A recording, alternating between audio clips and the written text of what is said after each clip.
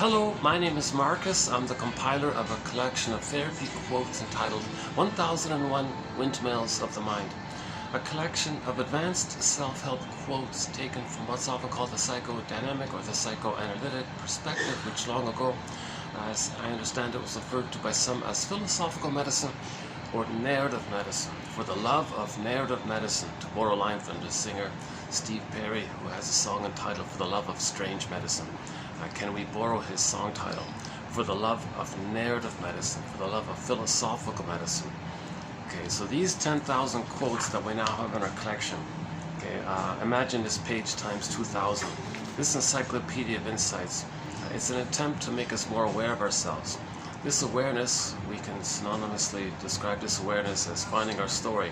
So if we know our story, really, we're more connected with ourselves. And when we say self, you know, not just like the adult self you think you are in all this, how you live in life and what you're aware of, but what are you not aware of about yourself? That self, that unaware self, that unconscious self, that secret self, that second self.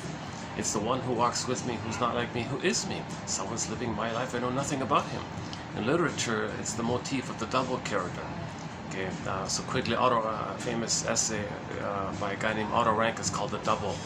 And he bases that essay on a play called The Student of Prague, and in that play, which was also made into a silent film in the 20s or 30s or something, it's about a guy who bumps into some other guy. Okay. Now, so this is a metaphysical science fiction, you know, a fantasy kind of story. So the first guy meets this other strange kind of person, not knowing that that other person represents everything about him that he doesn't know. That other person is just a made-up character for the person to know himself. So he's meant to befriend this double character. It's him. So it's like a therapy kind of device, right? So he's supposed to like befriend this character and get to know him and dialogue with him and tell me about you, and because it's him. That's how he's trying to get to know himself. And then in the film, there's a film. Oh yeah. So at the end of the story, so the point of that story was, you know, he never got the idea that that was him. He was always arguing with this guy, not knowing that it was him. Yikes. And finally he hurt that other guy, and he was hurt. Finally on the tombstone it said, here's a guy who never got to know himself, basically. So the moral of the story was, like, for the reader or for the viewer, you got to get to know yourself, that we have these two selves. We live in these two worlds, our conscious world and our unconscious world. It's like two like that. Now in that unconscious world, that's where our undeveloped real self is. Our traumatized, true potential real self, who we'd be had we been loved, the gifts and the treasures of our real self, had we been nourished and loved and all this. There's a lot of treasure like that. And then what we have in response to trauma is the so-called persona or false self, or, you know, what we're aware of kind of thing. And that lets us, you know, drive a car and get 10 PhDs and 10 medals and 10 awards. So we can still do a lot of things and all that. But we live to the extent that we're connected to our real self, our authentic self. That authentic self is unknown to us when it's so damaged like that. So when the baby's traumatized, he takes his authentic self, and the metaphor is flash frozen. Okay, it's frozen. His development, that's called developmental arrest, development. Developmental arrested development. So his inner life, his beingness, his sense of self, his ontological self, his feeling self, his true self, it can't like blossom and grow and be a part of him. It's kind of detached from him. That's the image of Snow White in the glass box in a coma. So a popular image for trauma is Snow White, okay, in a coma in the glass box. So now we're detached from our beingness. It doesn't touch us. We can't touch it. There's a wall there. We can see it, but there's a wall there. It doesn't. Plus, Snow White's in a coma to boot, so it's not really like fully animating us, right? Snow White's not like some kind of separate outer kind of character. It's a metaphor to describe the personification of our beingness. Snow White is a metaphor for our beingness. Now our beingness is in a glass box in a coma like that. So that's really, this beingness is related to our authentic self, our true self, our real self, and it's connected. It's expressed by feeling animated. We feel animated, embodied. Okay, it's like a home within kind of thing. And from that basic place of embodiment, we have our basic feelings of joy and sadness. Okay, like sadness is a positive feeling in terms of needing it to admit a loss, and joy comes back to the console. Okay, when you have your beingness, it's called the serene, inexhaustible fullness of beingness. You feel your beingness like this. So this is when they say know thyself. this is we're looking for this unknown side of ourselves. So narrative medicine is the attempt to discover this about ourselves. These quotes are also kind of like giving us a lantern, night vision, so we can identify it and then try to accept it, more and more of ourselves. So reclaim, resynthesize, re-accept what we lost. So we had our beingness, it got frozen, want to get it back. That's the common universal monomyth in myths and fairy tales, which are metaphors for trauma, which is the topic here. So the topic here is attachment trauma. The baby's got to attach to his mother securely, safely, to develop and all this for his real self. Now, there's attachment trauma. The baby's in a panic. What does he do when he's traumatized by the only one he's betrayed? The baby can't go anywhere. He's totally dependent on her. The mother's the whole world for the baby. Yes, he came from the Great Spirit and all that, but there's like a basic trust that the mother is going to nurture his fuller development. So the baby needs like an attunement, like a blissful time with the mother, rhythm of safety, and and mother soothes the child, and sees the child, recognizes the child, and accepts the child. Then he does those things for himself. The way the mother treats him, he lays down the wiring by the interaction. That becomes intrapsychic structure, which he picks up on himself, for himself kind of thing. Human connections lead to neural connections. The interpersonal leads to intrapsychic. So if there's a problem in this interpersonal, that's a trauma. He's betrayed. The baby's vulnerable and helpless. And if he's distressed and all that, he can't soothe himself. He can't regulate himself. He's so tender like that. The mother's meant to, like, oh, I see, baby, a little cold or something. You're safe. Everything's okay. Oh, loud sound. No, you're in my arms. Everything's okay. He has the memory like that. So that memory, okay, the baby's brain is malleable. Everything's like fusion at that time. So he sets in that interaction as his part of his brain like that. So if the mother soothes him like this, if that's set in his brain, then he can soothe himself automatically like that by that neurocircuitry that's laid down by the interaction. Interpersonal needs intrapsychic. The baby needs like a normal interpersonal relationship with her. That's why it's called a relational trauma or interpersonal trauma. Attachment implies baby-mother. Attachment, the baby's got attached to them, and that's the interpersonal relational quality. Okay, so if the mother fails in this area, that's called attachment trauma or relational trauma, interpersonal trauma. And then its development for his real self is stunted, frozen, petrified, turned to stone. It feels unreal. The image is the Velveteen Rabbit story. The stuffed rabbit kept saying, geez, what does it mean to feel real? Well, if there's trauma like that, we may not really feel kind of fully real and alive kind of thing. So at midlife, we realize this and want to get it back kind of thing. That's the universal monomyth. Now, for the beingness, myths and fairy tales can describe the beingness. So the beingness, okay, I feel therefore am. So there's two parts there. Your beingness, out of your inner home, there's a positive, vibrational, positive golden sun-like feeling quality. Our basic feelings. Mainly joy runs the console. Mainly joy. Okay, reference Inside Out film.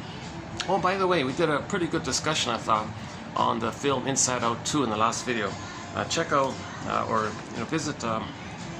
If you're interested, go to 2840. There's a good long discussion.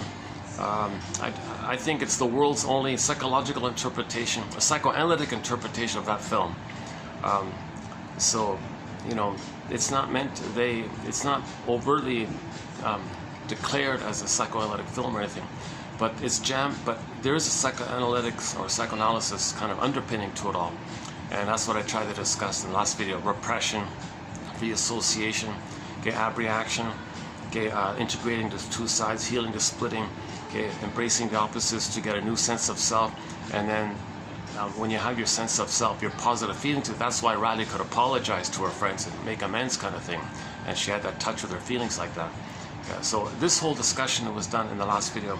So, and plus the prior to, there was some references to it as well. But the last one was sort of like the most complete one. And so I'm gonna leave it for the time being, that topic, Inside Out. Excellent two films, the original 9 years ago, 2015, and the sequel just came out this month, June 2024, Inside Out 2, with anxiety. So we just, yeah, okay, so I'm tempted to kind of jump into it, but no, I did it already. I thought it was not too bad. Please, yeah, forgive me. It's a little meandering, a little bit. It kind of wanders a little bit. I kind of take my time to. I was a little bit like free, so I was like guessing around a little bit. But it turned out to be overall, like if you step back, overall I thought it was not bad. If you can put up with my little delays and sidebars and repetitions like that, because I have anxiety. Inside me, there's that little mop head character called anxiety, right? The hair with the moppy hair, whatever. Jumping around like that with drinking 10 energy drinks, bouncing around. I got that anxiety myself, right? I now sometimes talk to that character. Hey, anxiety, how you doing in there? Oh, we gotta. Oh, no, calm down. Okay, so I haven't been at this spot in a long time. Yeah, I keep coming here, but it's usually busy. It's Monday mid-afternoon. Oh, finally, I got the little spot here. It's a tiny little micro little restaurant kind of thing. This is there's only 2 paintings that are worth looking at. The rest are kind of gawky, like kind of irritating or something. Let's see how long it lasts. I'm sure guests will start pouring at some point, so I may have to continue across the road for a bit. Well, let's see how it goes. Yeah. Okay, anyways, so that was very interesting to discuss the Inside Out 2 film. Repression. Okay, here, yeah, actually we have one here. So in slight relation to it, the concept of repression is the foundation stone on which the whole structure of psychoanalysis rests. Okay. So we see repression. That's the first thing. That's sort of one of the early main scenes there is repression. Okay, the Joey character was repressing all those unpleasant feelings, all those unhappy memories. Repress. She had this little ejection tube, so she was repressing everything. That's what the baby does. He denies it, and it goes deep in the back of the mind. They said called the unconscious. Repression. So that's just one. That's just the intro point. There's a lot going on. There's identification with the aggressor. We touched a little bit about Mr. Gloom there. And of course integrating the opposites, and you got to embrace the opposites, and the idea of splitting is very important. So the sense of self based on pathological joy had to go away. Okay, the sense of self that was created by the false belief that you're really no good all the time, the anxiety based, that's a little exaggerated. So you got to remove both of them and allow like a new third to come in. So the conclusion was we got to handle ambivalence and find the golden mean. The golden mean. In ancient times they called it the way, the middle way, like that, right? The golden mean, okay, or temperance, or the third side of the coin, etc. So that's when you get your authentic sense of self back. Then she could apologize. Then she could relax. Then she was more mature and like Valentina and all this, and she could be more. She was healthier. Her physiology sorted itself out, so she was healthier, and she was well liked by everybody, and she was reasonable like that, right? She wasn't projecting the trauma with the mother onto everybody and seeing everybody as the mother was going to hurt them, and always anxious, trying to prepare for the reliving of the past, transfer to the present, seeing the present still as the past, because in trauma, a baby's brain is in a state of timelessness. So if there's trauma in that time, you're seeing all things in that place. So you're transferring the past to the present. Hence, anxiety came on the scene. And that took place because the mother was misattuned, malattuned, oh cunning tale. Now the film doesn't show you the mother's contribution to this issue, nor does the film discuss the link, identify the needs that the person needs. So we're just dealing with the emotions, but the emotions are like an expression of the needs being met or unmet, and the baby's needs are relational with the mother. So that side of it all was kind of missing. So maybe they're fairly correct in saying, no, this is not a psychoanalytic film, although at the same time there's some very vivid psychoanalytic ideas in that film, like the stream of consciousness, the free association, like the abreaction, the avalanche scene, getting back to your consciousness. Then you got to accept it too, hence something new came. So that abreaction is an important one. We did 3 videos on this topic called abreaction. The sham one, or the fake one, or the failed one, versus the genuine, which that film is an image of. They show you the genuine one. Now you don't see Riley on the couch talking to somebody, getting up old memories and remembering things she forgot and having the emotional release by it finally. You don't see that on the outside kind of thing. So you're kind of missing. You're just seeing what's going on the inside, really. You're not seeing what's going on interpersonally that allowed that healing to take place. So what we saw in the film was like the inner healing dynamics taking place, but they don't teach you really how that happened. They just show you, well, it does happen. So the basic message, what does happen, and the message, of course, is, you know, repression causes the problem, but they don't tell you why there's repression, right? And then the baby has to exaggerate to survive, that the mother's a goddess to compensate. And this whole issue of the baby not being able to understand ambivalence to the mother. The baby needs like a paradisical place with the mother. If she's doing it wrong, no time. There's a monster in his brain, going to eat him. He's terrified. So that denies that, and to compensate, hallucinates the goddess, and he's special and safe like that. So pathological joy was, it was unrealistic, right? So you get some kind of quote-unquote sense of self by that, but it's a lot of it's a lie, right? That's why it caused all these problems. Then anxiety came on the scene. Look, guys, you were overwhelmed. You couldn't process it. Now all those old fears are going to come up. I'm going to prepare for the future, because we're going to be reminded of that trauma with the mother as we go through life. So anxiety means old fears from the past, infantile past, are going to come up, and you're not aware of it. That's called anxiety. So anxiety means you're afraid of something. You don't even know what it is. Well, it's from the past. It's being triggered up by something in the present. It's going to trigger up the past. But this time the attitude is, well, I'm a little older now. I'm going to be more prepared because I don't want to feel that. I want to buffer it. I want to prepare for it. So anxiety was catastrophizing all the time. Got to prepare, got to prepare, got to prepare. So very manic. How do we figure out every scenario? How do we prepare? So that's like the positive intention. We're trying to not feel the re-traumatization feeling with the mother. We're trying to like buffer ourselves or master it, or maybe control the mother, or maybe make the mother change her ways, or persuade the mother. Like, it doesn't make sense, because the present isn't the past. We're not in the nursery, but anxiety is about these old traumas. So this whole topic about anxiety trying to prepare for the memory, she says prepare for the future. She means in the future you're going to be triggered and reminded of the past.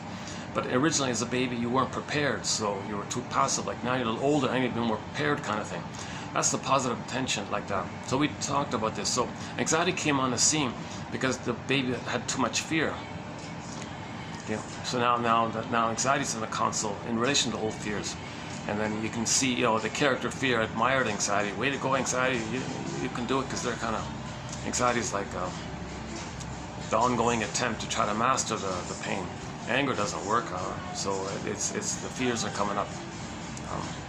So she might be a little. She's in what's called survival anxiety. So she'll use whatever trick she can come up with. House of mirrors, hall of mirrors. Now you see me, now you don't. Flip flop, accused strategy. If she has to break a rule or something, she was even entering into an area where she's gonna cheat or something. She thinks she's in survival. She got to do what she can to survive. So she got to find. And now there's no mother, so join a group, that'll be symbolic mother. Get acceptance from the team, well, that'll be acceptance from the mother. Get approval. So she's looking for symbols of mother outwardly. It doesn't work. Nothing in the present can be the mother for the past. So there's all this anxiety is in this kind of area. So we talked about that last video, right? And then the scene above the stream of consciousness, that's called free association. Say what comes to mind. And it takes you back. Old amnesic memories can come up. Now, when the shrink gives you an interpretation, I haven't been analyzed, by the way, just disclaimer, I'm not a shrink, I haven't been analyzed, I'm just reading this, right? Like when you get an interpretation, or you read something, you read a poem, or see something, and it reminds you of something, and you can maybe bring up something from the past to the present. That's what you want to do. You want that like release from the past. You want to accept the past. This amnesic memory, it's haunting you because it's timeless fear like that. So you want to come it up to your consciousness. So you need to be stronger for that. So the insights and quotes and reading and poems, except that kind of helps in that area. So then we saw the avalanche scene where all those repressed feelings came up. So now she's healing because now she can accept, and she's not going to be haunted by those old repressed little bubbled memories. She's going to come to the consciousness. There's little lines there, little cable lines to the consciousness. So now to the consciousness, she's accepting all these variety of feelings. Some were genuinely positive, some were made up positive, some were hurtful, some were exaggerated hurtful. I got a lot of confusion like that. So the conclusion was, all these little ideas are coming up, got to hold the tension of the opposites, because there's a sense of self based on the hallucination of the mother's goddess. Okay, and then you think you're special like that. There's a sense of self based on the mother's a monster and it's effective and no good. That's what anxiety said. I'm no good all the time. Right? That's not fair, because the baby is decent, but he's traumatized. He concludes he's no good. It's a false belief. So those are wrong. Those are not wrong. Those are the byproduct of trauma, called the splitting mechanism. So in the conclusion, both were removed. You saw the fake positive sense of self disappeared, and the exaggerated negative sense of self disappeared. It was like emptiness there. It was like this little kind of like now what kind of thing. Well, that's the confusion. Like, who am I kind of thing. Now the who am I is coming up. Well, you're this, you're that, you're this, you're that, you're this, you're that. And then you saw the characters embrace it, holding it, containing it, as if a symbol for reparenting. The mother didn't soothe us, so we got to soothe ourselves, reparenting. Okay, that was discussed in the last video as well. And then when she had the authentic sense of self, then she had her feelings back, her positive feelings. Joy came back to the cup, but joy at the end of the film was like a healthy, authentic joy. Whereas prior to that, it was a mixed bag, mostly delusional joy, but now it's more in the area, stronger in the area of authentic joy. And that's why she could apologize and didn't feel there was a survival issue. If she didn't apologize, it was going to be shame for it or something like that. So that's the normal state of affairs. When you get your beingness, you have empathy and care and apology, regret and tenderness, affection and friendship. And you see in the prior places, you're too ambitious, you're too greedy, you're too envious. And see, you got these aberrations going on. And when the person has their authentic self back, we had it, we lost it. When you get it back, a hero's journey. Okay? A simple way is the golden ball for the feelings part. I feel their friend. The feelings part of the amness, okay, is the golden ball, the radiance of your positive feelings. The golden ball went down the well, you want to get it up. That's a common way, a shortcut way of describing it. So when we got back the embodiment and the golden feelings, joy and sadness came back to the console. Then you got morality, you got ethics, you got feelings, you got gratitude, you got reparation. You got the normal, quote unquote, more human side of being, the more genuine human side of being. And with that, you have access to your uniqueness. The Great Spirit makes us unique. When you express your uniqueness, that's considered meaning and pleasure and loving life and shining your light. And there's a happiness and a joy. Bluebird comes from there, Shirley Temple. You have that kind of pleasurable expression of your uniqueness. And see, we're the only ones that are conscious of our uniqueness. The animals have uniqueness, and we love seeing that because they're naturally who they are like that, but they're not aware of it. But for us to express it, we got to be aware of it, and we express it through our awareness. With trauma, we lose that awareness. Okay, that means that's the scarecrow image looking for a brain.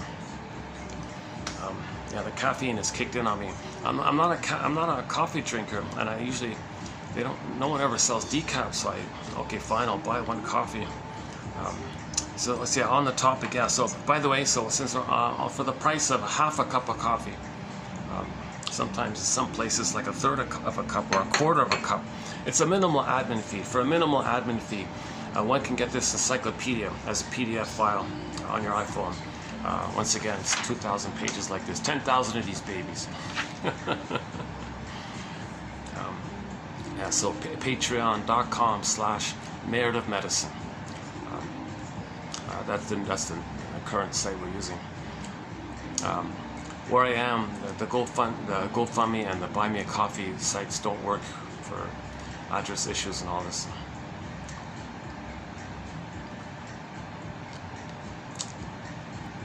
Oh, I think I read you gotta like set up a whole new thing for each place you're in or something. Well, so let's try the Patreon one. Let's see if that works. They have a different format. You don't have to be a member. You can just make the $5 donation, all right, and then withdraw it, or like sign up to make one membership payment. Then you can cancel it, kind of thing. That way, it clicks in and you get the encyclopedia.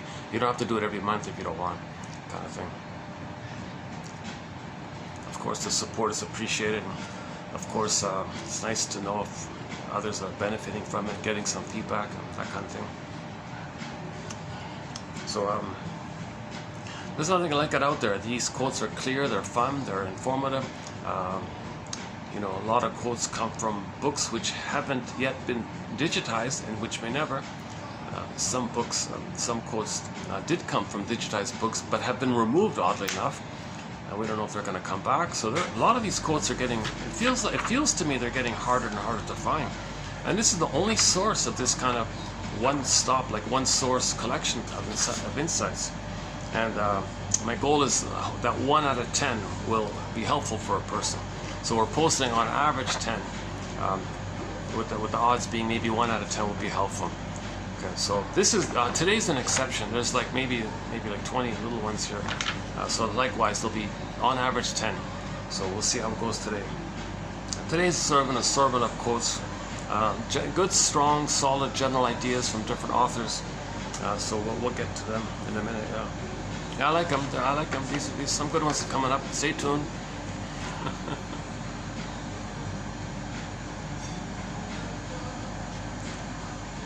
If nobody's in the pool, I can show you the pool across the way there.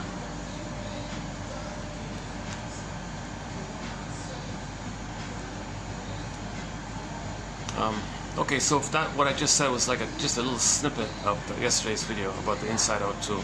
Excellent film. I also discussed the original one about the two sets of feelings, okay, like the joy and sadness from our mammal feeling self, and the fear, anger mainly from the survival brain of the amygdala place, like two sets like that. This discussion between the feeling brain and the survival mind brain area. Oh, it's okay. Yeah. Oh, yeah. Okay. I'll just go wait. Checking out the candles now. Oh, I see. Oh, that's a candle. Oh, okay. Oh, I didn't even notice that. They have a sort of a. I thought this was the candle.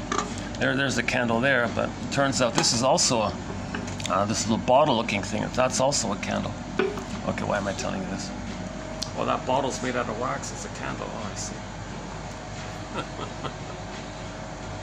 Yeah, fun little kind of cozy little place here. It's packed, like cozy. Really, it's sardine cozy. Like it's really tight. I can only do this if there's no one in this little section here.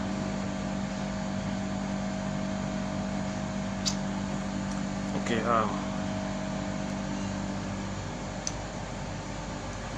let's discuss the back up for a minute to discuss the basic point here. So our beingness, okay, with trauma, the metaphor is frozen, petrified, turned to stone, unreal, wooden, not alive, and then we feel flat inside, or we feel like we're living, like we're sleepwalking through life, in a trance in life, like a little drunken life, or if you feel like you're living the provisional life or unlived life, or when does life begin? Something's missing. You're not mourning losses. You're denying all the time. No, it didn't matter. I don't see the problem. Well, you need an authentic self to mourn losses. If there's a loss, you can't mourn it. That's called complicated grief, aggravated grief, the derailment of the grief process, melancholia, pathological nostalgia. We did 3 videos on nostalgia recently. If a person doesn't have their beingness, they don't have sadness at the console. If there's a loss, no sadness, no beingness, what do you do when there's a loss? Well, you have one defense mechanism of many. One is to dream something in the past, make it timeless, make it blissful, find some happy-ish memory of your past, blur out the negative side of it, elaborate the unfulfilled dream as fully fulfilled, and then dwell in a lingering kind of place. That's an attempt to create the missing blissful feeling of the oneness that was missing, that's needed to have a sense of self. So you're kind of going back in that blissful place where you were safe, Garden of Eden, Shambhala. So pathological nostalgia is something problematic in your present. You go back to some imagining similar to, an echo to, a resemblance to, uncanny triggering of that time that the baby had when he was one with the mother, either in the uterus or shortly afterwards while nursing, if it was proper like that. So you go back like that, create some kind of structure in your memory, make it up kind of thing, and then dwell in this timeless, blissful, wow, wasn't it amazing? And we talked about the Happy Days episode called The Spirit is Willing by with the Fawns there. Season 11, episode 14, about the Fawns buying a nostalgic car, and it turned out to be haunted. So he bought a haunted car. And an interesting story. So I discussed that maybe 2 weeks ago. If you look, if you go to the nostalgia quotes recently done, you'll find it in there. It's the middle one, the one done outside in the park. I remember with the cat, with the stray cat. That one there. Yeah, that was interesting discussion about that episode. Season 11, episode 14, Happy Days comedy called "The Spirit Is Willing," where the Fonz buys a haunted car. A lot going on. There's a lot going on with that episode. That's a very unusual episode for that show. We covered that,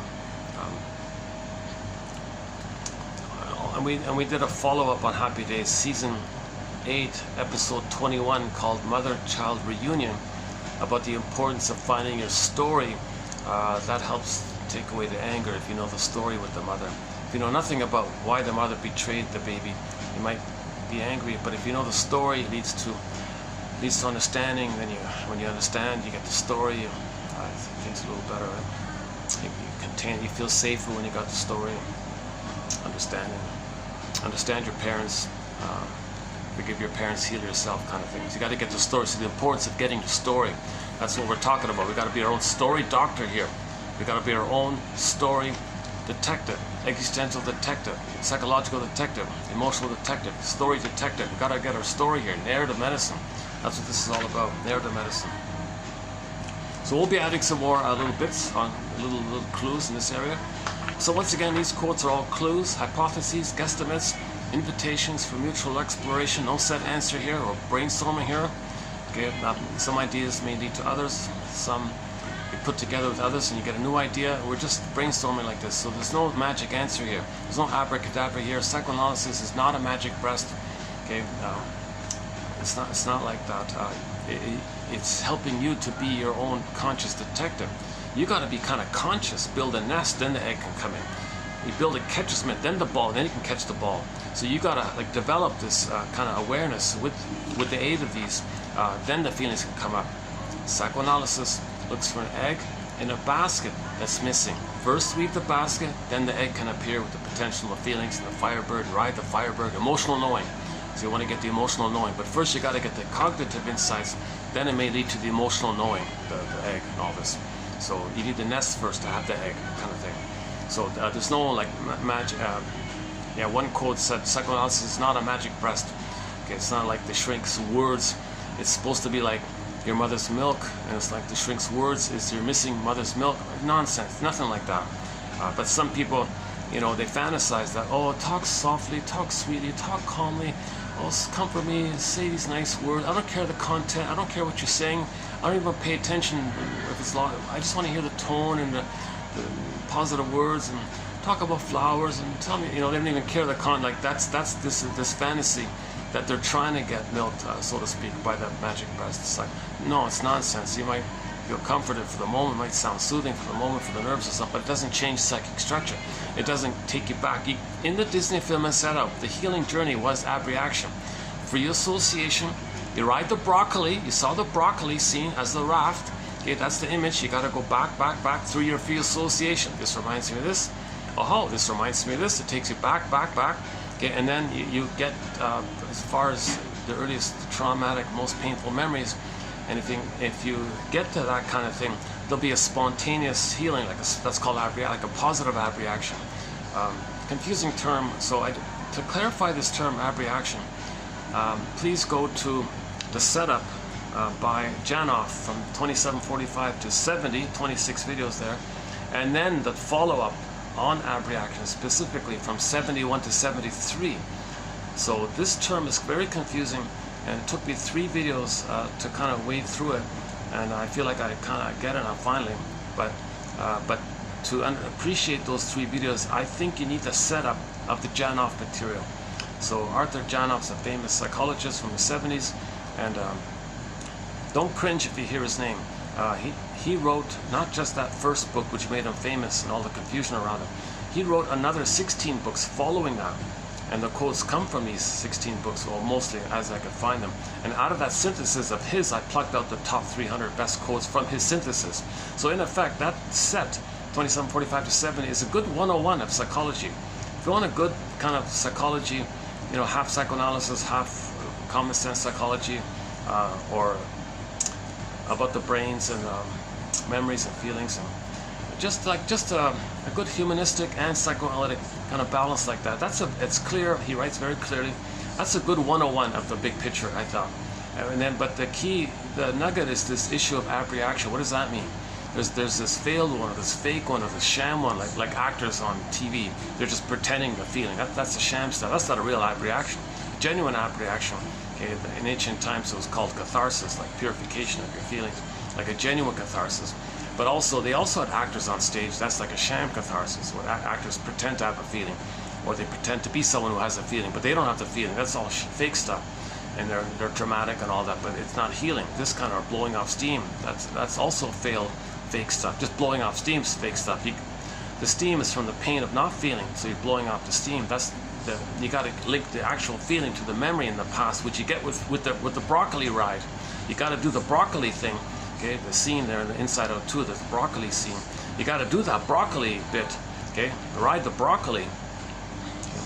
Meaning free association, take it back. You saw it going back. That's hard stuff to do. And then when you get those old painful memories, and it comes up to you, and then there was the avalanche release. It could be for one memory, it could be for several memories. Okay, for convenience, they just did a whole thing like that, like 20, like 3 years of analysis all at one time or something. Some people claim they might, but the key to that is your consciousness. You see, if you get some kind of release without consciousness, it'll just go back again. It won't work. Like somebody in hypnosis might bring up and you forget, it goes back. It doesn't work. You have to be conscious to accept it up. So in the film, we saw it accept it. Then the new cables to the consciousness came, unconscious to conscious. So now the conscious mind could accept those painful things in the past, and now you have more of yourself. The more you know about yourself, the more you have your authentic self. You want to reclaim those repressed feelings as much as can. No one does a perfect job. It's impossible. But the idea is the more you can make the unconscious conscious, where it was, ego shall be, the more you can link the unconscious to the conscious, the more you can accept your unconscious. Because most of your unconscious, again, it's related to your authentic self, your beingness. It's who you really are. It's your true self is there. So the more you can accept your unconscious, i.e. the more you can accept your true self. Yes, it's wounded. Yes, it was damaged. Yes, the mother hurt it. Yes, you betrayed. Yes, you panicked and shelled up and made false ideas around it. Yes, you're afraid of it. Yes, there's a lot of pain there. Yes, there's abandonment, depression. Yes, there's helplessness and feelings of helplessness and hopelessness and shame and rage and scare, persecutory anxiety, and that kind of thing. But the more you build a nest, you can hold it, then it'll come up to you. Then you're getting back yourself. You're feeling up into yourself. Your feeling self feels you. You feel your feeling self. Your feeling self makes you feel. So you're linking the two like that, the conscious self and the feeling self. You want to get back your feelings. We live to the extent that we feel. We live to the extent that we come from these feelings. Now these feelings are related to your authentic self. So I feel, therefore I am, kind of thing.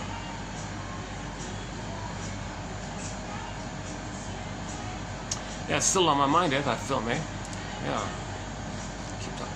That's okay, I don't mind. It's kind of fun to have a picture for this psychoanalysis. It's kind of nice to have some image for what we've been talking about with words and all this. So it's kind of nice to have that kind of image, ride the broccoli.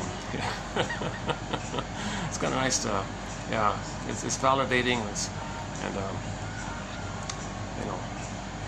I regard Pete Docter, the guy who did all this, as a soul doctor. I'm tempted to say he's our Freud in a way. I have such a mixed emotions about that name because of the disturbed translation. But let's just call him Pete Docter. He's a soul. Let's just keep it simple. He's a soul doctor. I think he's a soul doctor, Pete Docter. In the last video, yeah, 2840, the last one, we have a good quote from the man himself, Pete Docter, in the last video. I didn't bring it today, so I'm just starting fresh with a new round here. And some quotes from his team there as well, not just him, but from one of the co-writers, one of the managers, I think, and another executive or something. So the main executive team, I found quotes from that team discussing the film. They're excellent quotes. One in particular about the shame. Yeah, that issue about the shame. Oh, go to that one. That's very interesting. Oh yeah, if you understand this issue about the shame, yeah, go to the last video. That'll take time to go through that one, yeah.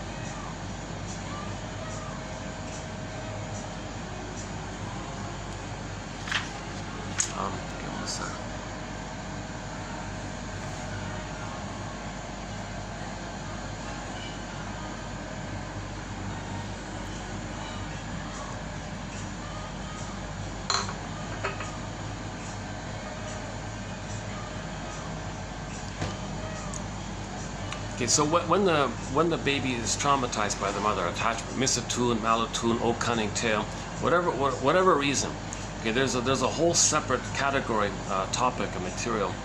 We're calling the oh cunning tale. Why so many mothers are not loving their babies and not seeing their babies as human beings? Why are so many mothers failing their babies? A huge topic. Why are so many mothers not giving their babies a secure attachment style? Oh my God, it's a major topic. It's a 10-hour video just on that point. The oh cunning tales. There's a whole long list of oh cunning tales. I'm not gonna tackle it today this time, but we mentioned it like bit by bit all throughout the past videos. So for whatever reason on the mother's end, the baby's not getting his needs met. When the baby doesn't get his needs met, okay, the baby doesn't understand. The baby's in a state of timelessness. So if the mother's not around or hurting him, he doesn't remember like a minute ago, everything's okay, don't worry, a minute later your mother will change her ways. And in that moment, there's no time. So when the mother doesn't meet the baby's needs, he thinks he's a goner. He thinks his mother's a monster, wants to eat him, because he projects his traits onto her because of the fusion, symbiosis. Baby's enraged, baby has oral needs to take in the positive experience, the relationship with the mother, and to incorporate, to internalize, called the oral phase. So if he's hungry and enraged like this, the oral need becomes oral greed. So if he ends up with rage and oral greed, he sees the mother as that. So he creates an image called the imago of the mother as like a cyclops, like a monster that wants to eat him, or the witch that wants to eat the children, Hansel and Gretel, or the boar queen in White Bear King Balaam's story. Any kind of these monsters, or the guy with the horns, any kind of frightening character that's in a rage and wants to gobble the person up. Yeah. That's just code for that the baby's in that place. He projects those elements onto the mother and thinks the mother's like that, dealing with that image now. So he's terrified like this. So he thinks he's a goner like that if the mother doesn't. So that's called hell for him, right? The baby. So this issue of the baby's either in heaven or hell. He can't do under heaven over hell. He can't do both. He can't do both. And for the baby, it's either or. He's got to be in paradise. If he doesn't get it, he's in hell already. So he splits it. So that's the source point of it all. This issue of called splitting. So that's discussed in the last video. The issue of splitting, major topic in our collection here. So there's a whole booklet on split, the issue of splitting, and the healing journey is to resolve the splitting, like bring the two ends together and find a third side of the coin that holds the two sides. That's back to the film. They were holding the two sides.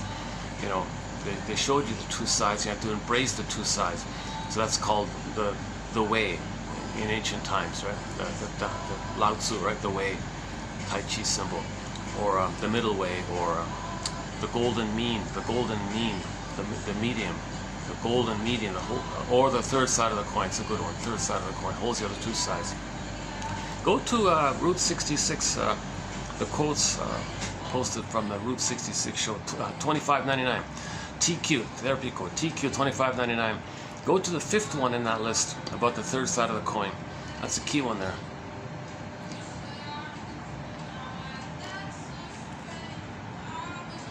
Because the third side of the coin, that's your authentic self. Your beingness is based on the third side of the coin. The golden mean there. There's your gold right there. Your feeling, golden ball, radiance. You don't have that. You do the either or. You don't have the gold there. You don't have your feelings. The golden ball goes down. There's a gap there. The golden ball goes down. Got to get the golden ball up. How do you get the golden ball up? We got to blend together the two, synthesize. Find some way to understand the mother, the hurtful side of it all, and you're needed at that time to believe you're defective, to understand, make some kind of sense. That in order to survive, you had to see the mother as perfect or wonderful, but you're in pain. She rejected you, so you thought, well, you're defective. I'm no good, but the mother must be seen as good. So you forgive yourself for this kind of these kind of things that took place. Again, back to the splitting. It's called Melanie Klein's theory about the positions. Okay, so we do a thing. Melanie Klein is a thing called the positions. The earlier one called the paranoid schizoid, based on splitting and all that, and then the more developed one. Okay, called the depressive position, and then go on from there.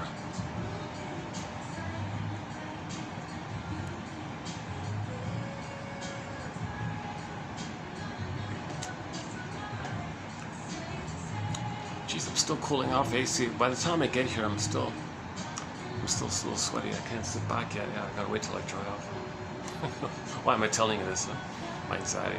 Anxiety, calm down. You don't gotta tell everybody every little thing.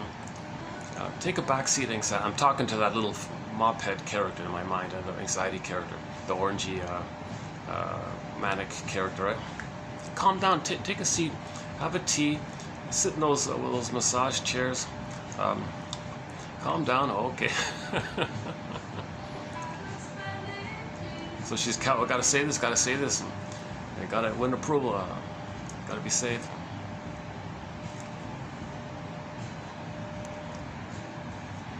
So just to clarify once again, I haven't been analyzed.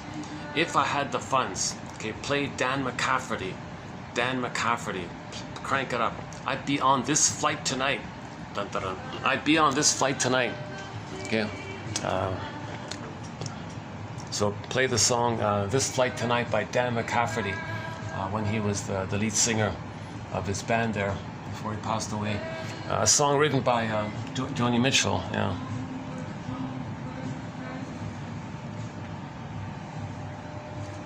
Oh, what was it? Hello. How does that work? Oh, it's too dark, eh? Can't see. Can you see? Can you see it here? Oh, it's too dark, huh? Okay.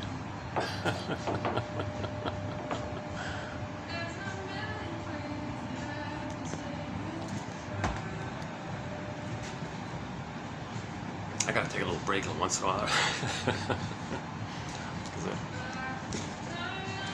Okay, okay, if you randomly click any of the videos for the past year or 2 years, you'll get a solid introduction to some of the core pillar material. Repetition, compulsion, transference, identification with the aggressor, the stingers and the clingers, the BPD amalgam, and so on. There's a wealth of material. It takes me usually at least an hour to cover that material. So I won't do it this time here. But it's been done numerous times, and we'll do it again in the future. So not in every video I'm going to do the basics. So I'm just going to jump into today's quotes like that. But the essence of it all is the beingness is frozen, petrified, turned to stone, and all this. We realize it at midlife, and we want to have some knowledge and understanding. So we can get it back, our beingness comes connected to ourselves again. Okay, that's the Odyssey, right? He's looking for his inner home. Okay, called Ithaca, his beingness. So in the Odyssey, Ithaca means his beingness. We all live in a psychic house called the Soul Castle, and Odyssey was Ithaca. So he was always wanting to go home. Once you realize that, you want to go home. Once you realize you're not at home within, that's your number one goal. You want to get back home, kind of thing, right? So that's the whole journey. And we see all the voices of the mother. Oh, stay childlike, just stay with me. Oh, don't bother finding yourself. Oh, why? Isn't it comfortable, you and I together? So you had all these voices coming up, the Calypso and all these characters. And the sirens say, oh, don't bother. And the Circe, don't bother as well. That kind of thing. All these, that's the mother comp, those voices of the mother, in other words. So he's facing this issue. Because in the underworld, Odysseus saw his mother, and those are the voices there. That's why he's like Sisyphus, because when Odysseus saw Sisyphus in the underworld, again, the hell means shame. Shame is a metaphor for hell is a metaphor for the emotion of shame. So when Odysseus faced the shame related to his identity, he understood why he was shamed. So shame is this burning, biting feeling. That's why it's the hell scene. The hell scene is just a metaphor for the emotion. Okay. Myths and fairy tales are metaphors for inner dynamics, psychological dynamics. Shame is an inner dynamic. It's a feeling. So the story of an image of hell is just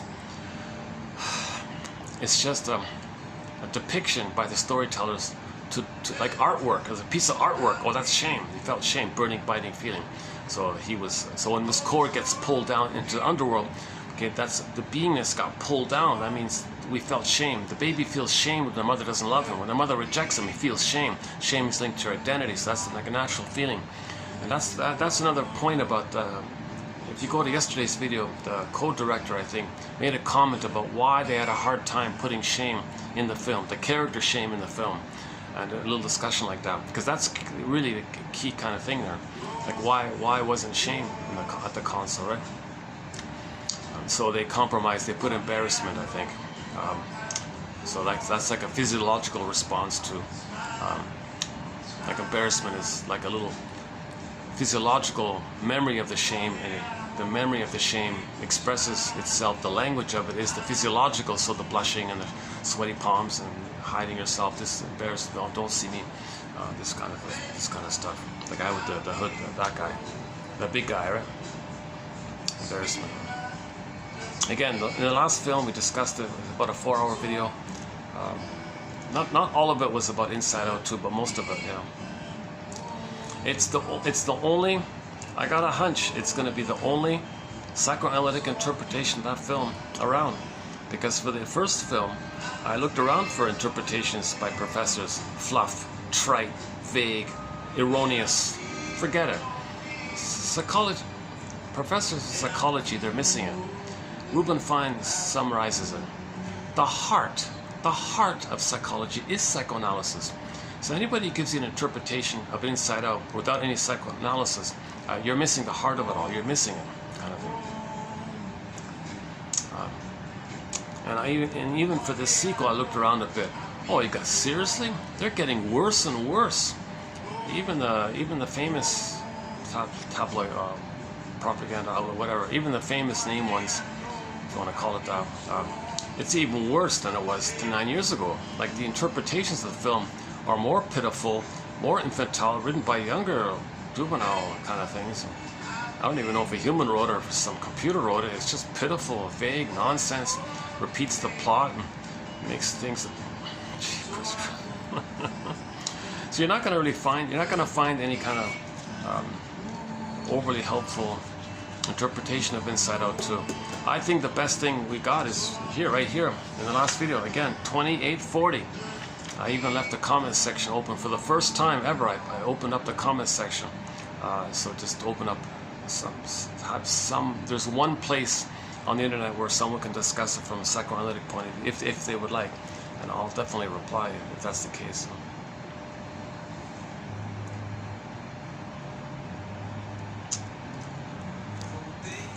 And the videos prior to it as well, there was a bit of discussion. So that's like an extra kind of thing.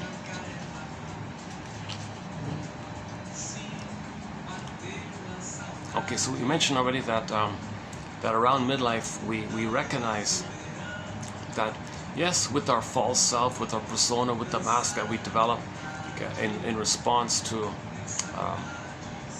losing the authentic self, we gotta have something, right? So when the authentic self is lost, you know, part of us, we may think, well, gee, wait a minute, in the uterus I was a little king, a little god, a little on the throne. I'll take that idea. That's called infantile megalomania or narcissism. And it's addictive because when the baby's one with the mother, he's in a blissful kind of state. Okay, it's Robert Bly jokes he's in a really immensely blissful kind of place like this. Okay, so he may pathological nostalgia. He may revert to that. Huge irony, because the baby isn't a little god, but he'll take that attitude that he's self-sufficient, superior, and can do everything himself, and these kinds of things. So he'll take that kind of thing called the grandiosity or the glorified self, the idealized self, kind of thing. Now his authentic self was shame. Okay, it's repressed. When it's repressed, you project it to not know that it's within. So he'll say others are no good as a code that he feels no good. That distracts him and takes him away, or takes his attention away of the pain that he felt no good when he says others are no good. So when there's repression, we project. So when you project, that's like a mirror to know that that's what's repressed. Projection is the means of bringing repressed material to consciousness. So anyways, when the authentic self is frozen, Snow White and all that, and this core gets pulled down, etc., then the mind develops a scaffolding of defense mechanisms. One, let's take that time in the uterus when we're on the throne, infantile megalomania. It's blissful. That's got pathological nostalgia, let's say. And it's a dreamy kind of thing. That's why narcissism is named after that little white flower that gives you a little dreamy thing, they say. Then, and other defense mechanisms. Well, I don't want to be aware of the pain of my authentic self, so I'll project it onto others and say they're no good. That keeps me distracted from how I felt no good. Okay, now due to every baby's need to have a mother and attachment.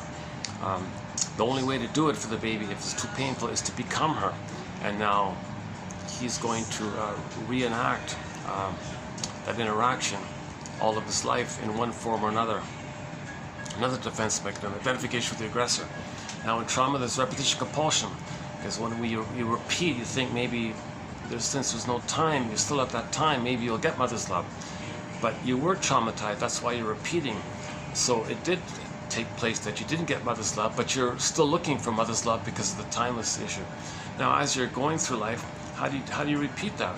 Well, the present's just a symbol of the past, the reenactment of the past, psychodrama of the past, melodrama of the past, because you're still in the past. The present's called the presenting past, or you transfer the past to the present and act it out, or you see the present still as an emotional past. So you know the present's the present, but you relate to it emotionally as if it's the past kind of thing. So you're reenacting that cry for love, mother said no, cry for love, mother said no. Now with identification with the aggressor, you don't want to cry for love anymore. You find proxies to play you crying for love. You're the aggressor, mother said no to you, so you say no to yourself. But to avoid the pain of saying no to yourself, you say no to others to distract you of how you're saying no to yourself, because again you've identified with the aggressor. If the mother said no to you, you say no to yourself. Too painful. So you find proxy to play you and you say no to them. Now at the same time you're angry at the mother for doing this. So you suddenly, after you shame the proxy with your dark humor, black humor, say they're no good, haha. Okay, that's because you feel safe. The haha is the release.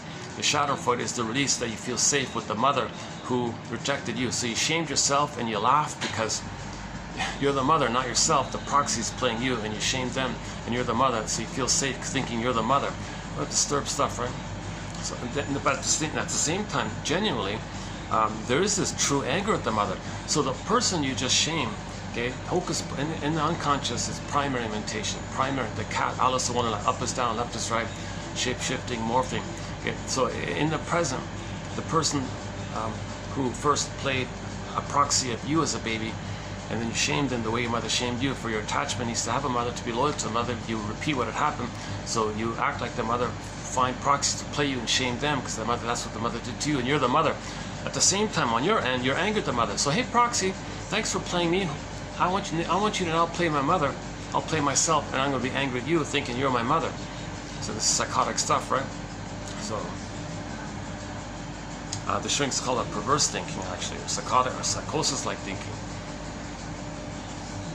Now, this is all repressed, so there's rationalizations and excuses to cloak it all. So a person will make excuses to hide it to themselves and to others. Another major defense, rationalization. I think we have one here on rationalization. Oh yeah, I think we got one on rationalization coming up here, so stay tuned up. Stay tuned. Oh my goodness. Yeah, we've heard that phrase so many times growing up, right? Stay tuned. Jesus. Okay, okay, this issue of repetition compulsion is a big topic. We discussed Edmund Berger's theory about the record. We spin around. New situation, play the old thing. New situation, play the old thing. We only have this one record. We're not seeing the present. We're just seeing the past, transfer the past to the present. Every neurotic is a music enthusiast, but he only has this one record. He carries it with him everywhere he goes. Every time he sees a record player, he spins off that record.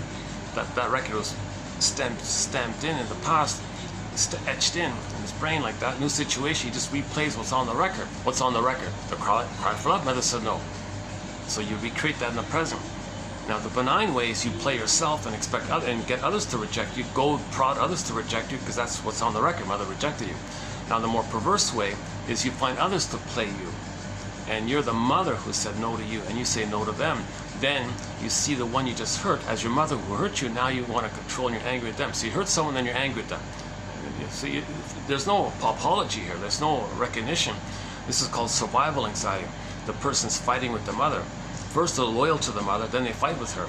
So that's the question, right? How does a person, be the mother to have a mother, but at the same time be angry at your mother if you are her? How do you do it? Hence the proxies come in, evocation of a proxy.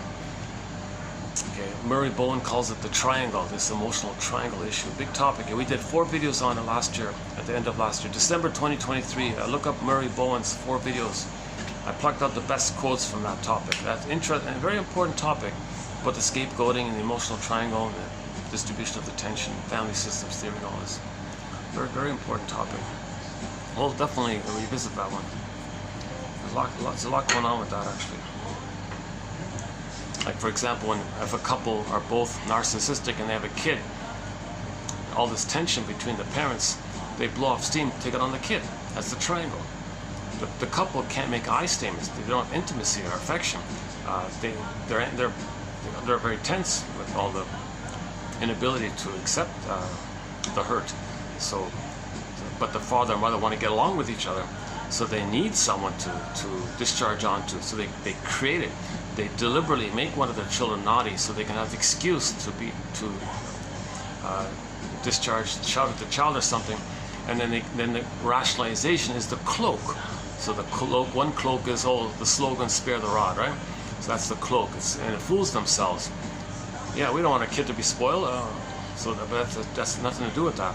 It's just a cloak to hide the real issue, that the parents are angry at each other because they project the parents onto each other, or they project themselves onto each other, and they're the angry, and they're the parent who hated the child, and the other one's doing the same thing. There's a huge battle like this between, they can't function like this, so they take all that tension and either see the child as them, and they're the parent, and shame the child.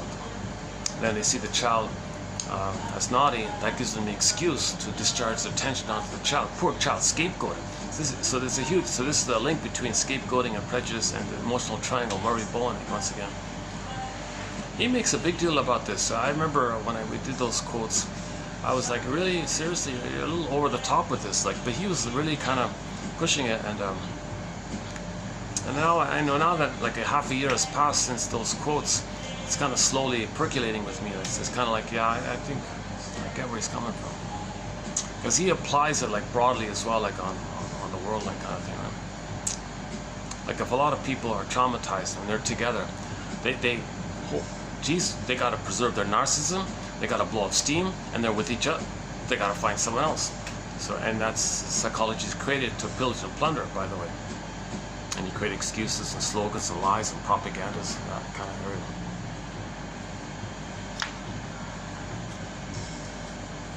Okay, this whole issue of the pillage, and this whole issue of when the transition from global village to global pillage, 10,000 years ago, is discussed in part in 2725, part 3 of 3. It's a 7.5-hour video. It's called The 48 Symptoms of Homo Traumicus, or Homo Short-Salicus, or Homo Economicus, whatever you want to call it. That's a huge topic. It took me 7.5 hours, a very emotionally draining topic. We talk about this issue of prejudice and pillage, and breaking the environment and ecology, and all the propaganda tricks, and this whole area. Jeepers Christ. Identification with the aggressor, and loyalty to the mother, angry at the mother, repetition compulsion, trying to change the mother, can't, the unawareness of what all the pain of, okay, this whole topic, okay, it'll be updated at some point. Almost a while ago, almost half a year ago, right? Yeah, maybe more than half a year ago. I'm hesitant, I feel hesitation to redo it. I tried to redo it at 2805, part 6 of 6. I started in on it for about an hour and a half or so. I thought, oh, this is too much. I'm not, I gave up on it, I bailed on it. But anyways, if you want a sample of 2725, part 3 of 3, try 2805, part 6 of 6. There's a brief sample of it, so it gives you a little idea about it. But I'd still recommend the original, 2725. As flawed as it is, I did manage to cover the whole list, I think.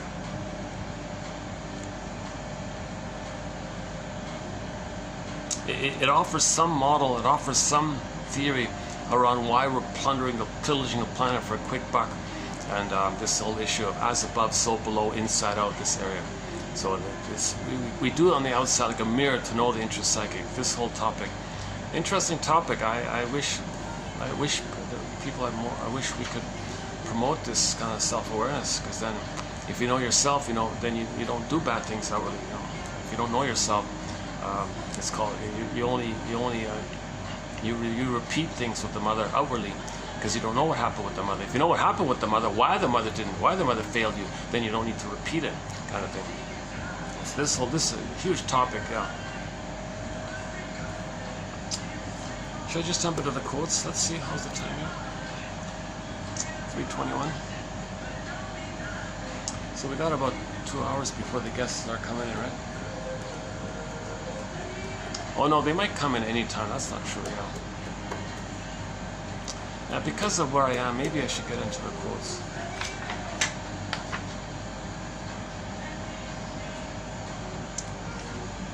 Okay, so in conclusion, we had a beingness, it's frozen, merit of medicine, get it back, reconnect.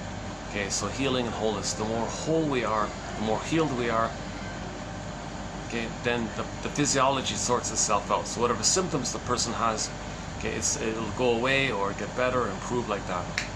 So if a person has psychosomatic symptom, you see, that means originally they were screaming at the mother, went to the body, turned inward to the body, and it's like a continuation of the scream, but it's concealed. See, when the baby's crying, screaming to the mother, it's revealed like that. It's relational, it's healthy, baby, mother, like that. Mother gaslights the baby. The word of the year, 2022, gaslighting. A lot of mothers are gaslighting their babies. So where's that energy go? Where those feelings go? It turns inward. Okay, then the body bears the burden. The body keeps score. Every body tells a story. And mysteriously, between mind and body, there's too much investment by these emotions to some place in the organ somewhere. Then the organ goes kaput, called a psychosomatic symptom. Now this kaput organ, got pain like that, well, Capex is saying that it's still that crying to scream to the mother. It just detoured underground covertly to the symptom. Through the symptom, now the symptom is crying and screaming to the mother, but it's concealed. Whereas originally it was revealed, you could see it and hear it like that. Now it's kind of quiet like that in the symptom, but it's revealing it through the pain and the problem with the symptom. So psychosomatic symptoms reveal and conceal this conflict with the mother. Sarno says, back pains, the rage of your mother, babyhood rage of your mother goes to the back, he says. This whole topic. That's a huge topic, the body bears the burden one. So let's not open that one. That's an interesting topic. Got a lot of good quotes on this body bears the burden one. Okay, let's just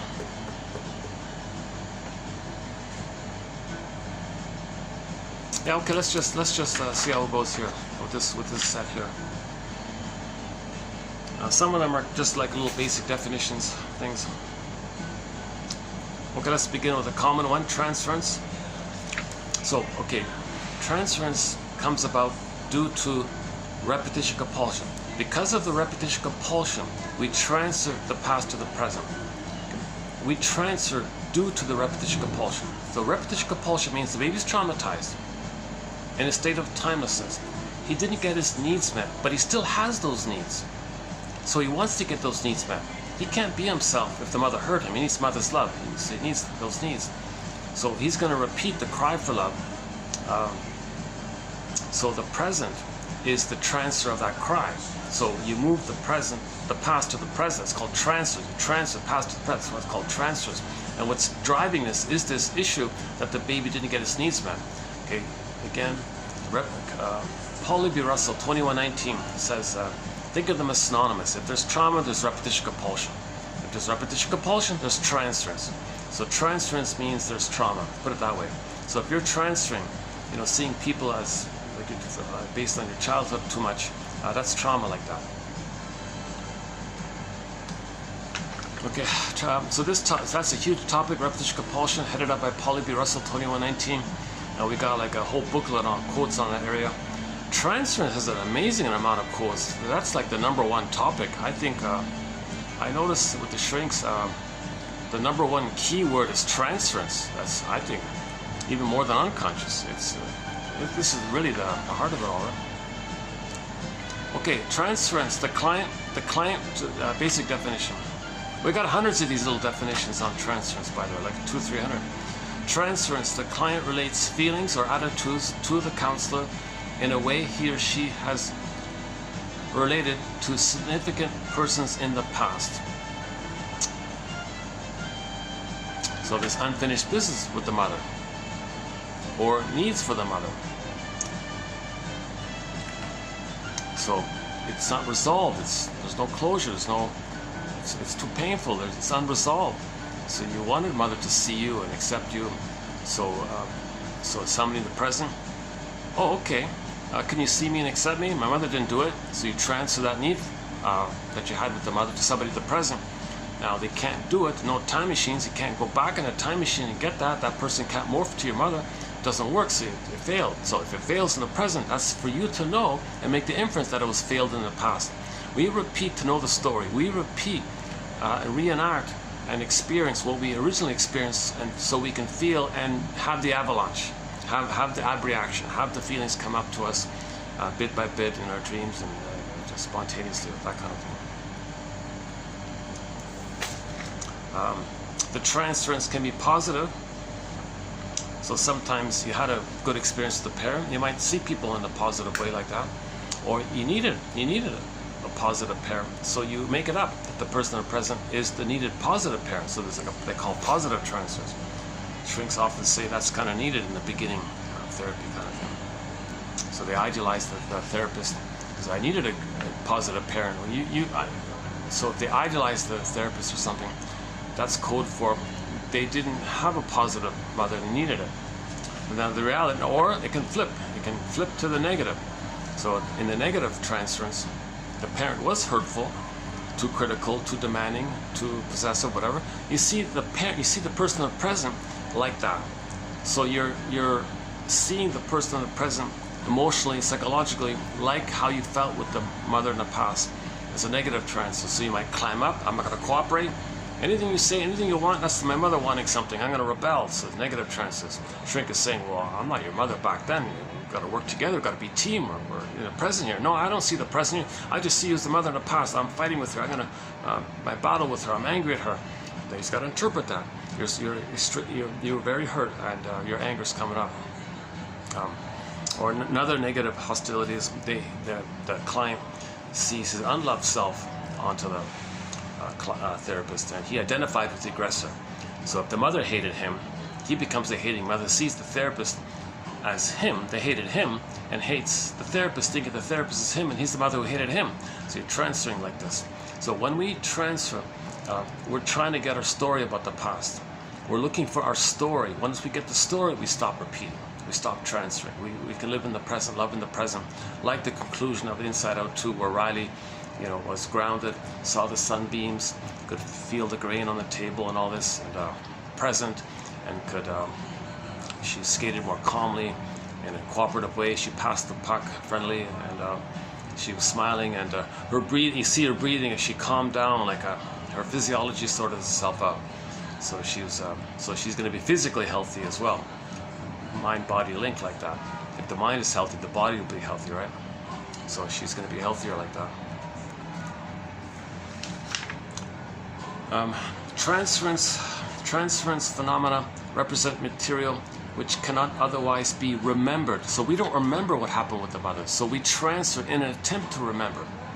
It's, someone call it experimental. I'm experimenting with remembering. Let me repeat it so I can try to remember. So okay. And once we stop, and once we get memory, feeling, and story called abreaction, we stop repeating. If we don't remember, we're going to keep repeating until we do. So we're repeating to get our story. We're repeating to make the inference of what happened in the past. This phenomena of making us repeat, we may say it comes from the inferring mind. Sometimes the unconscious is called the inferring mind, which is in a part of the brain called the non-reporting brain, or the unconscious. So the inferring mind is in the non-reporting brain, also known as the unconscious. Berger calls it the puppet master. So it makes us in the present do something like the past. Then we observe ourselves, like at a distance, observe ourselves. Oh my God, this is what I'm doing in the present. This is kind of like analogous to what happened in the past. Oh my God, I'm getting my story. I'm recreating this. My psyche's getting me to recreate so I can know what happened in the past, so I can get memory and feeling and have a cry or have a release somehow, have this catharsis, etc. So it's all about mourning, right? So it's all about mourning. So yeah, in the Disney film Inside Out 2, we saw the catharsis, but we didn't see Riley crying at the top, right? In the first film, you saw Riley crying at the top. Then she got back. Oh, everything's okay. Just Joy can come back to the console. So we didn't see that in the second film. We didn't see any kind of weeping scene at the console, and then in connection to the release of the feelings. So that was missing. It's sort of implied. You have to make that inference like that. They can't do everything. No film's perfect. They covered a lot, so it's pretty good. It's a family film for the public, for the world kind of thing.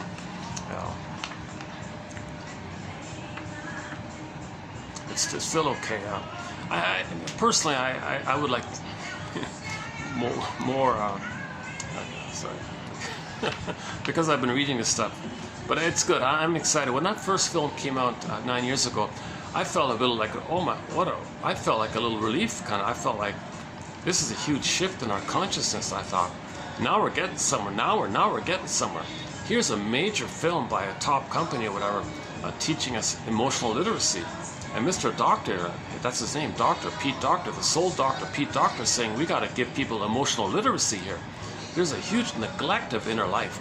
Let's start somewhere. So he kind of picked up the baton from the mental hygiene movement from the 50s. And then all the shrinks sold out to become admin, they said. So it kind of dropped. I think Burglar carried it until, well, Karen Horney carried it to the 50s. And then Burglar carried it to the 60s. Masterson carried it, I think, to the early 2000s kind of thing. And then I think with Masterson's passing, I think it kind of dropped. Grotstein was around, so maybe it helped a little with Grotstein, a little extension there. But I think the baton was on the floor. Pete Doctor picked up the baton. Come on, guys. So I think he's carrying this, what's called the mental hygiene movement. The hygiene, just like in ancient times, there wasn't much physical hygiene, and when people learned about the importance of physical hygiene, people got better. So they applied that with the mental, mind, emotional. So we need mental hygiene. So Robert Bly's version of it is read psychology every day, like a hygiene, like physical, like something you do every day with the physical area, like brushing your teeth. You gotta read this stuff every day for 10 minutes. So that's like the mental hygiene, emotional hygiene, spiritual hygiene, moral hygiene, inner life hygiene. You gotta do it every day like that. Okay, and a lot of people like the mental hygiene concept because it implies a daily dynamic. You got to do it again and again, like cleaning every day, like you brush your teeth every day. And some people complain, oh, I don't like this. Let's call it health. Ugh. Well, it's like an either or. You have it or you don't have it. What do you mean, like mental health? Like, it's too static like that. But the mental hygiene kind of implies the dynamic continuousness of it. So a little confused like that. We don't know what to call it anymore. But anyways, let's stick with the term that was around for thousands of years. Soul doctor. That's what it was called for thousands of years. The doctors who did what they call verbal word therapy or therapy, like words, like talking words. So yes, we now call it the talking cure or chimney sweeping like this, or psychoanalysis, free association. But it's been around for thousands of years. So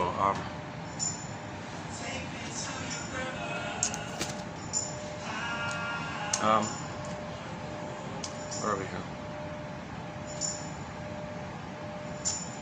Hold on. Oh yeah, okay. Correct interpretation of transference usually brings out forgotten infantile memories. Yeah, so there you go. Right? Interpretation of the transference can release some memories. So you go to sleep, you get a dream. And now you wake up, oh my God, whoa, this is amazing. I feel better, I feel something came up to me. And then you take that dream sequence and say to yourself, yeah, and what else? What does this remind me of? This reminds me of something. I feel something here. This reminds me of something. Oh my God! And you might get some kind of. And then the next night you get another dream, kind of thing, or you talk about it, or write it down. So you want to get those little balls to come up to the front, right?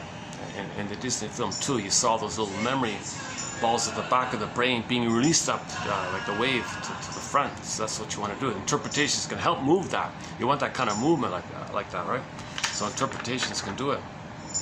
If someone gives you feedback, you might go, gee, I resonate with that. I don't know what it is, but there's something about that.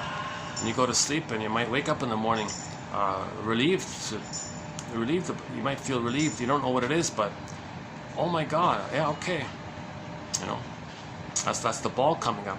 And then the cable to your consciousness, and then you're healing. The music wire. Interpretation, correct interpretation, usually, not always, usually brings out forgotten infantile memories. Okay, that's enough on transference for the time being. But if you want a quick confirmation that Inside Out 2, that there's a link between psychoanalysis and that Disney film, there it is there, right? The app reaction, the stream of consciousness, and what we talked about yesterday, the either or becomes both and. The either or, you're a fake special because your mother's a fake goddess, that's fake. Okay, you're really no good because you're supposed to save the mother and you failed to save the mother. Your mother hurt you and you thought you're no good, that's fake. You got to get like a beingness, like you got to get a beingness identity, and that when you let go of those two erroneous ones, then you get a beingness identity. Then you hold that kind of beingness identity. The Great Spirit gave you a beingness. Okay, I feel therefore I am. Okay, the sweet inexhaustible fullness of being. When you get that being, that's your home with Him. Now you're at home with Him. Okay, and that's the hero's journey. That's what we're looking for. That's the home we're looking for. Odysseus is looking for home. That's the home we're talking about. This inner home, right?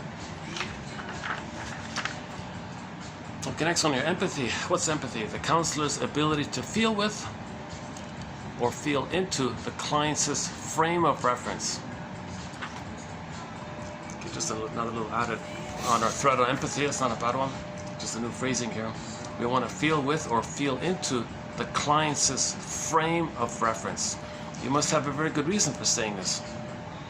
What's their frame of reference? What's their schema? What schema are they up? What blueprint did they create in their trauma? What's their frame of reference?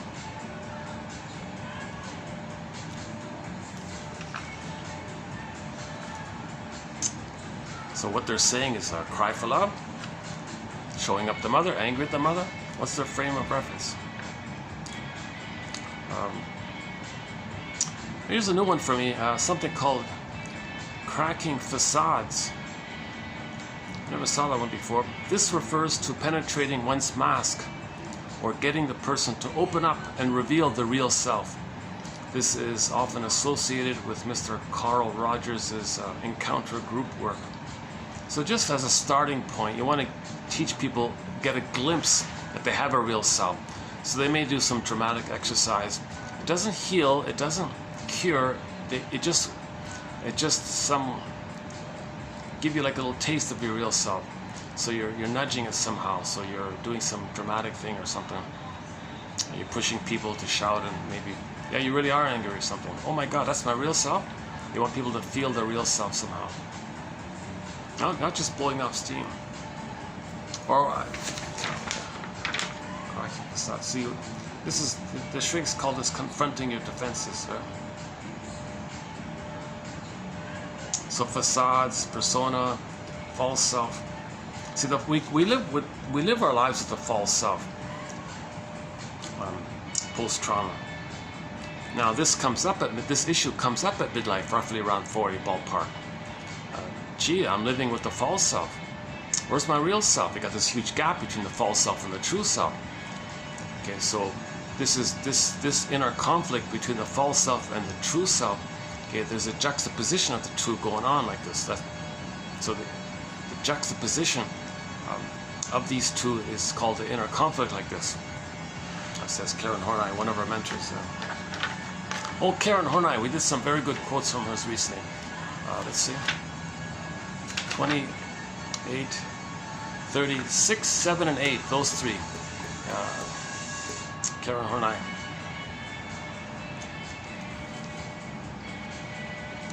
If psychoanalysis is the heart and soul of psychology, you know, we could say that Karen Horney is sort of the heart and soul of psychoanalysis. Right? She's compassionate, she's articulate kind of thing, and she's helpful in her writing. She takes you on a little journey, like follow me. Like she helps, she's guiding you, she's helping you when you read. So it's good. You read her articles and books; they're helpful. Mainly the later material, Our Inner Conflicts and Neurosis and Human Growth, and some of her later lectures and essays and all this.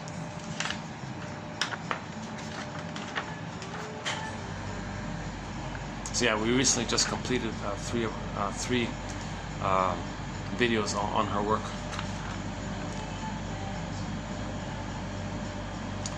We don't have any quotes from Mr. Carl Rogers, eh?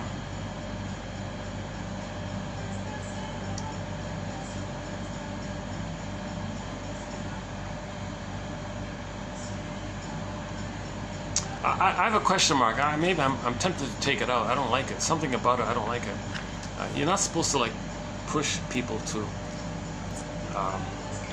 You have to gently guide people with your open-ended questions. Maybe some people are impatient or something. Okay, let's leave that third one as a question mark. Yeah, maybe I'm gonna take it out. Let's take it out. Let's just take it out. Okay, scrap that third one. You won't see it below. I'm gonna take it out. Forget that one. Okay. Sorry, Mr. Harper, I'm going to take out that third one. But the first two are okay. Let's leave the first two. Transference and empathy. We'll keep those two. My apologies to Mr. Harper, whoever you are. Okay, okay, next one here. For Arieti, a famous shrink from Italy. We did some of his quotes about 2 years ago or something. For Arieti, is it Silvano or something like that? Okay, for Professor Arieti, the essence of creativity is the matching of primary process and secondary process mechanisms. Okay, so we live in these two worlds. The baby's swimming in primary mentation, Alice in Wonderland mentation. Okay, up is down, left is right, things are topsy-turvy, morphing, shifting, twisting. Okay, it's all wild like that. There's no logic in there, no conscious logic in there. And things can mean that can mean that. And everything's true, by the way, because there's no time. So since there's no time, whatever you notice, that's what it is for that time. A split second later, well, there's no time, so that's the time now. So that's why there's no contradiction, right? And if somebody's traumatized in the brain at that time, that's why they don't see contradictions or something. Like they're always surviving in a timeless place. So you see, 5 minutes ago you said that, now you said that. Well, they don't get it, because 5 minutes ago they said what they had to say to survive. 5 minutes later they have to say what they had to say to survive. They're always in a timeless survival moment. They don't see any contradiction like that. That was hurtful what you said. Well, they said it to survive. They're only in survival mode. So the baby's in survival mode here. You don't want the babies traumatized. Then that's why they don't care, think, feel. They don't have empathy for others or care about logic or something, because they're just trying to survive, like a 2-day-old baby being force-fed by the mother or something. The baby's screaming and crying, he's trying to survive. If the baby bites the mother's nipple, let's say, you don't expect him to apologize to the mom. Sorry, Ma, did I bite you too hard? Was that hurtful? He's in desperate survival mode. He didn't reach the place of his identity for himself, of having been loved. He didn't even get having been loved yet. So he's in survival for that long. So don't expect the baby to have empathy and apology. Sorry, Mom. You don't expect that kind of thing. So you don't want babies traumatized, because those babies can grow up to become people with this issue of us called deep survival anxiety, where they don't care about others, and all their their slogans are all jungle slogans, mostly jungle slogans. My greedy, your greed, who cares, and these kind of selfish attitudes, because they're just surviving all the time. Trust, love, affection, tenderness, care, warm, kindness. These normals, others can have it, and they'll attack it, shame it, reject it, belittle it, mock it, because that was done to them, and that's their safety with the mother who did that, and they're in a blissful state because the little white flower, they're in a blissful feeling with the mother. So they recreate the blissfulness with the mother if they are the mother. So how do you be the mother? Find someone to play you and shame them, then you're with the mother, then you feel bliss. That's called Schadenfreude. Okay, that's called Schadenfreude. This time, yeah, this coming up. Hang on, we got a quote on that coming up. Hang on a second. For Arieti, the essence of creativity is the matching of primary process and secondary. So secondary mentation is later on. That's our reasonable mind, right? Like the present and all this. That's your reasonable kind of thing. Like your adult, like your mature adult mind, right? So we have these two mentations. The baby is living in the primary mentation. So his argument is, if you can express with your secondary mentation what's going on in your primary mentation, if you can express on a painting or something, or artwork, or a poem or something, or a song or something, what's going on in your topsy-turvy world, using your secondary mentation to express it, That's creativity, he thinks, because you're letting people know what's going on inside like that. It validates your feelings of being hurt and trauma. So a lot of art is considered like helping you to validate and see and get to know what's inside, kind of thing. Certainly not that one there. I won't show it to you. Maybe some people also, well, maybe the person who drew this, maybe the person who drew this, it might be like a child. I was thinking maybe the owner's kid drew this or something. Maybe that's what it is. But there's a painting here of a very frightened, terrified,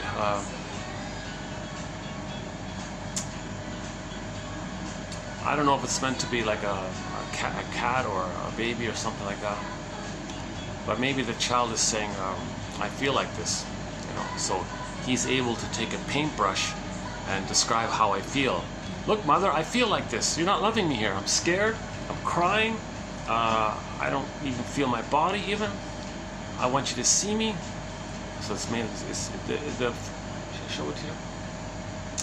I guess I have to show it to you. Okay. So this is. So I'm thinking maybe this is by a little kid or something, right? So maybe some little kid drew this. Mother, I'm scared. I'm crying. And like I don't even feel my body really, and I don't even feel my legs or something. Like I'm terrified. Look at me, mother. I'm scared here, kind of thing. So the little child maybe is thinking, I'll use my feelings to draw this, and so that's called creativity, kind of thing. So people might relate, so that it might be helpful for them. It's a form of communication. Others might resonate. They might share the same kind of feeling, and they feel some validation. Or others feel what I'm feeling. Oh, gee, that's great. The Edward Munch painting, the screen painting, people spend tens of millions or hundreds of millions of dollars for that kind of thing, because it validates what they forgot, that they were screaming like that. The baby screaming like that. It's voiceless, it's frozen. Okay, it's flash frozen, but the scream, it's silent. It's a silent scream, you can't hear, but it's there. It's timeless, it's there, but you can't hear it. It's frozen. It's like in a block of ice, but screaming. What a painful, that's the screen painting, basically. Masterson calls it the abandonment depression.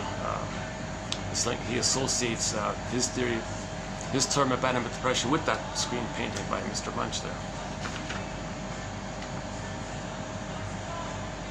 Again, for Arieti, the essence of creativity is the matching of primary process and secondary mentation.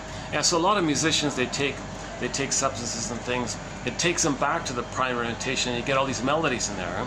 And then if they can have if they're with it and they can say it and have a tape recorder, they come out of it. Oh, I got a good melody or something. Like Billy Joel said, he got a melody, some lullaby. That Dreams album of his. There's some kind of like a melody there, like a lullaby. Oh, a lullaby or something. Some kind of lullaby in there. He said in an interview, I got it from an actual dream. I was actually dreaming at night, and I heard that melody. And when I woke up, I remembered and wrote it down. I wrote down the notes. Rick Santos said the same thing. Rick Santos has an album, has a song called "The Dream," and in the lyrics, he said, "This melody you're hearing in my song here, this melody, I got it from a dream." So an actual dream. So the dream, that's the primary process. When you wake up, you're conscious, that's your secondary mentation.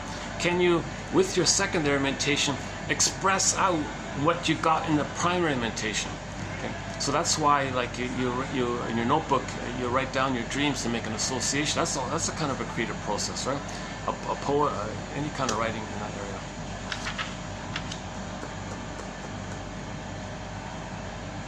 We're trying to make the unconscious conscious. So artwork is also an attempt to make the unconscious conscious. We want that kind of bridge between the two worlds. The image for this is Hermes. He's flying across with a message from your unconscious to your conscious, from your primary mentation to your secondary mentation.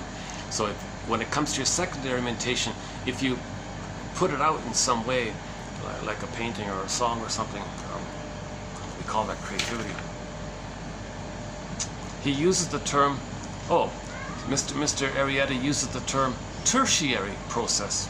So he combines. I've never heard anybody use this term. Anyways, he uses the term tertiary, like third process, for this combination. and shows how it operates in the creation of masterpieces of painting, music, literature, etc. So we have an undeveloped thread in our on the art issue, so we'll just add that one there. A long way to go with that one, right? Jesus.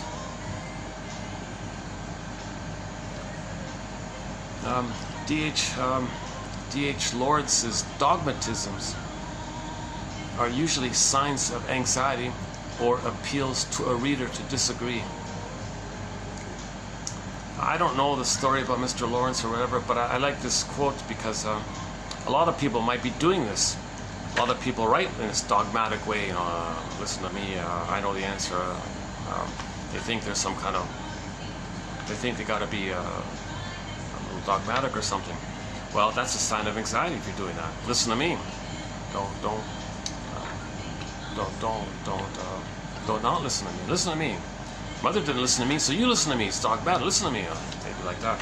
That's a sign of anxiety, right? Anxiety, right? Old fear. Mother didn't listen to him. In the present, the audience is the mother. Listen to me. And dogmatic. He's dogmatic in his writing. So listen to me. And he's demanding in his writing like that. So once again, anxiety means, okay, for the how's lighting? Is lighting okay? It's a little darkish here today, isn't it? Yeah, there isn't much light. I sit back for a minute. Could you believe it? I'm still wet at the back. Jesus. An hour. Look at that, eh? An hour and a half. I'm still kind of soaked. My goodness. I don't want to dampen anything here. Okay, sorry. I guess embarrassment would show up in the console. Embarrassment would press the keyboard, and I'd be a little embarrassed. I'm telling you, I'm still sweating. That's a helpful movie. I notice I'm applying that image in the movie for myself. In particular, the anxiety, the redhead, the orange-haired mop character, the anxiety character. I'm talking to that character. All right, anxiety, what's going on here? You can calm down. What are you worried about? Are you worried about this? No, it's okay. Everything's okay. Like the last video, I did that exercise. I was trying to close the video, and anxiety. What is it? What's going on here? I notice you're pressing the console here, making me anxiety. What is it? Well, I don't know. I want to find a perfect ending here for the video. And I was talking to anxiety in my mind. Oh, anxiety, we did an okay video. Today's video is okay. Are you sure? Well, it could be better. Oh, it could be better? Let me drink some energy drinks. Well, no, okay, no, stop. Don't put down the energy drinks. No, it was okay. It was okay. You sure? Yes, it was not bad. Yes. For the love of narrative medicine, I closed the video. I like that little ending I had there. Yeah, it was a helpful little. It's a helpful little activity. I think that's a good self-help. If you want a self-help exercise, when you feel anxious, imagine that orange mopped head character inside and talk to that character. Just have a little dialogue between you and that mopped character, that orange-haired mopped character. How do you describe that? How do you describe anxiety's hair, that frizzly hair like that? Like a moppy kind of hair.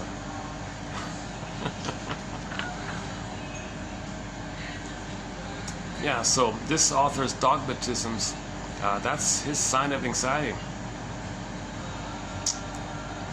Sometimes his dogmatism, he's being provocative. He wants to have a fight with somebody. He's lonely. Come on, mother. Respond, see me. So if he's being dogmatic, he wants mother to see him. If he still feels unseen, maybe somebody will shout at him. Hey, I don't care. You disagree. I just want you to respond. So a lot of so this unknown quote was in relation to D.H. Lawrence's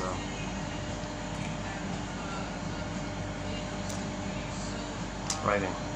He does have a book about psychoanalysis. Robert Bly recommended it actually. I think we have one quote from it or something. I found that a little too intense. Yeah. Was it dogmatic? Yeah, maybe. Yeah, maybe.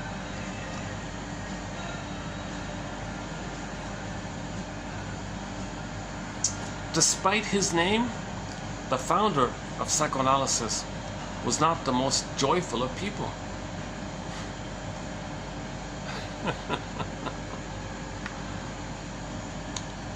So in German, the Schadenfreude, the Schaden means like the pain and suffering, right?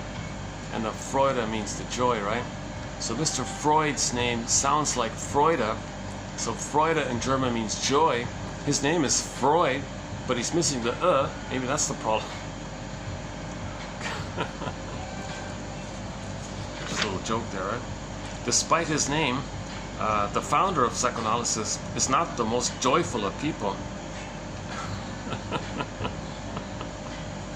If his name was Freude, maybe he'd be happier, right? Maybe he's upset because his name, it teases him. It's not Freude. My name is Freud, not Freude. Oh, maybe he's angry because of that. Maybe he took that as a message that he can't be joyful because his name isn't Freude. He's close, but no cigar. And then, so where's the cigar? Here's the cigar. Oh, we got a quote on smoking coming up. Hang on, stay tuned. Yeah, stay. Okay. I suggest that those who delight in demonizing Freud, who take pleasure in putting him down, let's call these people Schadenfreudians. So he was talking about those who criticize Freud on get pleasure putting down his work and all this, and let's call them Schadenfreudians, taking pleasure putting down Freud.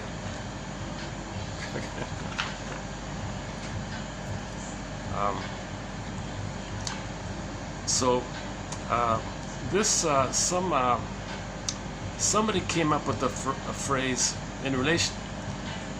If Schadenfreude means, identification with the aggressor, right? The mother got pleasure when she hurt the baby, and that baby becomes like the mother, and they go through life hurting others, meaning themselves. Then they get the pleasure of being one of the mother, because that's what the mother did to them. So they're the mother who got some benefit when she hurt the baby. They become like her. They go through life acting like her. That's called Schadenfreude. That's sick. That's pathological joy. It's sick. It's a sickness, right? It's an illness. Somebody came up with the term, we need more freudenfreude. Freudenfreude. Finding joy in another person's good fortune. These two guys or ladies argue that freudenfreude is the social glue that makes relationships enjoyable. I think we gotta add this to our vocabulary. We gotta make this the word of the year for 2024. Freudenfreude. We've got Schadenfreude already. We need Freudenfreude. Okay. The pleasure that somebody else is happy and you're happy. Finding happiness at other people's happiness. That's really that's the normal state of affairs, right?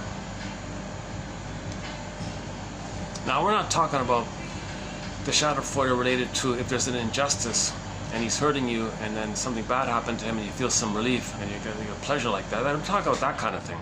We're not talking about that realistic kind of thing like that. We're talking about this illness where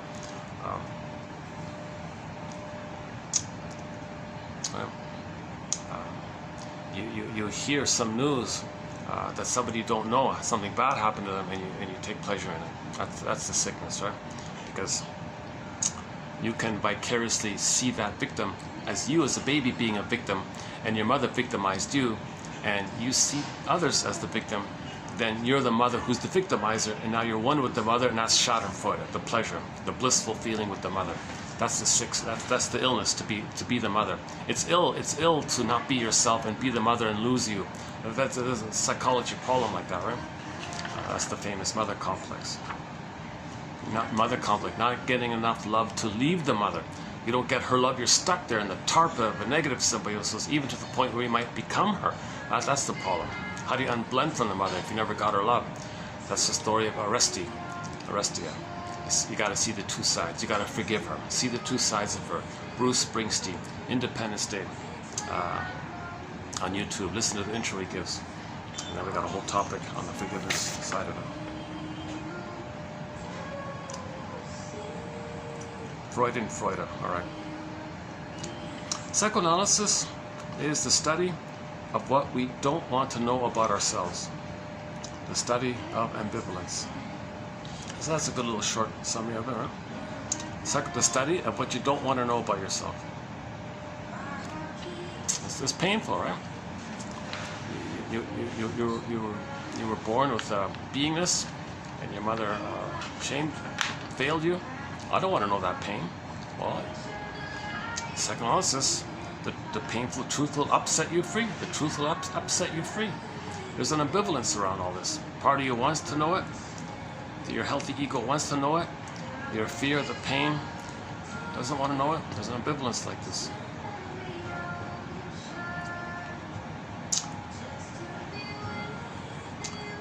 Hang on. Related to that is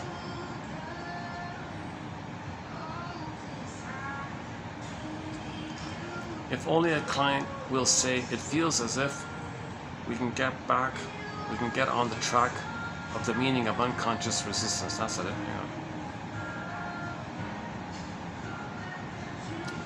Analysis is unconsciously regarded as the old situation of the infant in the world. Well, that's an interesting one. Yeah, hang on.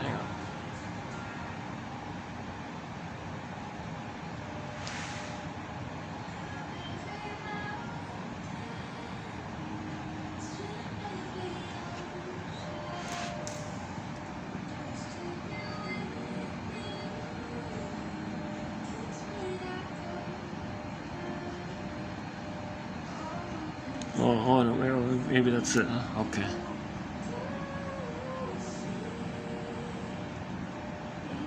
The study of what we don't want to know about ourselves. The study of ambivalence.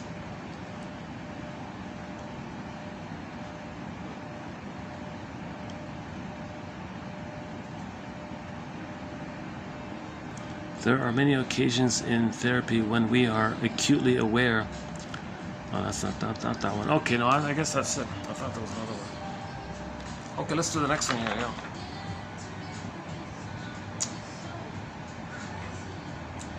Okay, most of the next quotes, come from Henry Hart's notebook. So I'm very delighted to find this notebook, this massive notebook by a guy named Henry Hart. He did like a Cole's Notes of psychoanalysis. And thankfully, one copy survived. It got digitized about a year ago. I just found it a little while ago. And I've been posting some of his notes throughout for the past little while here. So we'll do another little batch of his little one-line. They're just one-liners, little zingers. So just his little summary statements of the various articles that he read in his lifetime. And he surveyed the whole thing basically by the looks of it. This was published in 71, I think, 1971. And I didn't know it existed, that somebody had like a notebook like this. So I've been calling it like Henry Hart's notebook on psychoanalysis, like Hart's notes, like Cole's notes. So he did a Cole's Notes of psychoanalysis, this Henry Hart guy. So we did, I think, 5 videos maybe already, a batch of them. So we'll do another little batch of them. I like doing his notes because they're short, they're clear, but right to the point kind of thing. So here's the first one. Neurotic smoking occurs in strong thumbsuckers. So this is so nice. So he's summarizing the work of Brill, this guy named Brill from back then. So all these quotes, he's referencing people like back in the 30s and 40s, 50s, like older time. Oh, people are coming in.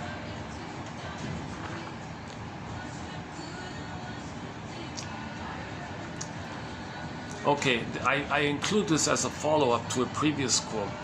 Another shrink said that some people, not all, but some people who are smokers and all that, use the cigarette. Use the cigarette. One sec. Somebody wants to sit here. He's trying to decide. He's got the whole other. Oh, if he sits here, I'll just move to the other section.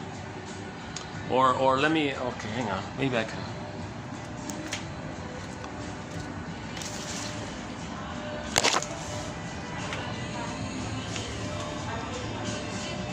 It's okay if you want to sit. If you want to sit there, that's okay. I can move to here. It's okay. Just come to look around. Just looking around, kind of thing. Yeah. It's a nice place, isn't it? Yeah. But if you change your mind, I can move there if you want that, right? All right. Yeah. Okay.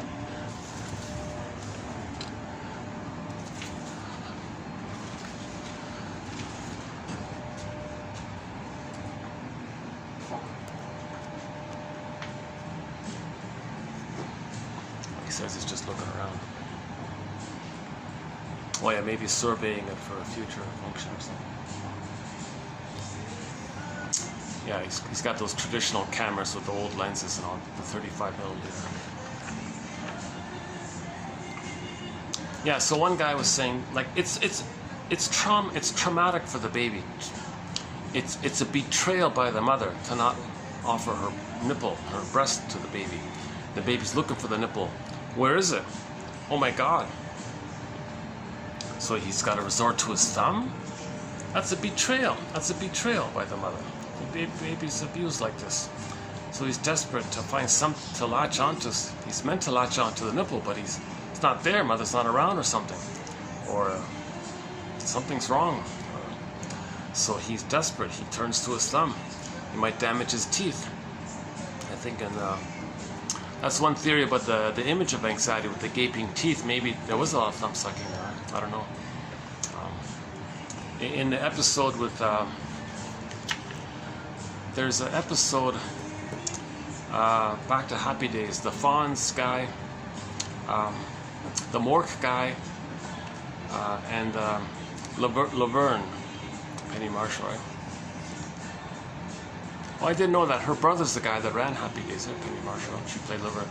So anyways, the Fonz was trying to help the Mork guy in the dating world. So the Fonz asked Laverne, could you please help out Mr. Mork here in this dating world? He never did it before. He's confused and all this. And she said, okay, I'll do you the favor here. So now Mork and Laverne are on this date kind of thing. Now Mork has a lot of anxiety. He's making a lot of mistakes, and Laverne got upset or something at one point out of a misunderstanding, and Mork regressed into a fetal position and was sucking his thumb. And then Laverne said, oh, don't do that, you're going to damage your teeth.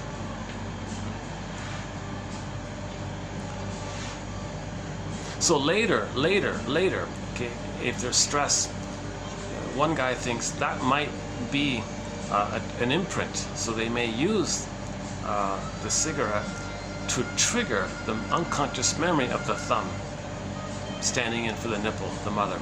And then, of course, the nicotine and the chemistry makes a person calm down kind of thing. It's a tranquilizer, right? Cigarettes are mini tranquilizers. So they calm down by that. Now, the baby's calm if he has the nipple. It's missing. Turn to the thumb. It's better than nothing. So later on in life, what does he go to? Well, he remembered the thumb sucking. Well, the cigarette is like a thumb, and it makes him calm. Not all smokers are.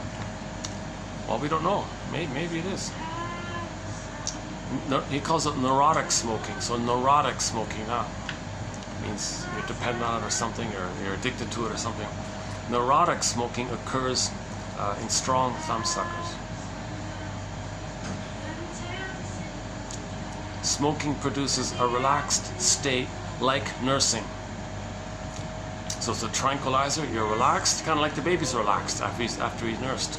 After the baby's nursed, he's relaxed. The cigarettes is a synthetic trick to stimulate that.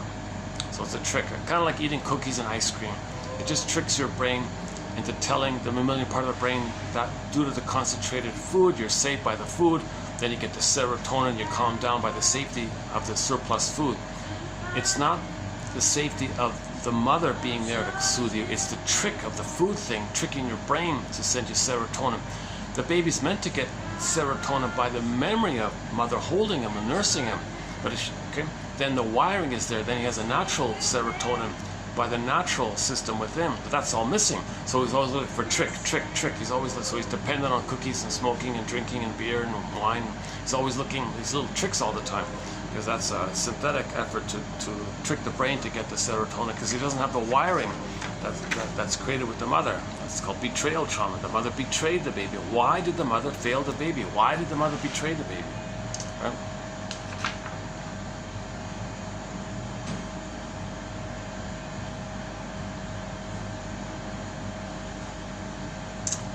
Okay, that's it. Yeah, that's it. Okay.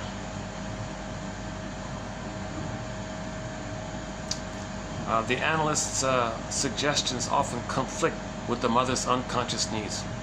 Okay, he said, I think I get this. So some people have the shrink says something, the client responds, "You're my mother wanting something from me," and he resists it.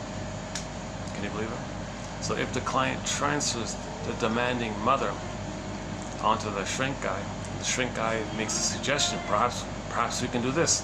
Maybe we can try this. "Oh yeah, you're my mother wanting something again from me." No. Rebels, resists. And he's not even aware of it, right? That's the power of the unconscious. He's transferring his rage at his mother and all the demands she had. And the shrink says a simple little thing, and he automatically triggers the demanding mother and refuses to cooperate with the shrink because he's emotionally in the past wanting to fight with the mother, because now he, as a baby, he couldn't fight with the mother. He couldn't say no to the mother. So the shrink says some little thing as if he wanted something or made a suggestion about something.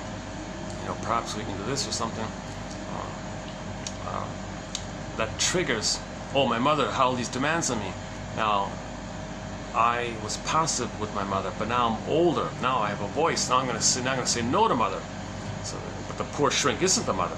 So the job of the shrink is to bring all of this to his attention, to somehow articulate, to formulate some kind of sentence called an interpretation that's done in a craftful way. That's their skill, that's their craft, that's their medicine, to make the person accept the interpretation, not feel criticized by it, to feel validated by it, to feel supported by it. Then he can accept the feeling and the cry and the tears and the abreaction. Now the wave, the abreaction, okay, the avalanche, and this Inside Out 2, you saw the avalanche. So it'll be 1 ball or 2 balls or 10 balls, or so an amount of memories will come up.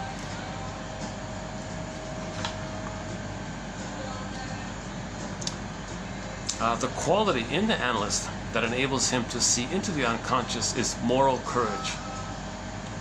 So anybody who's trying to look within, okay, that quality is called moral courage, he said. So Pete Docter has a lot of moral courage. He's got a lot of moral courage to put out a film like this. He could easily spin out the usual stuff, right, and make all his money. It took a lot of moral courage to make a film about inner life, about the unconscious. So, yeah, so we all need to be like Mr. Pete Docter, yeah. Karen Horney, Masterson, Edmund Bergler, all of these guys, all of these shrinks, they have moral courage. Anybody who does the therapy process, they have moral courage. Anybody who wants to heal, that's moral courage, right? If the moral courage is missing, that's a severe trauma. That's a sign of severe trauma. That it's too painful to go there. Can they muster up enough courage to go there, kind of thing? Next one here. It is the unconscious echo of the analyst that is the determining factor in psychoanalytic conjecture. Yeah, this seems to be the unconscious to the conscious. So the client says something.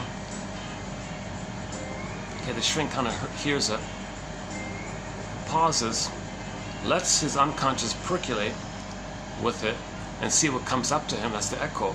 And from that echo of what's coming to his consciousness, okay, he makes a conjecture, an interpretation. Perhaps it could be this. I don't know. I'm just sharing my conjecture here. Okay. So that's why psychoanalysis is also considered an art, because unconscious to the conscious. So the client said something. The shrink's unconscious is going to work with it somehow. And something may come up to the shrink by that, and that's like considered like an art, a tertiary idea, right? Then he offers it as a maybe. He doesn't know this. He doesn't know for sure, right? just we're trying to be, we're just okay, next one here. Oh, okay. Yeah, oh, sorry, another one about smoking. Yeah, we did have another one. A young man came into the consulting room with his pipe in his mouth and talked without removing it. Can you imagine that? Like you're talking to somebody and the whole time they got a pipe in their mouth, right? They don't take it out. They keep the pipe in while they're talking, or they keep the cigarette in while they're talking or something. Or they're wearing sunshades while they're talking to you. That's a common one, eh? They're talking to you while wearing sunshades. I think that's maybe a modern version of it. Or something, okay, etc. A young man came into the consulting room with a pipe in his mouth and talked without removing it. The courteous thing, the normal thing is, you know, take out your, I'm going to talk to you, I'm going to take it out, right? Or put it aside, or do something, I don't know. It turned out eventually that he was, so long story short, he was an embittered masochist who provoked punishment by impudence. So he was provoking an angry reaction from the therapist because he would feel the pleasure of mother shouting at him. So he wanted to stay loyal to the mother. Come on, be my mother, shout at me. I'm going to provoke you. So I'm going to be rude with my rude behavior, my provocative, impolite behavior. I want you to deliberately shout at me. Then I can feel, oh, okay, I'm connected with her mother because she shouted at me, and I got that blissful feeling of her. It's a painful feeling, but it's a safe feeling with the mother. Oh, my mother's there. And so this is the pleasure and displeasure phenomena called psychic masochism, emotional masochism. So he's masochistic, although he's being provocative. You think he's being rude, but his purpose is to provoke a sadistic, an angry outburst by the shrink, so he can feel that the mother shouted at him the way his father shouted at him, or whatever. Right? So he used the pipe as a rude gesture on that end. So he's smoking, right?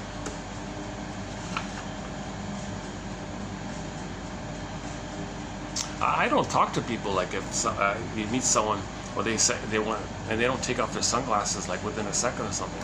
I'll wait like a second or something. If that's still on there, I avoid. I personally just kind of I find that in sort of in that area, like there's a little impudence there, right? A little kind of a rudeness there, right? Like I don't want to see you. I don't want you to see me. Or I don't want to connect with you. You're not worth. You know what I mean? There's something there. I don't know the exact wording of it, but I feel like there's always something there. It's very common in some places where everybody's in when there's no sun around. Like I'm not talking about when it's legitimately needed. I'm talking about when it's not needed, but everybody's wearing it anyways, right?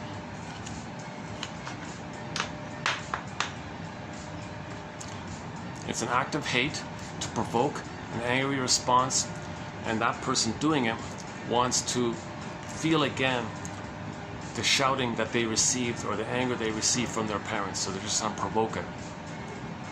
Now the person doing this, those doing it is meant for them to know and get the inference of what happened in the past. What they're trying to create in the present is for them to know, make the inference that that's what had happened in the past. And they're trying to create it, they're trying to prod it, they're trying to provoke it, trying to bait it, kind of thing, so they can know what happened in the past. Okay, so we repeat, okay, in an attempt to remember. We recreate in an attempt to remember. Back to this one here. Whereas the transference phenomena represent material which cannot otherwise be remembered. He can't remember it. He doesn't remember it. So the guy with the pipe and all of his sunglasses, he doesn't remember the parents shouting at them. But if you can make people turn away or feel uncomfortable with him or reject him or something, he provoked it. Well, that's to know that he created what had happened in the past. He's trying to find out what had happened in the past, so he's creating it in some way, unconsciously, right? That's theory. Theory, all theory.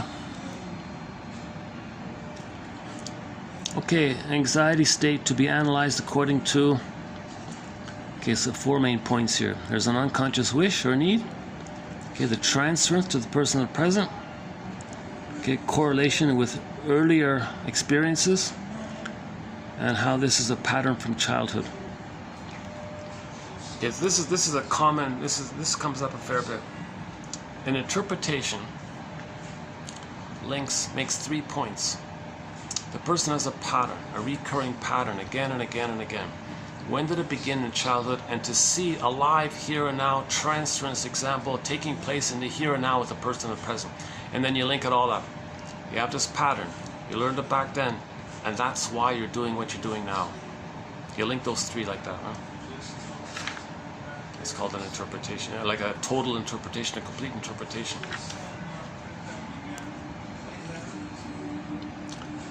The analyst's work is to see the unconscious in action.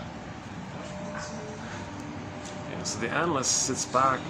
What's going on? What's he projecting? What's his unconscious? Did he identify with the aggressor? Is he showing me how his mother treated him? And is he placing me in the role of him as a child? Is he actually like the mother? That's his imprint. That's his unconscious in action. His template, his schema, his blueprint. How is it being like?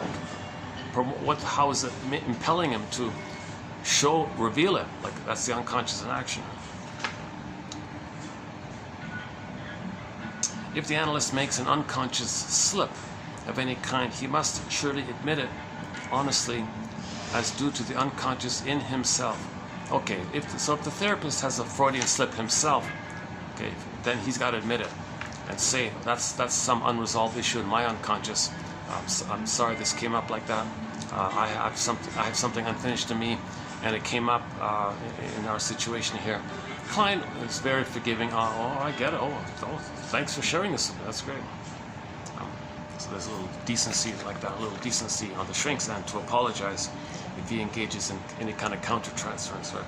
So shrinks are advised to give a little recognition like this. If he doesn't, see that's kind of rude, I think.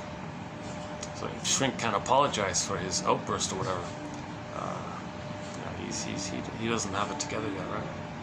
He's not analyzed. He's not sufficiently analyzed if he can't apologize for his mistake.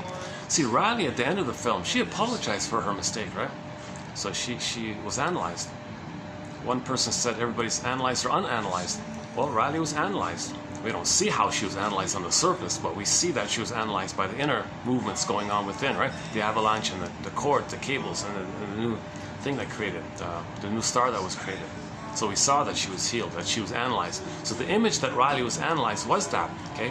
The broccoli boat, okay, the avalanche, the cables, and then the new spiral thing that they held in, and then the physiology where she was breathing better, right? At the end.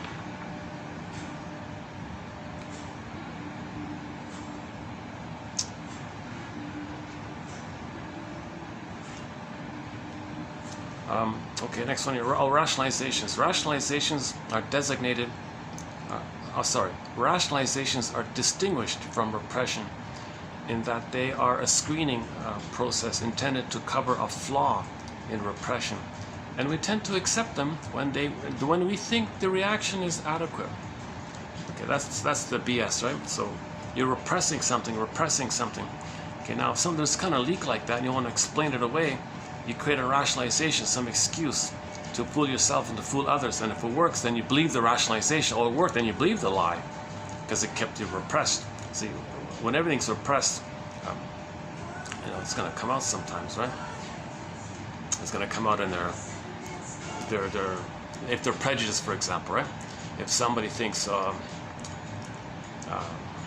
in the blank or no good or something, well, that's repression. He felt no good, so you got to make an excuse. They're no good because they'll make up something, right? Because they said such a thing. And did it fool himself and did it fool others? Oh, then he believes it. Oh, then it worked. Amazing, right? So we lie to ourselves and to others to maintain the repression because there's too much pain there. So we need a nest. Okay, you need a nest. Then the feelings can come out. So there's a belated release of the feelings, but you need a belated understanding. That belated understanding with the belated release that corresponds like that. The nest, then an egg, and the release like that. Then the firebird flies up. So that's what these codes are about. To build a nest. The rapid disappearance of symptoms in the opening phase of analysis due partly to transference. Yeah, so sometimes, yeah, I think that kind of makes sense. Let's say you make a new friend, well, whatever symptom you were having might go away because you feel the safety of the connection.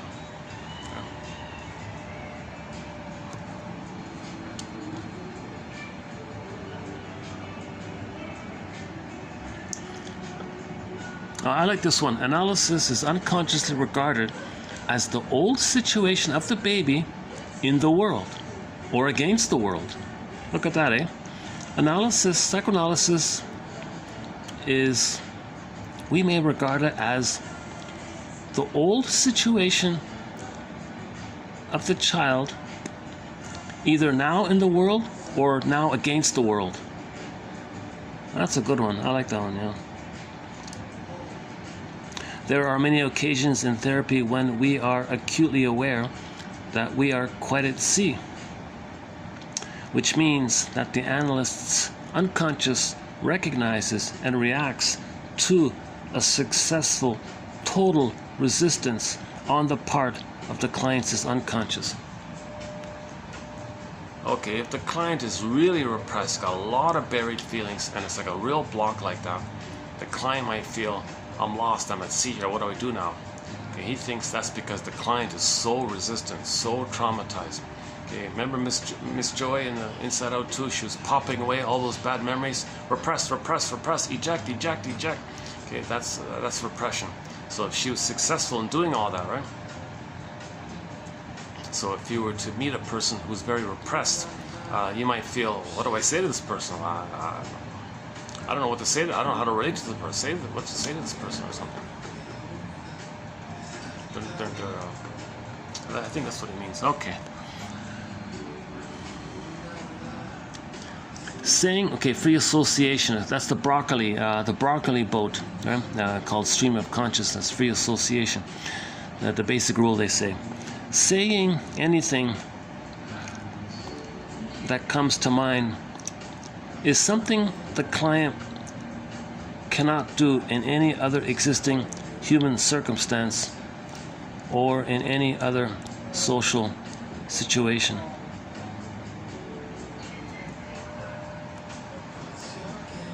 So that's the uniqueness of the psychoanalytic process. It's the only time you can just let loose and say freely your associations. This reminds me of this, that reminds me of that. And you don't have to worry about the shrink criticizing you for saying that. He's neutral and trying to understand. He's trying to find your patterns. He's trying to construct a narrative. He's trying to help you with the narrative. So, and you may free associate in that area.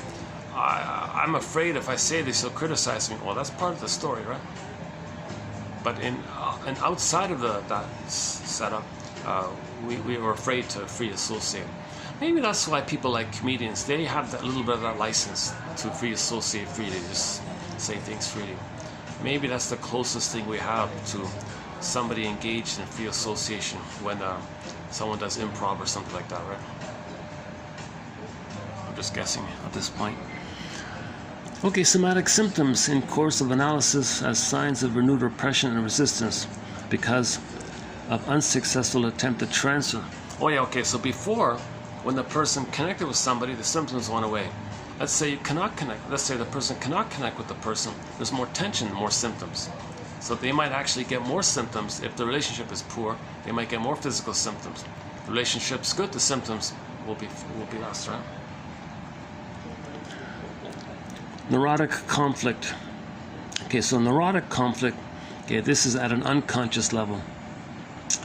Now, if we say some kind of normal conflict, that's more on the conscious level or pre-conscious level or close to conscious level. But this issue of neurotic conflict, that's like we're not aware of it. So we're trying to deal with this unconscious conflict, neurotic conflict. But any kind of like situational conflict that you're kind of aware of, we may call that sort of like a normal conflict that you're dealing with versus a neurotic conflict which you're unaware of. The primary aim of psychoanalysis is to enable the client to obtain a conscious grasp of his unconscious needs. Yeah, that's a good one. So we're looking for those old unmet needs. Can you name those old unmet needs? Did the mother comfort the baby? You didn't get comforted. You weren't properly loved, etc. Unconscious need. Were you seen? Did the mother see you? Did she soothe you, etc.? Was she around? Was she present? Children need your presence, not your presence. The concept of repression is the foundation stone on which the whole structure of psychoanalysis rests. See, and that's the key scene in Inside Out 2, right? She was repressing everything. A neurotic cannot be regarded as cured if he has not given up pleasure in unconscious fantasy. Yeah, so your neurosis gives you some kind of secondary gain, some kind of indulgence of some kind. Okay, that last one's a tricky one. I'm not sure about that last one. Okay, next one. Therapeutic effects. Therapeutic effects of interpretation. Yeah, let's take that.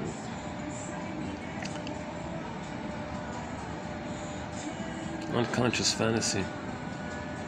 Yeah, that's a tough one, that last one.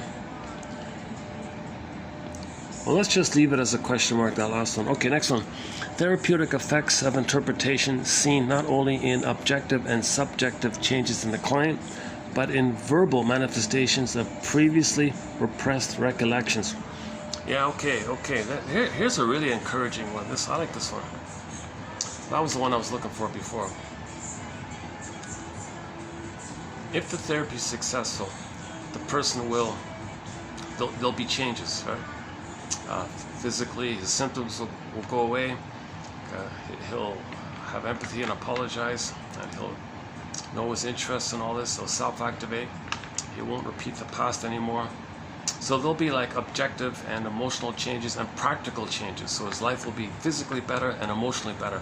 But also, he says here, there'll be an ability to verbally talk about and name any previously repressed memories.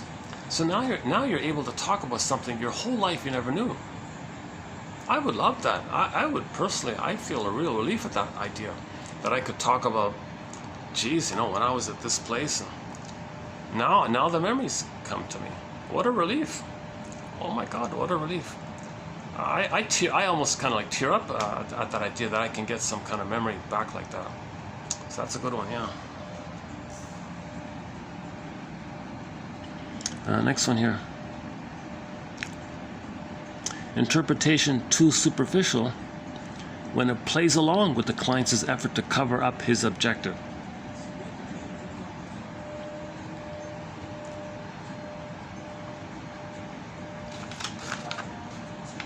Honestly speaking, this reminded me of all the propaganda. It's very superficial, but it plays along with the deeper issue going on underneath.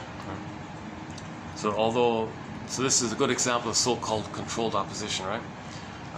That the media is no longer a watchdog, it's a lapdog, right? So the lapdog is just saying things, but it's going along with the puppet master or whatever. But the media was supposed to be like a watchdog. Oh no, that's long gone. They're just a lapdog, he said, right? Somebody said recently. So likewise, if the therapist is giving you mild things and the client finds that as that doesn't address the real issue, so the real issue keeps going on,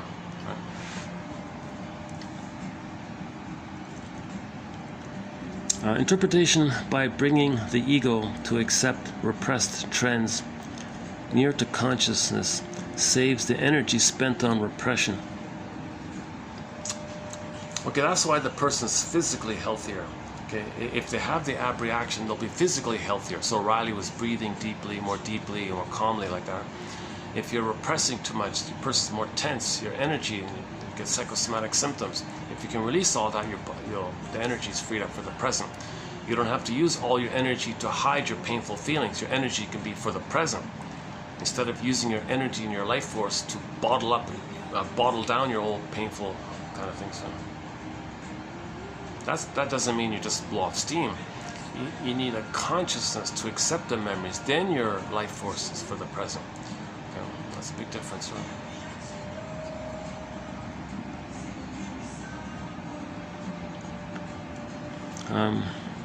Yeah, correct interpretation of transference usually brings out forgotten infantile memories. Yeah, that's a good one.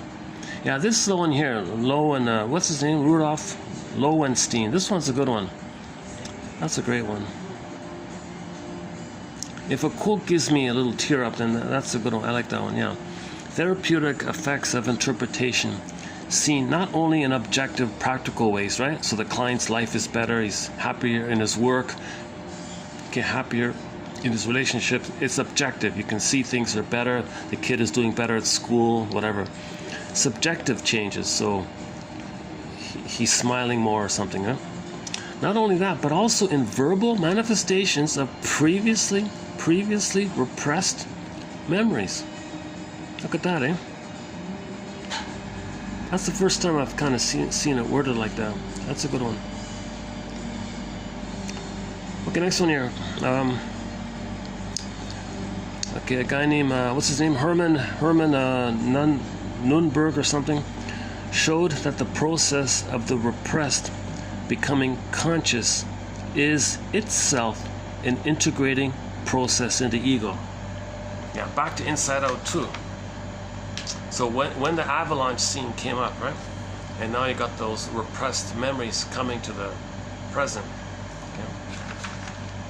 Now the ego is going to integrate it. The process of the repressed becoming conscious. So now those old memories come to the present. Now you got the cable wires up to the present. Okay, unconscious, conscious. So it's close enough to come to consciousness. Okay, that cable there, right? Remember the string, musical string thing, the beliefs, lines?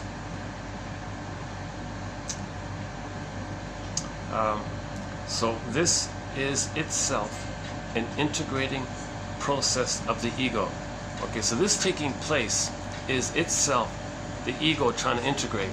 So now at the console we saw Riley saying those strings.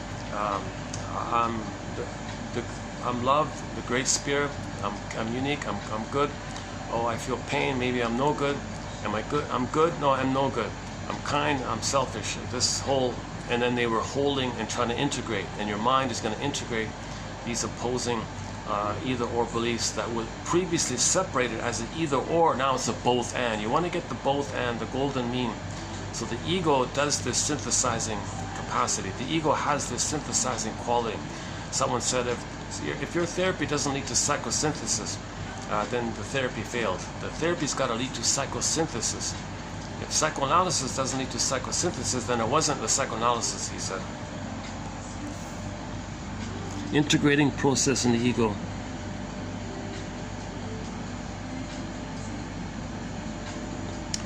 The dream is like a hole in the wall of resistance through which the analyst can see with incomparable directness into the unconscious.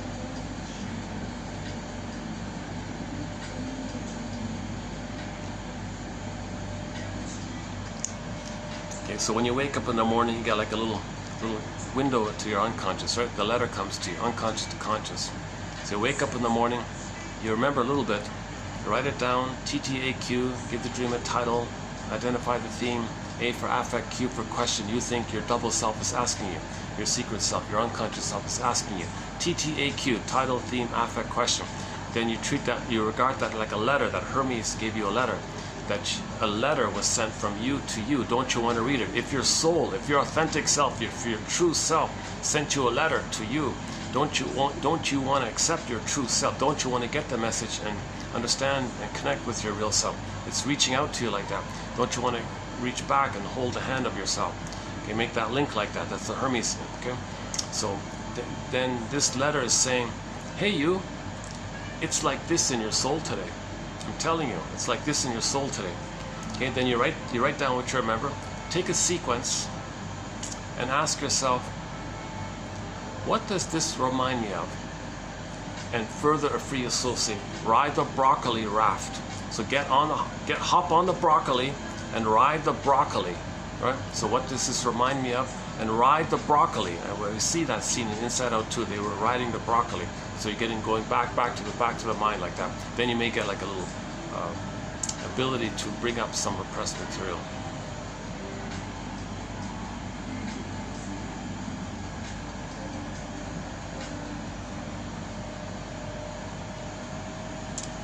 this is a little luck today. Yeah, I got a little lucky today. Yeah, I was thinking today might be lucky. Let's see, what time is it? 4:41. Battery's holding up. Let me just take a 1 minute break here. Hold on a second.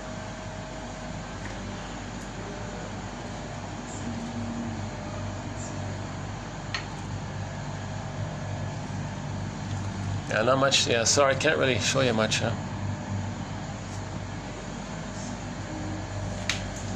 Here's the other painting that I like, this orange and red one. Here's a nice one too, yeah. That's a good one.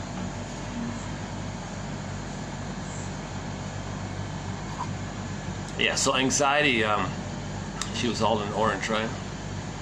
And Riley had the red strip in her hair, right? The Firehawks, right?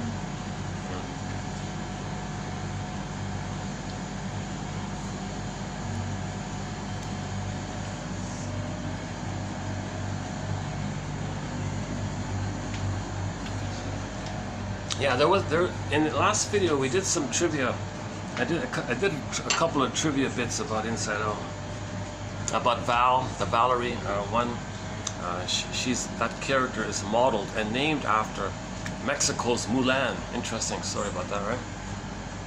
And the voice of the coach is the actress who played in the comedy called Community a couple of decades ago. I remember her. She was funny, and Yvette Nicole, I forgot the third name. That was a weird show. Not all of it was good, but there were a few really good, funny episodes called Community. I think 5 seasons or something. Like an oddball group of people going to community college and helping each other in the study room kind of thing. So you got the football guy, you got the billionaire, the retired guy with nothing to do, and then you got the character that Yvette Nicole played, and that actress is the voice of the coach in Inside Out too. Just some fun little tidbits.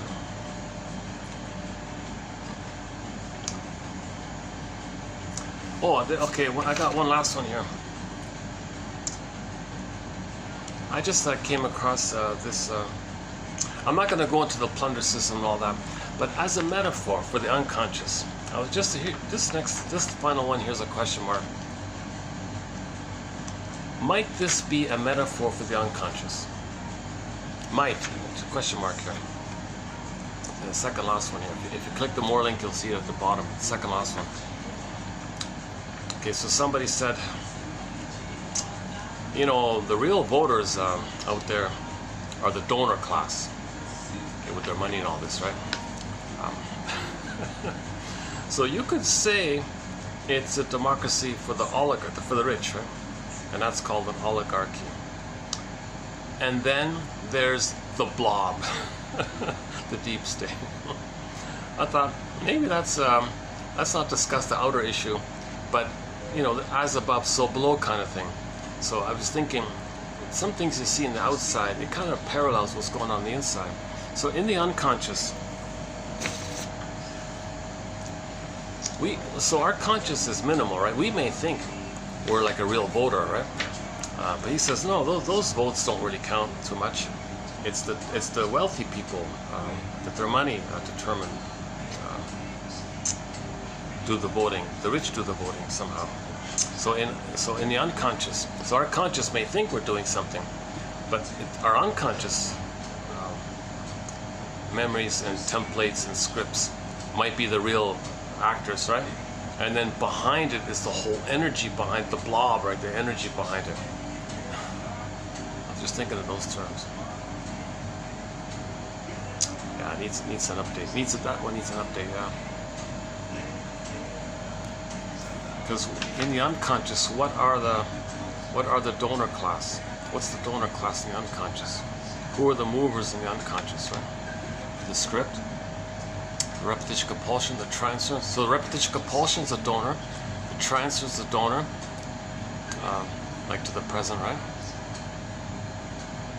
Our conscious might think we're running our life, but it's just a show, right? Or something that's not real. So we think it and we believe it, but really it's the unconscious doing it. So just what I mean is, just as in the outer world, you know, the gajillionaires, whatever, decide all these things, but the people think they're very important. Okay, you know what? Let's go back to burglar. Sorry, let's scratch it. Let's go back to burglar. We had a better one. Recently we had a good one by Edmund Burglar, one of our mentors. He said, if you want to compare the conscious to the unconscious, he says, do this. Imagine a fancy building, like a skyscraper, and somebody owns it, right? But you don't see the person. So let's say there's a skyscraper, like a luxury 5-star, very tall hotel, let's say, and some guy owns it, let's say.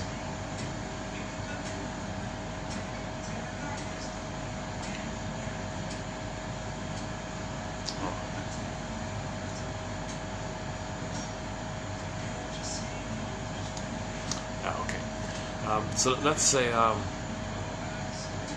let's say somebody owns some luxury hotel or something, but you don't see him, you don't know who he is, kind of thing.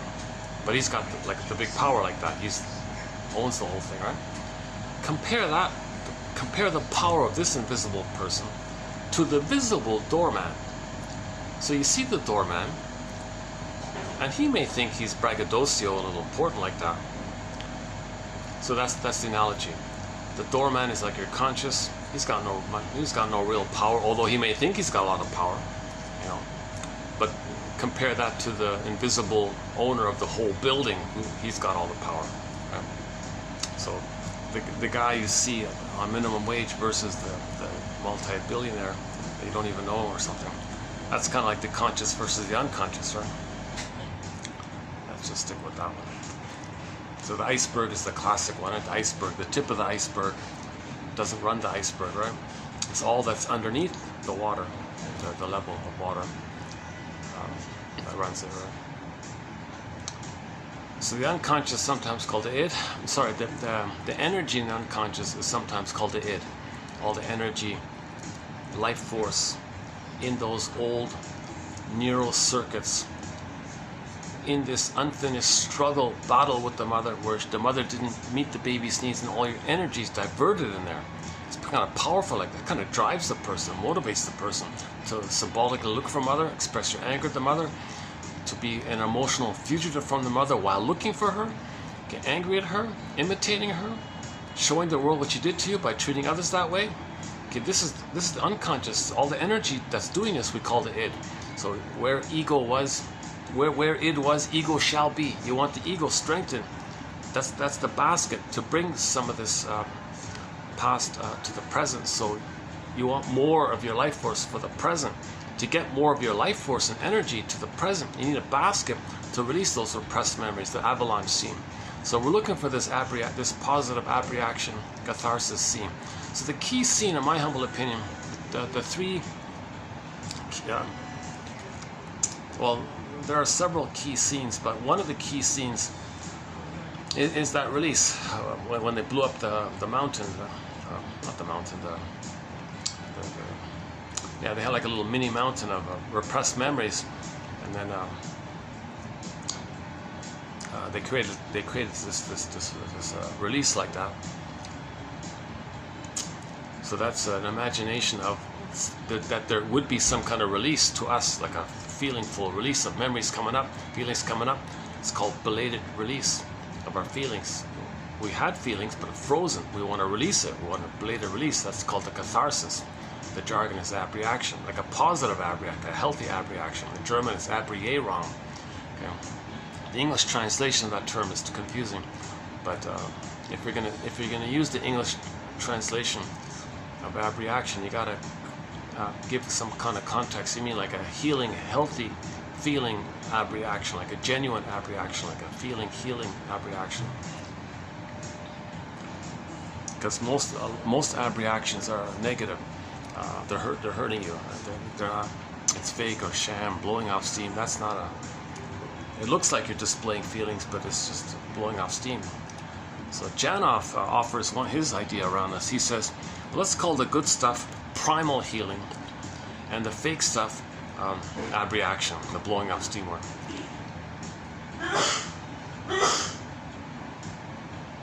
So if we're using Janov's model, that scene with the avalanche, that's the primal healing, right? The primal healing, that primal, early primal time that the baby was in, and you want to heal from that babyhood time trauma.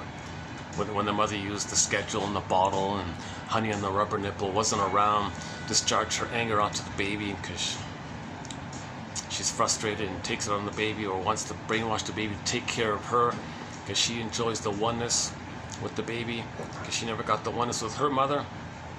But the baby says, I have initiative.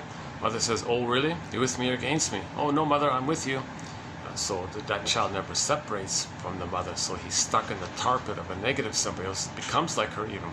That's the crossover. That crossover might be Mr. Gloom. So when Mr. Gloom's coming out, that's that crossover scene, I think. Because now you're hating everyone the way your mother hated you. That's Mr. Gloom, I think. That's my theory about the Gloom character in the Inside Out too. I think that's in reference to identification with the aggressor. So if they call him Mr. Evil or something, well, that's against life. Well, the mother was against the child's life. Mother, I have life. No, you're with me or against me? Oh, so the mother was against his life. So he becomes like the mother. He's against other people's life. So that's the evil we see, right? A reverse spelling of the word live, L-I-V-E. The mother didn't let the baby live. The mother didn't see the baby as a human being with needs. The mother robbed that. Okay, so now the child couldn't go forward like that. He gave it up and identified with the aggressor, and Violet takes it away. So that's the reverse, E-V-I-L, right? Marie Louise von Franz, one of her theories. Sorry, hold on a second. Let me tie my shoelaces here.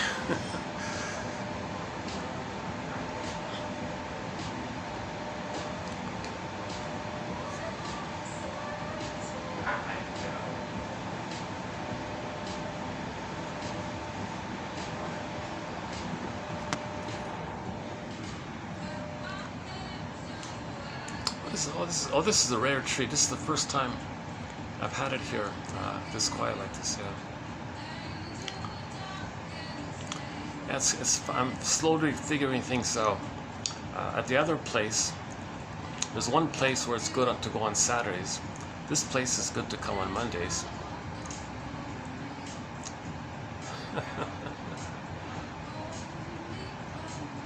The Swan place, yeah, you never can tell with the Swan place. Likewise, I can't, the other hotel place, I can't tell either, Yeah, okay, so Saturdays and Mondays, this, I might have a bit of a routine, I guess. Oh, the favorite, yeah, so your mission, should you choose to accept it, is to pick one that you like, write it down, and free associate. Ride the broccoli.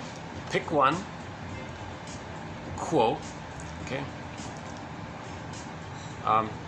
Draw a broccoli and write the quote in the broccoli, and draw you standing on the broccoli on a water stream, and imagine you're riding it. So that means you're going to say, why did I choose this quote? What does this quote remind me of? What is it about this quote that's of appeal, of interest to me? And ride the broccoli and just relax and see what comes up. And just spontaneously see what can come up freely. And just get a little bit like this. That's called mental hygiene. You do it every day for 10 minutes. Mental hygiene. So my favorite is the Lowenstein one, for sure. Yeah, that's one. The Lowenstein one, and what else? Transference, empathy, Arieti, DHR. Oh, freudenfreude. That's okay, yeah. Okay, the little humor there about Freud's name. Okay, smoking. Okay, so your friend says something to you and you think that's your mother wanting something from you. Okay, that one there. Moral courage, okay. The echo one, okay. Oh, the pipe one, okay. Okay, this 4-part one, okay. Okay, shrink apologizes, okay. The analyst's work is to see the unconscious in action, okay. If only a client will say, it feels as if, well, then we can get on track of the meaning of the unconscious resistance. Okay, that's okay. Rationalization. Rationalization, that's not a bad one, yeah, okay. Transference phenomena represent material which cannot otherwise be remembered. I like that one. I like this one here. Okay, the transference one. That one there by Glover. Okay, so the one by Glover and the one by Lowenstein, those two, okay, for me. Symptoms. Oh, this one, yeah, 2 by Glover. Yeah, I like this. Here's the third one. Analysis is unconsciously regarded as the old situation of the baby in the world or against the world. Yeah, look at that, eh? The old situation of the baby. Are you kind of in the world with that, or are you now against the world with that? Yikes. Okay, look at that, eh? Oh, that's a good one. That's a good one, yeah. Okay, the 2 by Glover there, 1 by Lowenstein. Thanks to Henry Hart here. Well, let's see there. Yeah, that's okay. Somatic one. Okay, okay. The one by Mr. Freud here. Let's see. Mr. Freude. Mr. Freud without the The unhappy Freud, because it doesn't have the E. Oh, very symbolic, right? Mr. Freud's not a happy man, just like his name, Freude, doesn't have the E. So Freude means joy, but Freud's name doesn't have the E, so he doesn't have the joy. That's why he's not happy. Okay.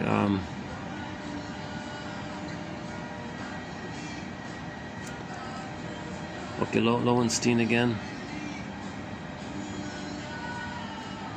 Energy one. Infantile memories, okay. Nürnberg. Okay, the blob one, okay. The dream one, okay. So for me, it's the Lowenstein one. The 2 from Glover.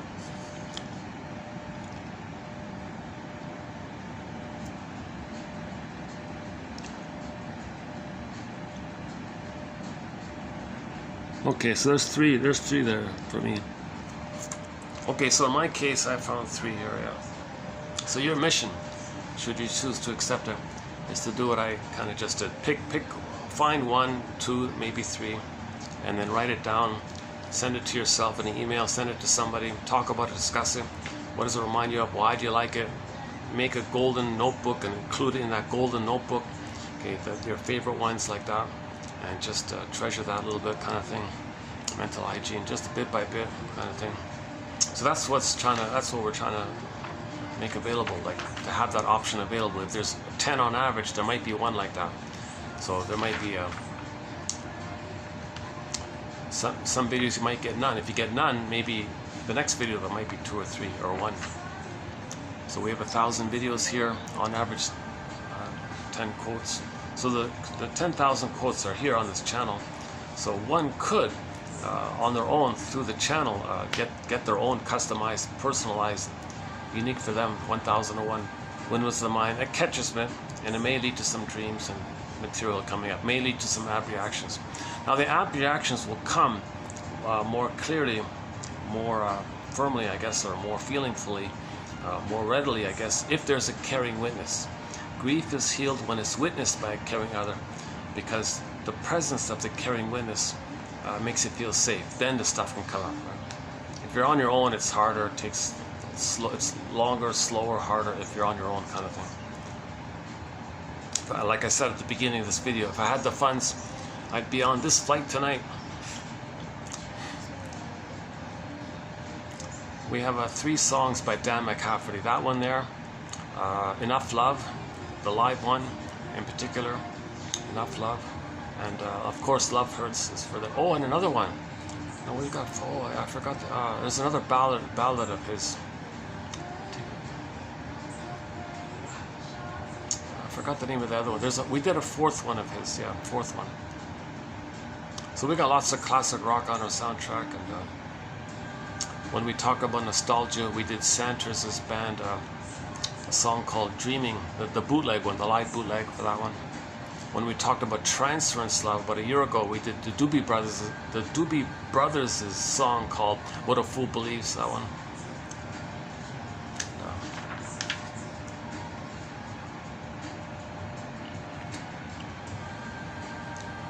It's a simple song, but the message is pretty basic. First the rain, then the rainbow, right? So Vonda Shepard has the line, the happiness that you're looking for, the joy that you're looking for, well, first you got to get the 100 tears. It's 100 tears away, the name of the song, 100 tears away. Then you get the joy. So in the first film, first joy had to come, then, first sadness had to come. That's the morning, then the joy comes. Likewise, in this sequel, sadness came to the console first, then the joy can come at the end. So it's the same basic message, right? First you gotta admit the truth. The painful truth will upset you free. You gotta. The work of mourning is about remembering, not repressing. That's what pathological joy did. Repress. That's why the sense of self was unstable like that. Then anxiety came on, and you got an anxiety sense of self. They're both in reaction to the splitting mechanism. Either or, mother's a goddess or a demon, and you're special or devalued by that. Yikes! Now you gotta see yourself as a human, and mother's a human. To see yourself as a human, you gotta see your mother as a human, because unconsciously, a lot of people see their mothers as either a goddess or a demon, and they flip it around. So you gotta forgive your mother. You gotta get the story. To see your mother as a human, you gotta get her story. Rosanna Deerchild. The more I learned of my mother's story, the more of a person she became to me. Springsteen again, Independence Day, Toronto, YouTube, intro. You gotta get the key, okay? You gotta get the key.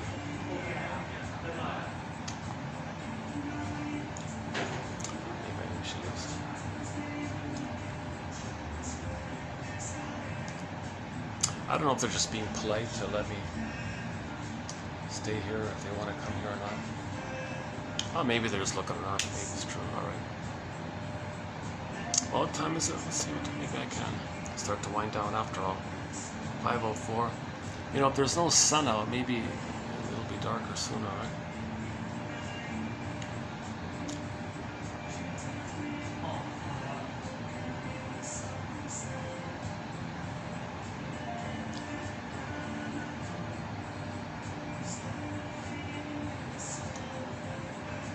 I got a feeling they want to do something here, but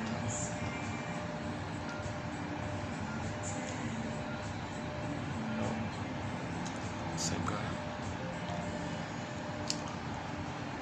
Okay, where are we here? Yeah, so we have two songs by the singer Vonda Shepard, 100 Tears Away, and her famous hit, Searching My Soul, the theme song for Ally McBeal.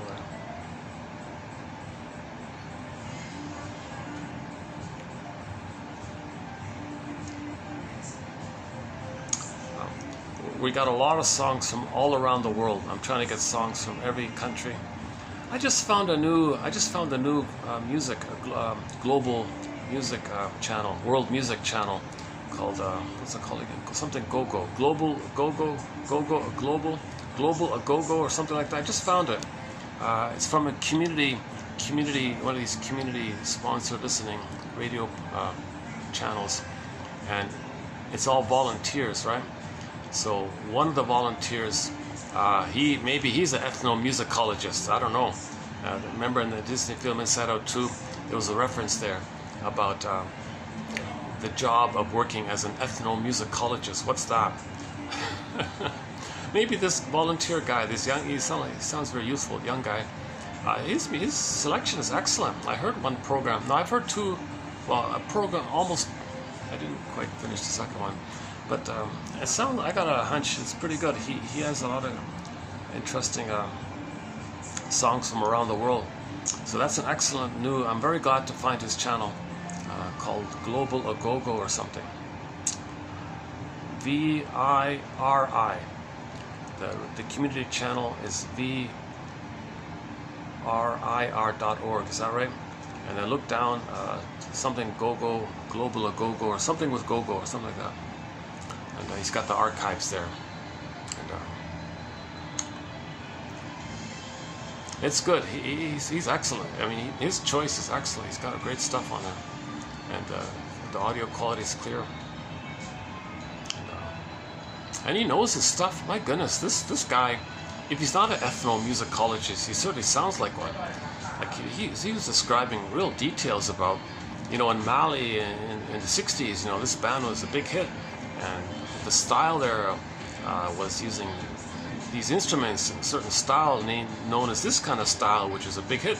So here's a song from that era in Mali in the 60s, during the time when this genre was popular in this area, or maybe even in this area of Mali even, or something. It's really detailed like that. Oh my God. And the next song would be, oh yeah, well in the 90s, in Tanzania, and this ethnic group has a certain style, and we'll play a song from this. This is off their album such and such or something. And he finds songs that are not even like formally on CD, that they were posted on the internet.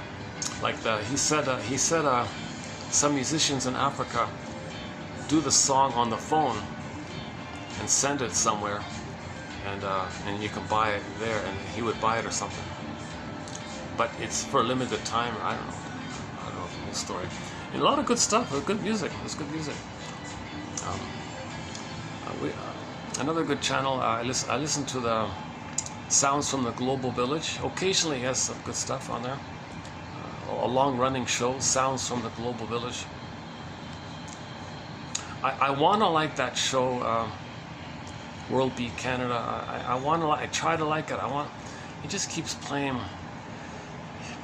His taste is different from mine. He plays a lot of tacky, B-grade, Latin kind of stuff. Once in a while, he'll play a good song, but I kind of, I don't know. I want to like his show, but I much more prefer the other two ones just mentioned, Global Go-Go and Sounds from the Global Village. But there is a third option, World Beat Canada. I forgot the guy's name. Actually, I did find one song from him on our soundtrack, a song called Rakia Su Kataman, by the Turkish band Altın Gün. It's a good song. I'm talking about. So he found this band Altın Gün, who does covers of old Turkish folk songs.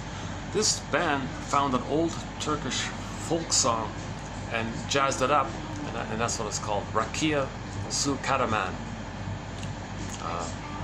Great. I played it a few times. That's a fun, upbeat song. Just by chance, I found a song called When the Boss Is Coming by Oma Wumi from Nigeria, is that right? Omawumi, When the Boss Is Coming. That's one of these super fast techno thumping songs. Our first song of that type on our soundtrack. I don't really go for that kind of super fast, but for some reason it flowed okay for me, so I included it on our soundtrack for fun. I mentioned the Happy Days episode, season 8, episode 21, entitled Mother and Child Reunion, when the Fonz thought he met his mother, waitress. That waitress was played by an actress/singer named Janice Page. I looked her up, and she had her own sitcom called It's Always Jan, and in season 1, episode 4, which is the only episode available, I wish they'd post the rest of it, she sings in that episode a song called I Feel Like a Feather in the Breeze. A Feather in the Breeze. Fun little, cute little, upbeat, cheerful little song, lighthearted song, Feel Like a Feather. So we could say Joy Riley at the end of this, when she was healed, she felt like a feather in the breeze. She was relaxed, she felt light, that kind of thing.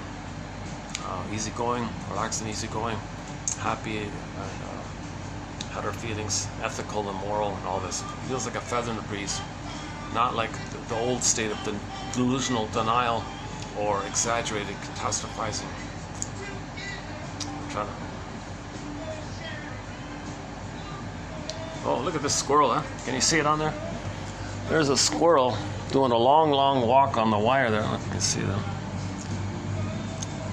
Does it show up there? No, you're not going to see it, eh? No, you're not going to see it, okay. He's doing a long, long walk on the wire. He's still on.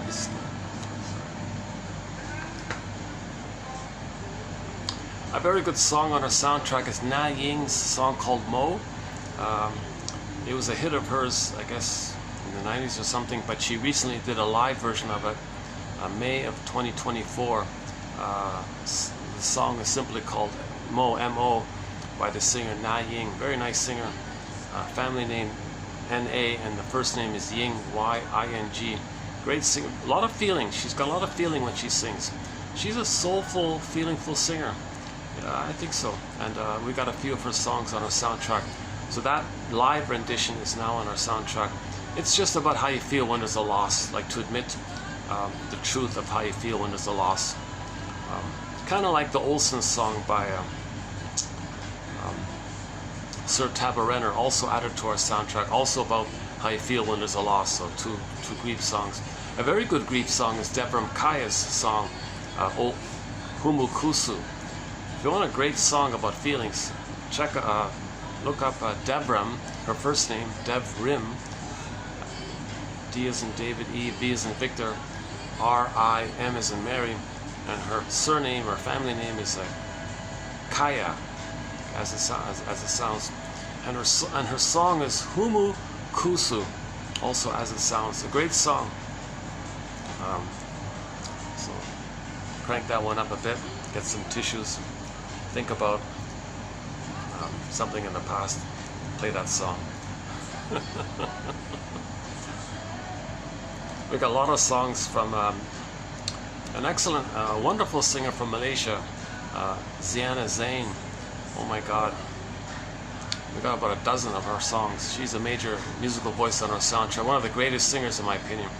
My personal, humble opinion, she's in the top three. She's up there with Pavarotti, and I think she's way up there. She's a great singer, incredible singer.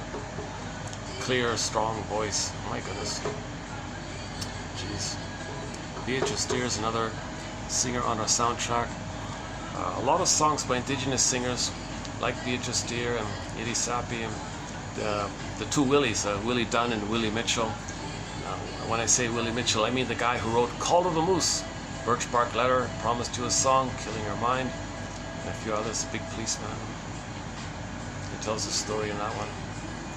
The Cashton Band and Eastern Owl, Kayla Lynn Johnson's song Gentle Warrior, and Susan Aglukart and Jenny Luzon's Broken Spirit, Sylvie Bernard's Je te destiné, French, sung in French, I think. Brian Andre, underappreciated singer. We got about 5 or 6 of his songs on our soundtrack. Robbie Romero, one of his famous Heartbeat songs on there.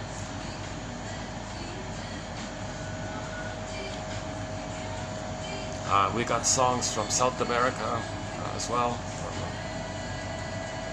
From Peru, a guy named... the song is called Splendor in the Mountain, a flute song. Indigenous singer also. Splendor in the Mountain. Purizaka Suricani, something like that. One from Brazil. Zaz is on our soundtrack, a live one called Ebule Parini. But the live one she did in, I think in Rio de Janeiro or Sao Paulo, somewhere in there. What about the live one? That particular live one in particular, that she really belts it out there, like really as clear and loud and energetically emotional as it gets. That's the best rendition of it. The studio's fine and all that, but that particular live one, she was in a good mood. She really let loose that one there. Zaz, yeah. Streetheart is on Kenny Shields from Streetheart. Oh, well, there's a classic rock band named Streetheart, and Kenny Shields was the lead singer of it. Now it's a pitiful, don't bother, ridiculous, unbearable cover band. Forget it, don't listen to it now. But when Kenny Shields was the front man, it's great music on there. We got Star, Storyteller, What Kind of Love Is This, and many others. Okay, the classic rock section is immense. I could spend a whole hour talking about the classic rock section.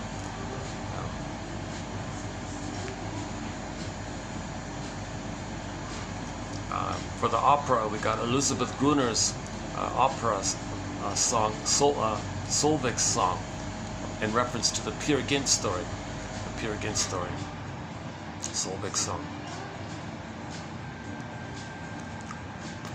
The soundtrack to the Odyssey, 2 songs from there by Eduard Artemiev. Calypso and the finale. That's a great one. When I say it, the Odyssey, I mean the TV series one, starring Armando Sante. That one, a great one. If you're gonna watch the Odyssey, I recommend that TV series with Armando Sante. Better yet, if you can get the VHS. I know it sounds ridiculous, but because when they moved it over to digital, they took out many of the key scenes, like the sirens. That whole scene with the sirens and tying himself to the mast and the wax, and that whole key scene, they took that out. And also another key scene they took out. I can't believe it. But still, if you can't get the VHS, still watch what's available, the DVD. So the Odyssey is like one long dream. It's all metaphor, right? Myths and fairy tales are metaphors. Every character in a myth or a fairy tale is a personification of some inner element, something about us, like that, right? In the Inside Out film, it's pretty obvious, right? Every emotion is emotion for inside a person, not outer separate characters within. That's pretty clear like that, right? See, in the myths and fairy tales, the motifs are the same all around the world, like goddess and demon, right? Good fairy, bad witch, this idealized, wonderful, helpful one, and this one that's hurting you. That's what's going on in the baby's brain when he's traumatized. He thinks the mother's a monster, wants to eat him. That's code for he's enraged, he's hungry, thinks the mother's that. So he's reacting to his own projection like that. So that's why it's called the paranoid side of it all. He projected his elements onto the mother, thinks the mother's that. So that's called the paranoid schizoid position by Melanie Klein, another major topic in our collection here. But the positions. Well, the coffee is, wow, that coffee, that was a strong coffee. I'm still running on the coffee. You know, it's funny, if I have guava juice, I could do a 10-hour video and still feel refreshed. But if I have one coffee, I get a little extra jittery. About an hour, then I kind of crash a little bit, right?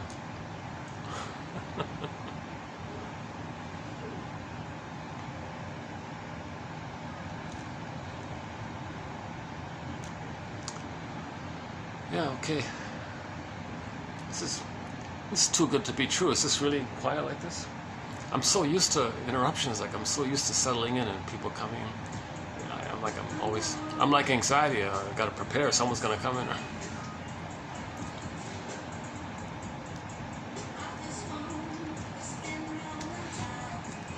But what we see in Inside Out 2, that's the ideal. That's what we're looking for. We're looking for that return to our authentic self.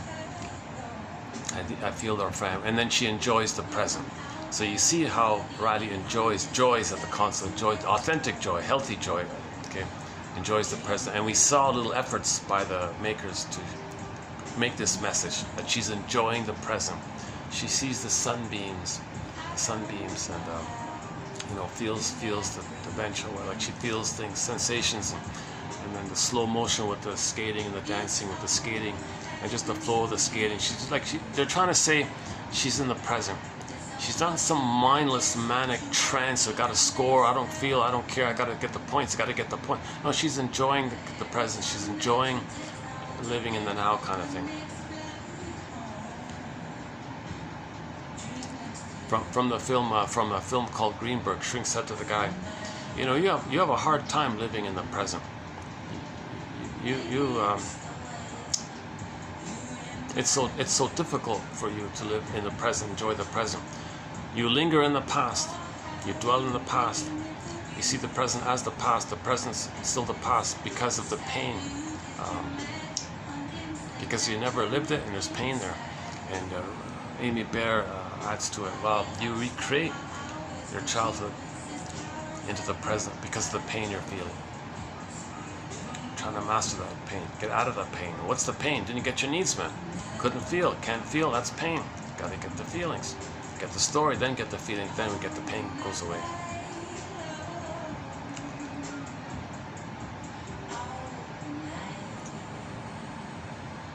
Okay, should I wind it down here?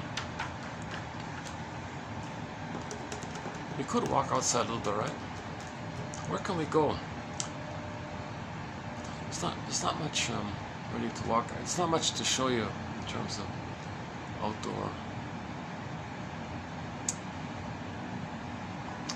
Yeah, I could walk behind these buildings. Yeah, I noticed.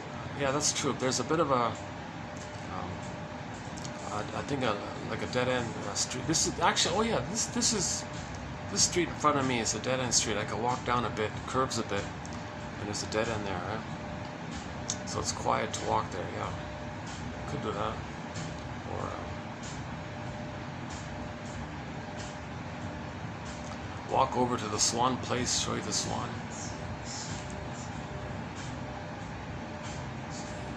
That nice Swan Place had a mishap, unfortunate incident during one of these recent thunderstorms. A massive tree collapsed on the roof of the place. I felt sad for them. Yeah.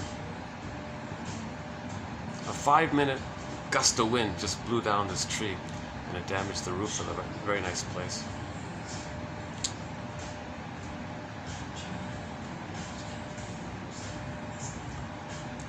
Yeah, in the next video I'll show you the update, what happened to it.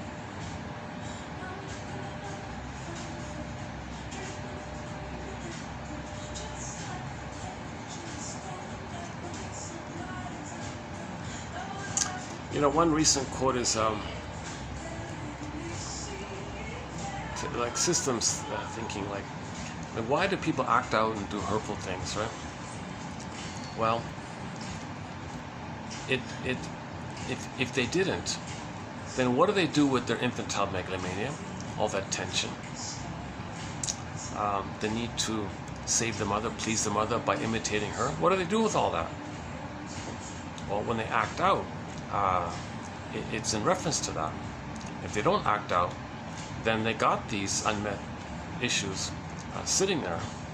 So acting out is like a kind of a meets that neurotic need. Those neurotic needs are kind of met for the time being. That was one idea of his, right?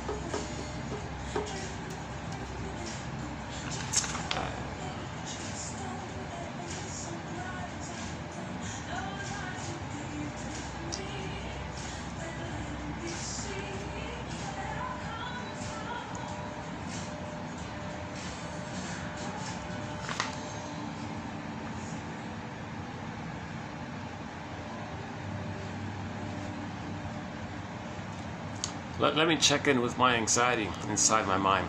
Hey, anxiety. Yes, I'm here. Well, how are we doing here? I'll tell you the truth, I'm not at the console. You're not? Yeah. Enwy's at the console. Oh, really? Oh, okay. Enwy, what's going on here? Well,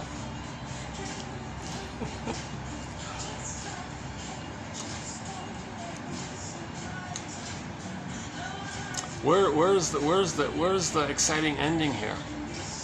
Oh, you're bored, are you? Oh, I'm sorry about that. Yikes. Hey, anxiety. Come on, take over the console.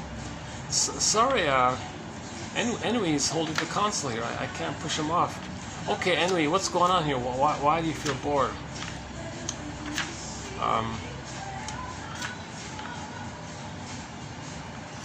That's a good question.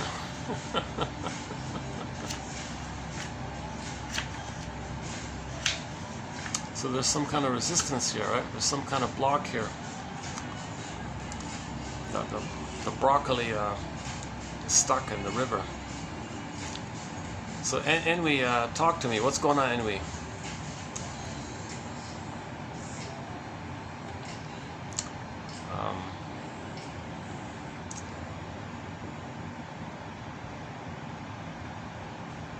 Go on. I can't hear you. So what would Enwy say here? She's the one that feels a little kind of bored or something. I feel like that's a little bit me now. I don't feel the enthusiasm to look for a happy, like to go for a walk or do some exciting thing. Why do I feel a little? Actually, I feel. Wait a minute. Embarrassment's at the console. Hey, embarrassment. Because I feel a little embarrassed now for some reason. Embarrassment, you're at the console here. What's going on here? You don't know. You're not finding a happy ending here, and you're embarrassed now. Yeah, that's true. That's what's going on here. So, embarrassment, do me a favor. What do you want, embarrassment? Well, I'm related to your esteem here as well, right? So I feel like your esteem is kind of a little shaky in this moment here. Yeah, that's true. I feel a little embarrassed. You're right. I do feel embarrassed. What came up? Okay, so let's work with this. So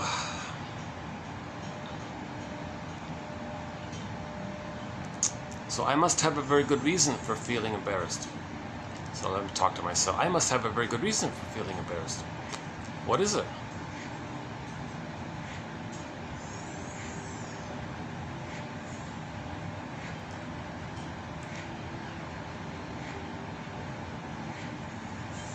Doing this alone? Doing this alone. So what's the hardest thing about doing this alone?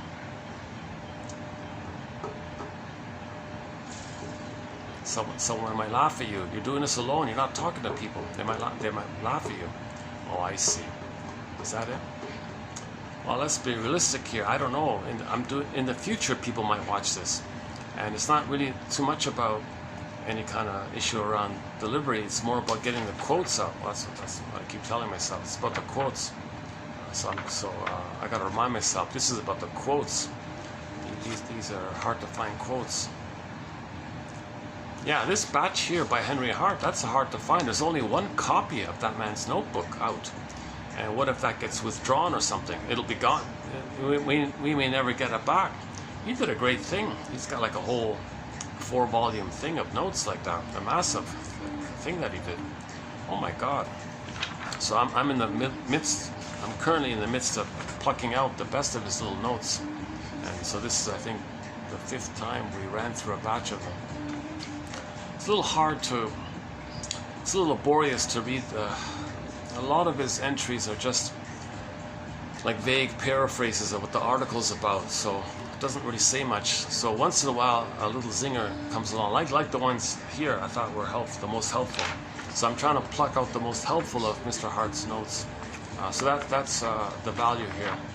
So why am I embarrassed? I'm sharing something very valuable that may get lost. So I'm doing something valuable. There's my esteem. Okay, so embarrassment can step back a little bit. But embarrassment's still hovering around.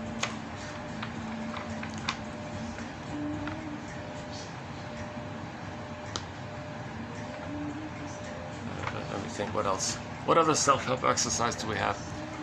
What's the hardest thing about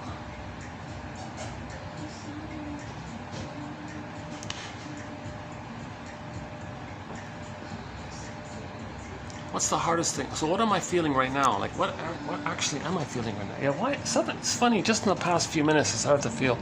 Maybe when I was talking about going for a walk at the dead end, was that it? at the cul-de-sac or something. Why was I feeling?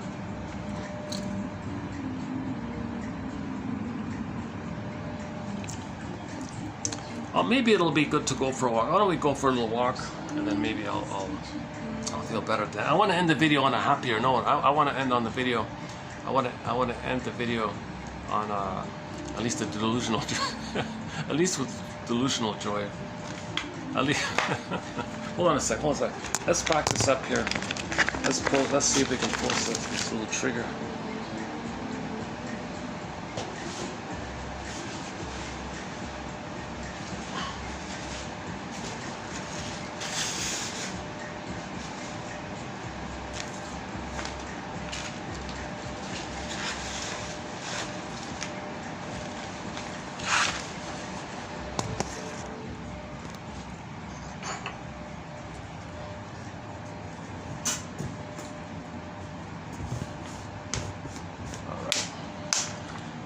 Okay here.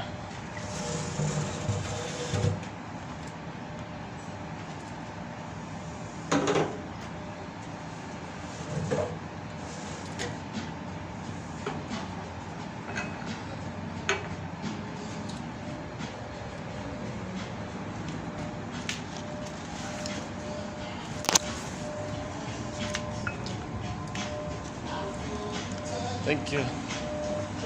That's great. Good coffee. Thank you very much. Thanks very much. See you next time. Yeah. See you. Thank you very much. Yeah, it was very nice. Very nice. Thank you. Have a good day. Yeah, you too.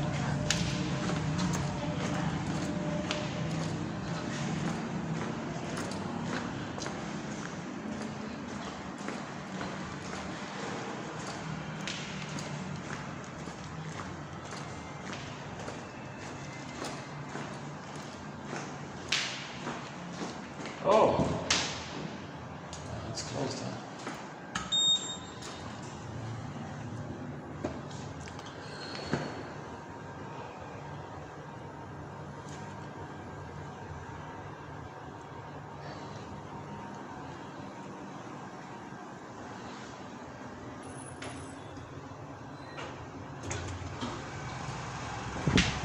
Lift กำลังลงค่ะ going down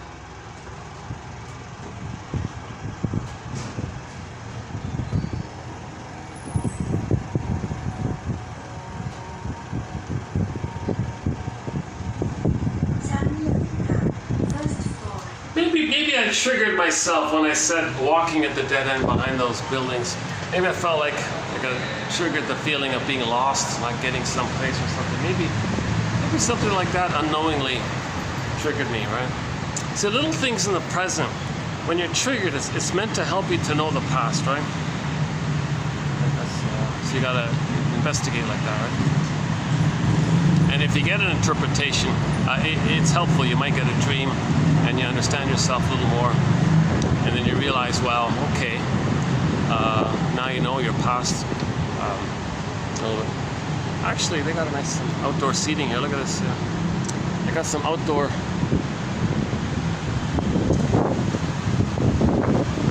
Expensive, but hold on a second. Hi there.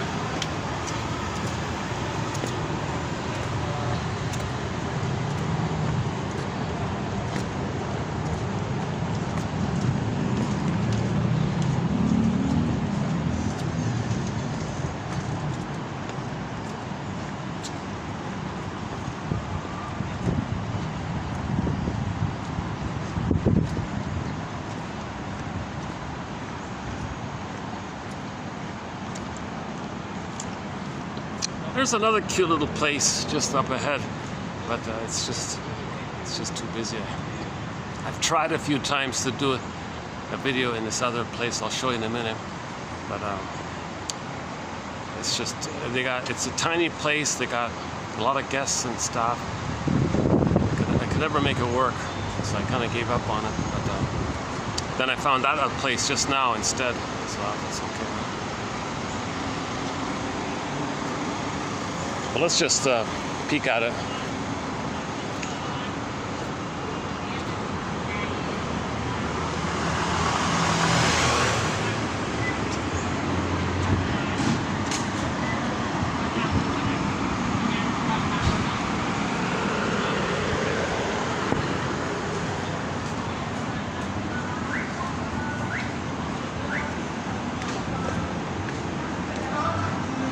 This is the pelican place, right?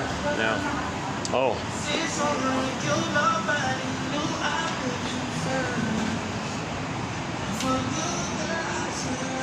Oh, they've changed it. Oh, wow. That's the pelican. Yeah. That's this bit. I see. It's nice, eh? Yeah.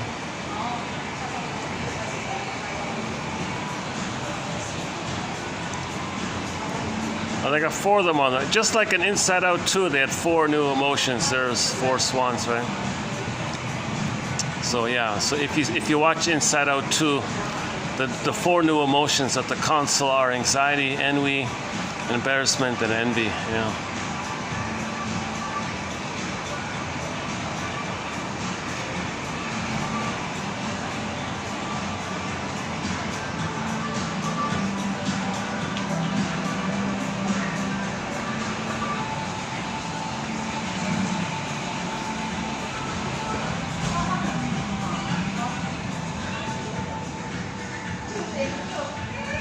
Well, if I do sit here, I gotta buy a drink, man.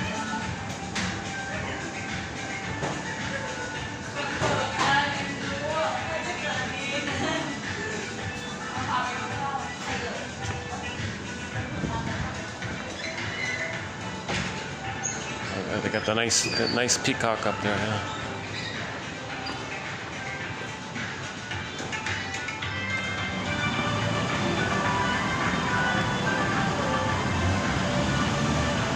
Oh, the flamingo. Did I say pelican?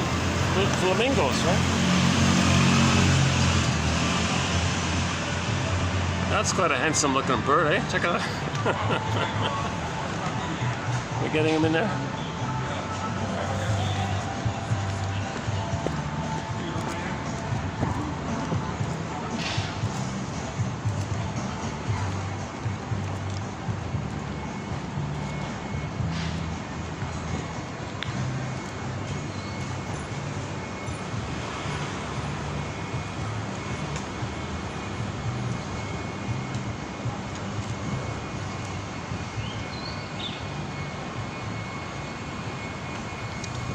This is the dead end.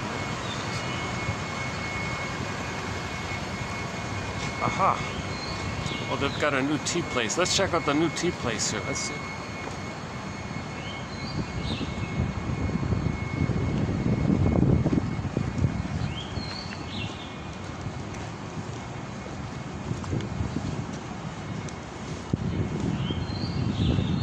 Well, let's go to the nice flowers. Why don't we end up there with the yellow flowers? Oh, there's the tea. Yeah. What about seating? Do we have much seating? It's one of these little mini kind of places. Huh? No, I couldn't do a video in there. I'm always on the lookout for venues, right? That place is too small.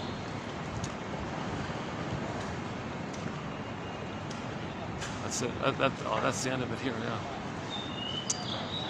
I don't want to freak out any of these. These residents, they might be annoyed by all these people coming here like this. Can we get the flowers in? Are we getting it in? The flowers?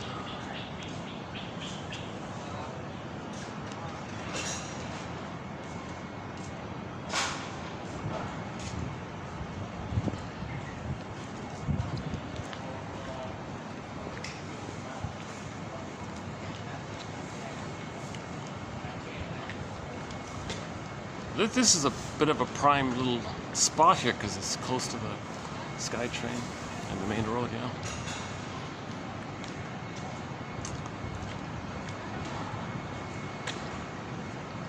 Any final thoughts here? Yeah, I'm still trying to process my accidentally triggering myself with the image of being alone, walking to the dead-end street.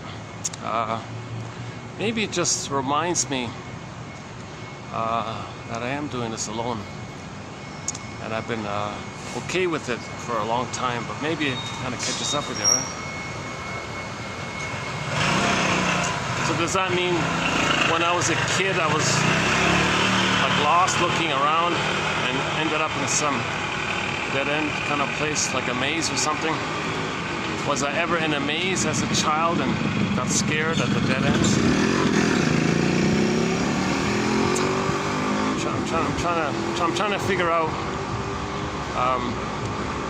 the link between the present and the past, right?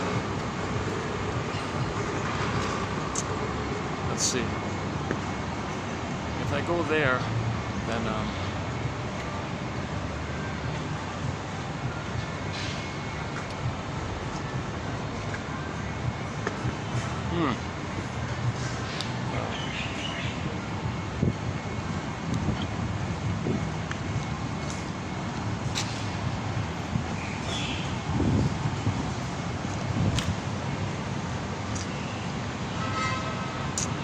let's just wrap it up here, maybe. If I go in there, I gotta buy a drink, right? Well, anyways, the quotes are posted below. I thought today's discussion wasn't too bad, really. I feel like this is one of the, you know, in the better half end of the videos. We've done a lot of. I've done a lot of. If you think I'm anxious doing these videos, it's an improvement from when I started. So that's a work in progress on my end.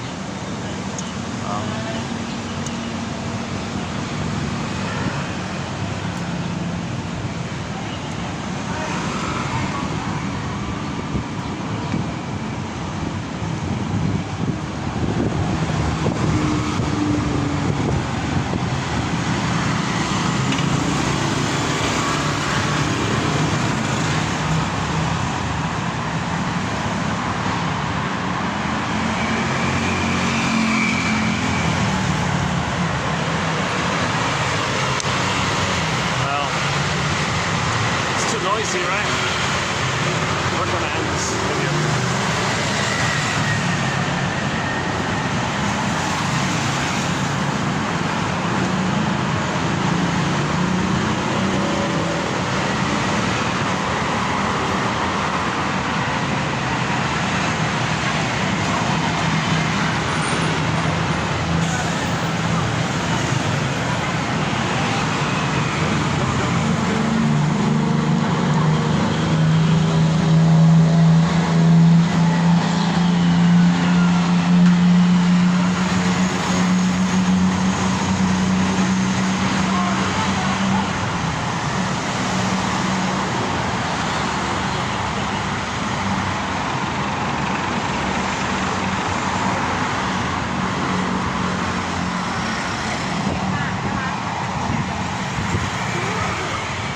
Okay, there's a little mini, there's sort of like a little mini indoor thing just up ahead. So let's go there and wrap it up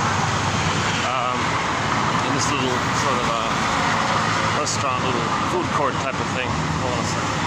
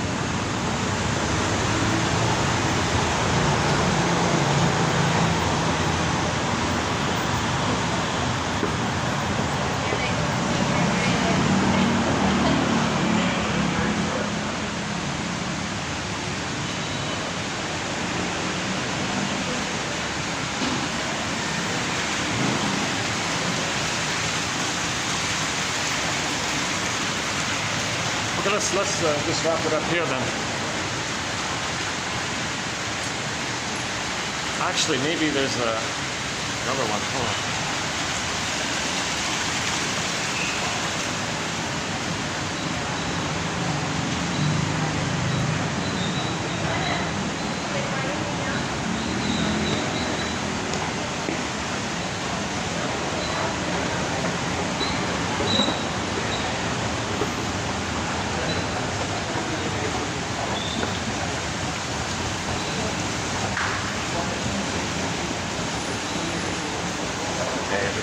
fewer people up here. Yeah, let's wind the video down here.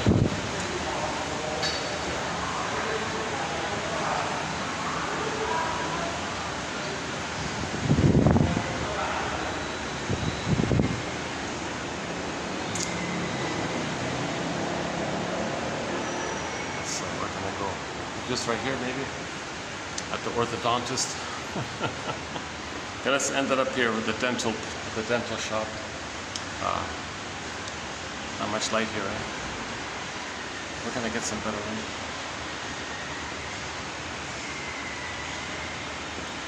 Well, as usual, I want to see if I can end the video on an upbeat note, some kind of fun note, with a little Joey jumping up and down with the confetti. I need that pouchy. I remember that they introduced a new character called Pouchy. This flying little pouch or something, and it would offer people things. I don't know if it's a real character from something else or something they just made up.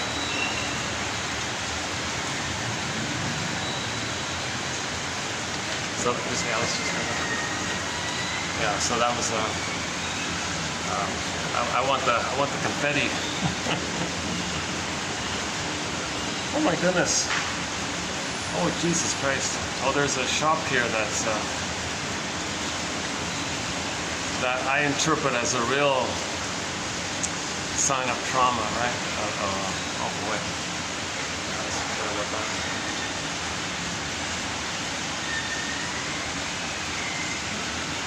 Oh, there's a similar type of shop here. Oh, in front of me there's a hair transplant. Oh my God. Yeah, I just accept it. Yeah, how much I can do this. Is it better lighting? Is the lighting better here? Yeah, okay. Let's do this. I heard one theory on YouTube. Some guy on YouTube was saying that if children eat too much sugar, it siphons the water from the follicles to deal with the process, to help process the sugar. So the follicles dry out, the hair falls out. I don't know if it's true or not, but it's possible. I thought, why not? It's possible. It's as good as theory as any of why a man loses his hair, kind of thing. Oops. Oh, yeah, sorry, let's not do that.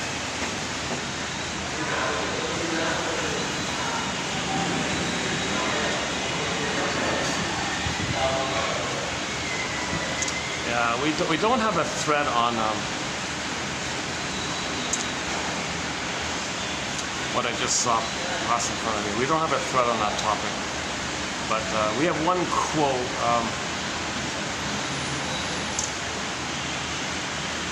About the fantasy that somebody can internalize a symbol of support.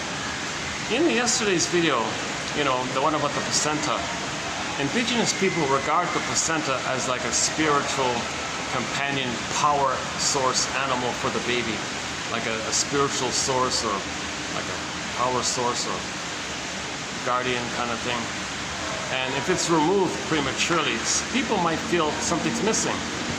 So they may search for an attempt to internalize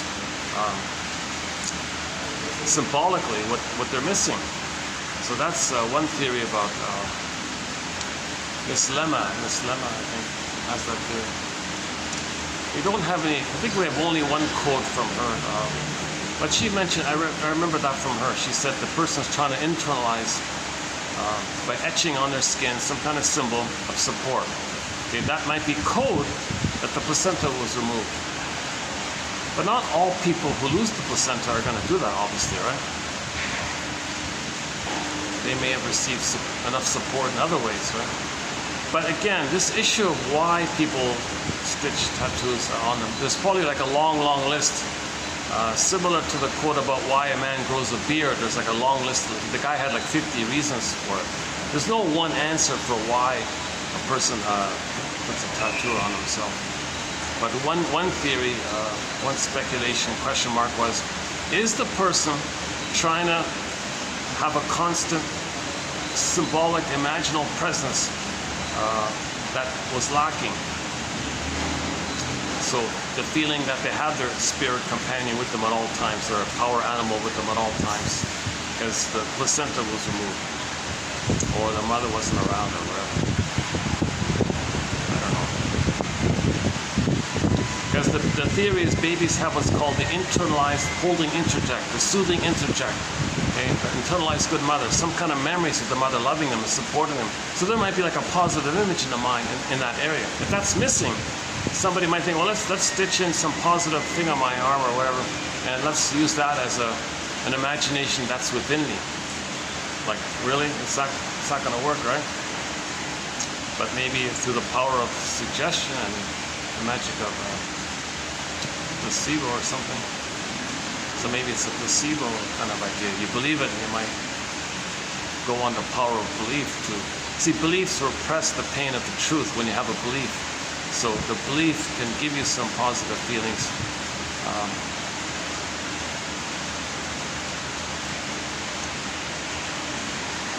Yeah, I don't know. Hopefully somebody will write more about it. Oh, this is, yeah, look at this place here. This is interesting little mall here. They got a variety of types of services. Some healthy, some maybe not so healthy. Right?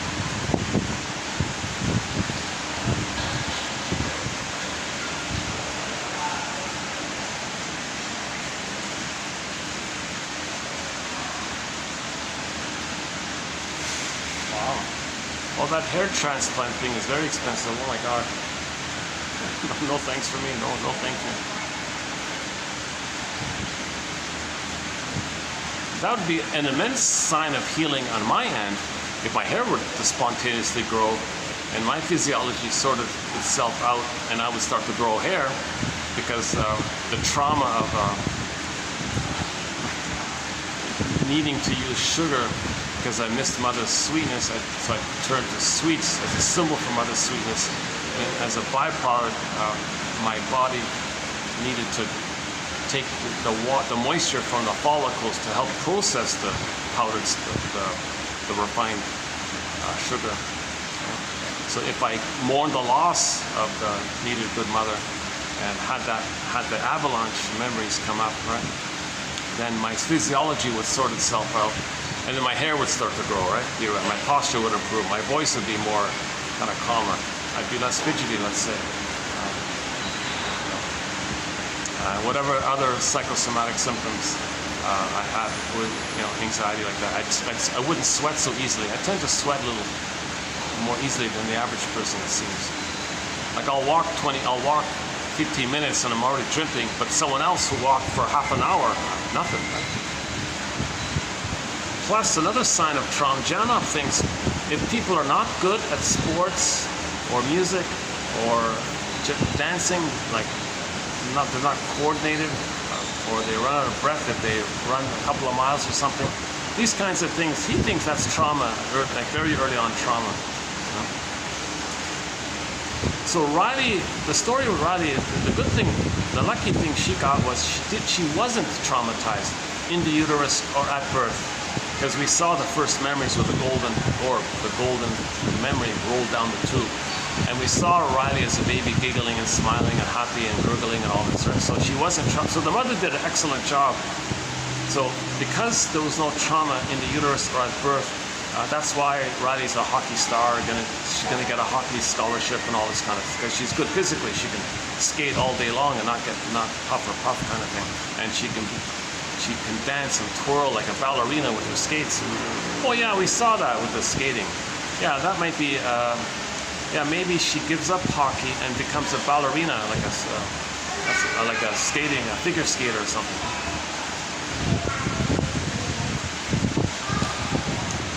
That might be more in line with self-expression. Right?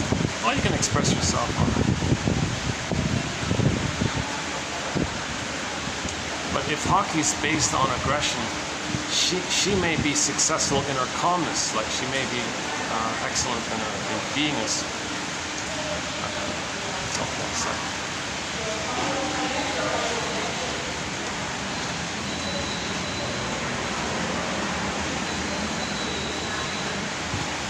Let me change another spot here. Yeah, hold on a second. Let me change it.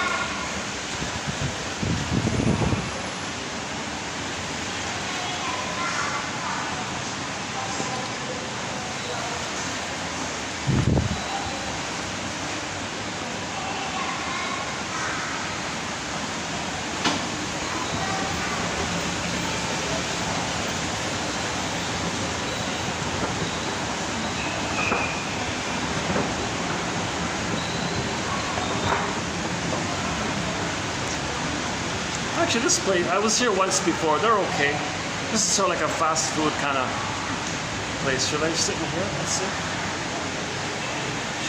Should I go in here? How much is a drink here again? Let me check out. Yeah, why not? Let's.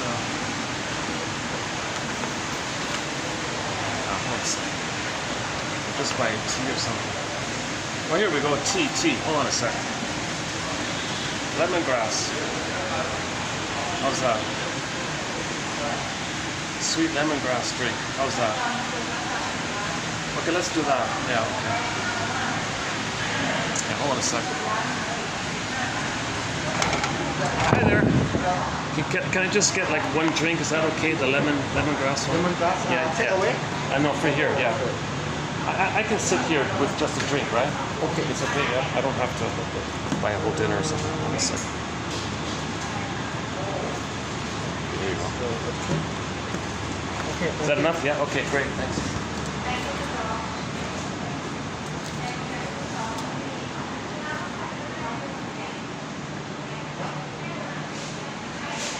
Well, that's a, yeah, this is usually busy. Today it's not so busy. Look at that.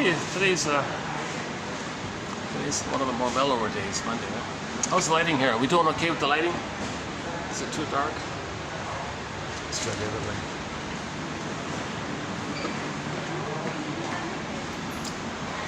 Is the lighting better here?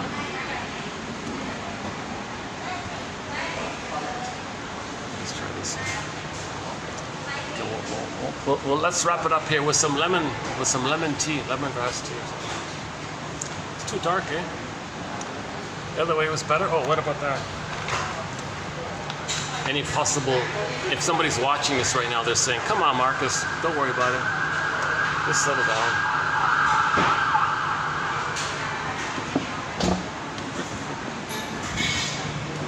See, the good thing is I can block the view from the staff there.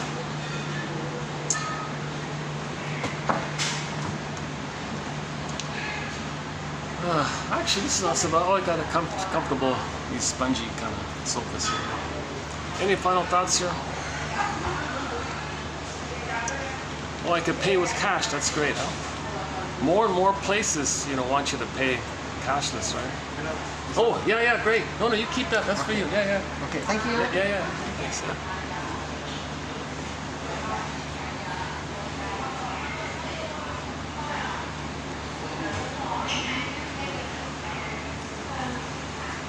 So I have a little bit of freude in me. I feel a little pleasure if the waiter is happy with the tip or something. Right? Yeah, great. Yeah. Okay, thanks a lot. Thank you. Okay. Oh, that's okay. No, that's okay. You can keep that. Thanks. Also, oh yeah. So there's my lemon. My lemon drink. Oh, it's nice and cool now. Oh, he gave it to me to go. Oh, wow, that's okay. Gotta help save the environment, huh? 10 billion tons of plastic have been dumped into the ocean already. Can you believe it? Not 10 tons, not 10 tons. 10 billion tons of plastic have already been dumped into the ocean. Now they're saying it's messing up with the corals now. And the corals help buffer the waves. Now, if the corals are dying, there'll be greater waves, they're saying now. Plus, it's going to mess up the water vapor issue. So, hold on a second. Let me take a. To Riley, to Pete Doctor and his team. Way to go, Pete Doctor and your team. You did a great job with Inside Out too. I love the show, and yeah, thanks for giving us your show and all the hard work involved in it. Way to go, Pete Doctor and Kelsey Mann and the whole team, and Carmen. So I forgot the last name. Carmen something. Yeah, and thanks for giving us a visual of the unconscious. Not too many people have done that, I think. So it's a clear, fun visual, and I find it kind of allowed me to link some of the jargon to the visual, which I tried to do in the last video and a little bit also in this video actually as well.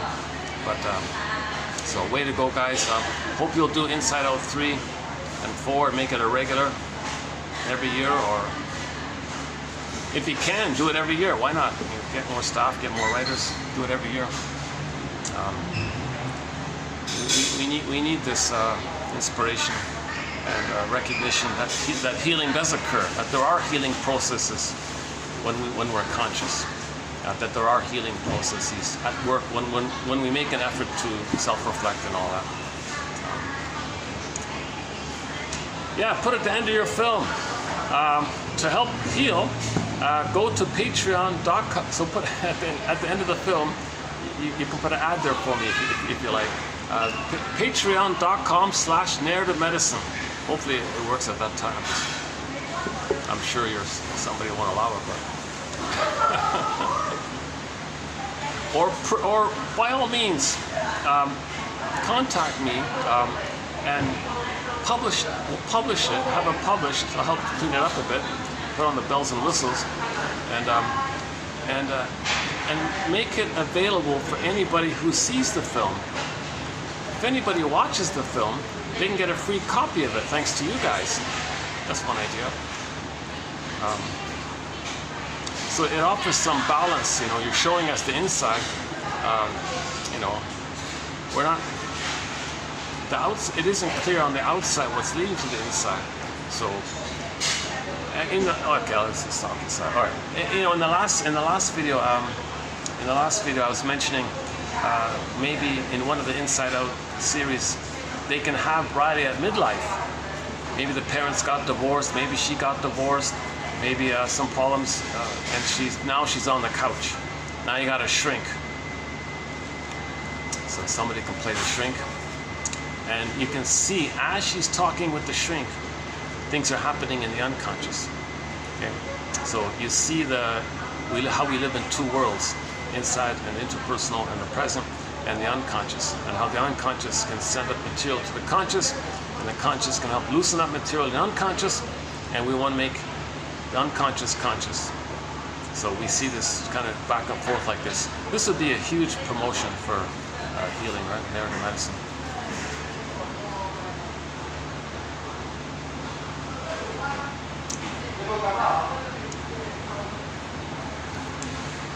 What else? Well, that's a thought. Maybe at this time it's quiet. Usually this is a popular little kind of place here. It's very convenient. It's affordable. It's got the little benchy kind of set up, right?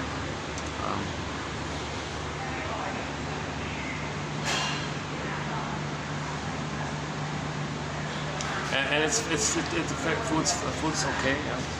It's a good value. It's a good sort of kind of nice balanced value kind of place. Yeah. Maybe I should come here more often. Yeah. It has like a laid back, homey kind of feel, like it's been around for a while. Like it's obviously a couple of decades. It's been around for a while. Prime location, got a window view. That's a good little spot here. Yeah.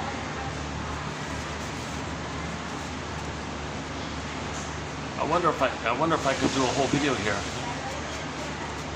Oh my God, I'd save expense. I would save. This is less than half the price of a coffee, right? And in some places, this is a third of the price of the coffee. This lemon, this ice. It's basically ice water with a little bit of a Where's the tea part? Was it in there? I thought it was going to be like real tea, like real leaves and all that. It seems to be maybe some kind of flavored thing or something. If it's just some sugared flavored thing, I'm not going to drink it. I lost my hair already. You know, that guy's video influenced me. I'm way more mindful to not eat sugar if that guy's theory is true. And it kind of makes sense, right? So I don't eat any, I keep sugar to a raw minimum, right?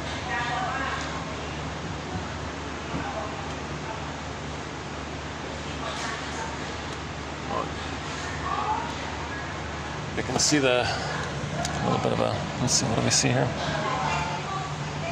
Sunset there, yeah, what is that? What's that? Yeah, the sun is setting on the west, yeah, that's west. The sun is setting over there.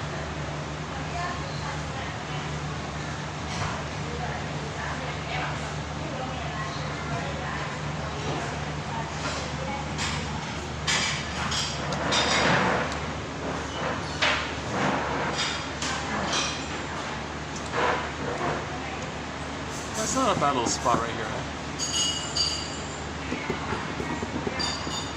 Maybe this will trigger a dream in me. This reminds me of like in childhood going to like the Howard Johnson's or something like that, right? One of those kind of places, right? Or Swiss Chalet, yeah, Swiss Chalet. This reminds me of Swiss Chalet a little bit, right? Those kind of places, those old kind of 70s, those old 70s kind of places.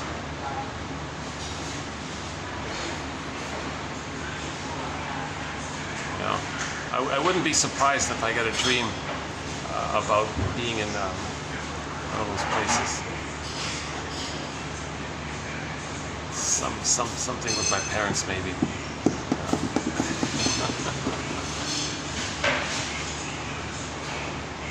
And maybe it brings up some positive feelings that you couldn't accept at the time. Maybe later you can now accept it, right? So we don't only repress negative feelings, we repress positive feelings if we're afraid to have the positive feelings. But maybe when you're older, you can now accept your positive feelings. So you want to get these repressed memories up. That's ironic, right? You might have a positive feeling, but you're afraid to accept it, so you repress it, you zoop it away, you eject it away, right? And then you want to come back. Oh, there's a positive feeling in there. But you're afraid of the positive feeling. That's definitely possible. That's definitely possible. Oh, some people are coming in.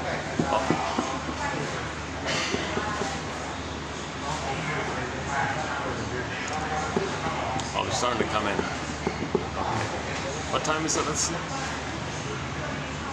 6:09. Okay.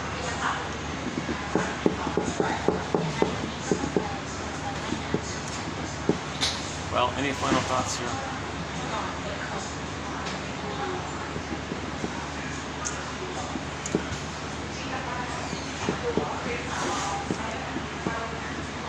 I'm tempted to comment on the body language of that couple 2 benches over.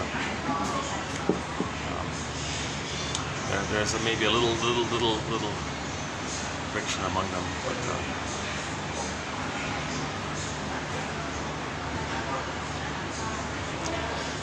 the waiters eagerly standing by to take their order.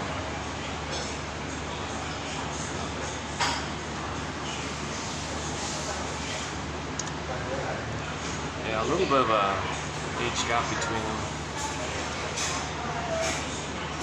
But he's being a gentleman, he's letting her do all the ordering by the looks of it. They're not like sitting face to face, they're kind of on an angle, right? Well, these are small tables, that's part of it. Okay, enough about that. At least they... Or maybe it's not a couple. It theoretically could be a father-daughter, or brother-sister. I don't know. I can't tell. I can't see clearly. We don't have a theory. We don't have any quotes really on the birth order issue. It's an interesting topic because Steve Perry said he's an only child, and he wrote a song about the ambiguity around making friends. So he has a song called Friends of Mine, Friends of Mine. No matter who you are, you can't buy friends with caviar. That song is on our soundtrack, by the way. It's a blues rock song off his second album, For the Love of Strange Medicine, mentioned at the beginning of this video. So yeah, he's an only child, and here he is writing a song about, you know, doesn't matter who you are, you're not going to get friends with caviar. So he's addressing the issue of how does one make friends kind of thing, and that's the theory about only children.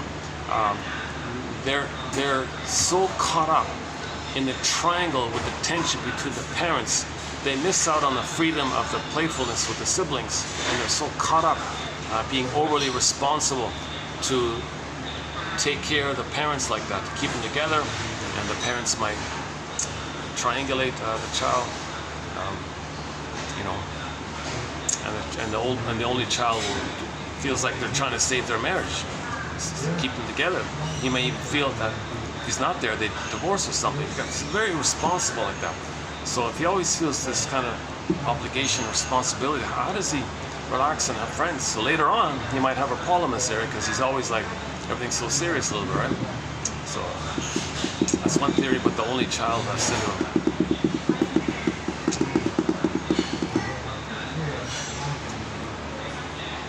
But since they're overly responsible, they tend to be successful at work and career because you can trust them and all this. That kind of, generally speaking, stereotype.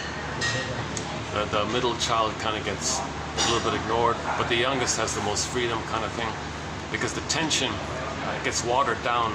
So by the time the parents' anger gets to the youngest, he's kind of free because the previous ones absorbed all the anger between the parents. So the youngest kid often is the happiest, most playful one, right? Again, also stereotype, not a fixed rule. So we don't have a threat in this area. But if you're going to heal your parents, it might be helpful to get their son, identify your parents' birth order. Right? What was the father? Was there sibling rivalry on his end?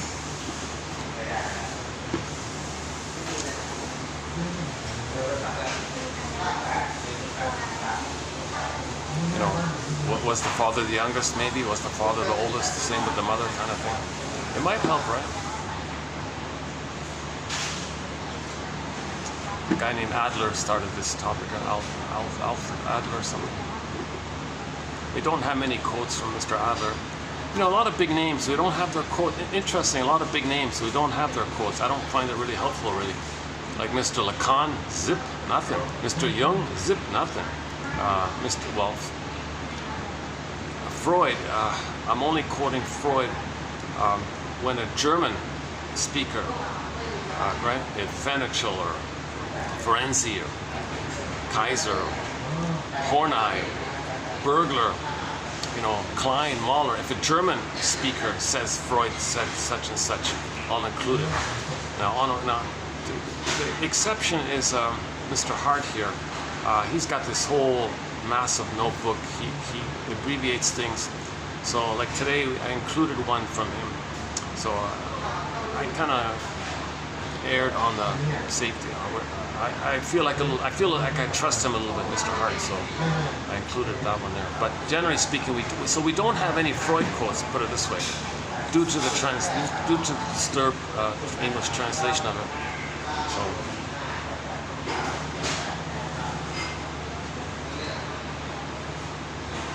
Luckily, there's been a lot of updates, you know, kind of thing. Object relations theory, developmental theory, the Masterson approach at Bergler, Karen Horney, Althea Horner, and Rinsley, and guys like Grotstein and Ogden. Those guys contributed immensely.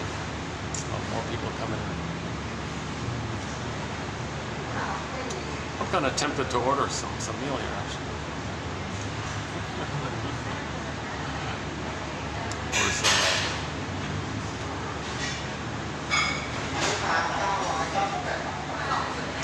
some morning glory, stir fried. You know what I really miss? They don't have any more. I miss the. Oh my God! What I really miss is the. I can't find it anymore. It's been long gone. One of my favorite dishes was purple potato leaf. Is that right? it goes by different names, but basically it's the leaf from the purple potato. It's got a leaf on there. Oh my God! Oh my God! It's like what spinach was for Popeye. That was for me, right? Kind of thing. Can't find it. Can't find it. Another good one was the bamboo, the stir-fried bamboo with something. Yeah. That's hard to find out.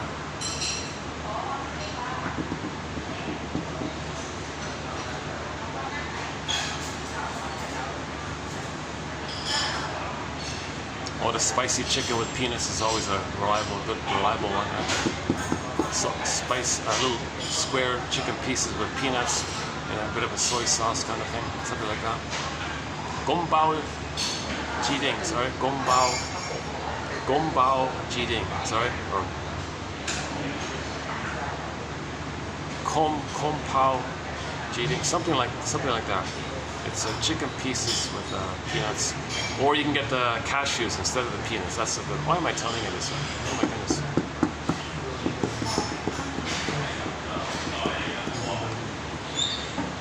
The papaya salad is very nice. Papaya salad with different little things to it. Well, they're all pouring in. Okay, let's just wrap it up here.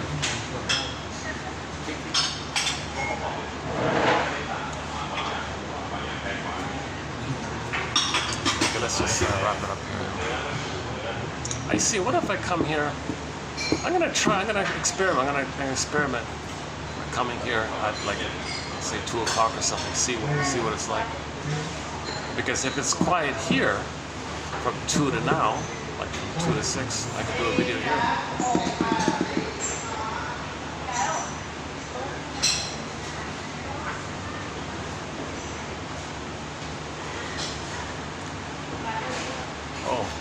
One of the dishes is arriving. What is it? Let's see.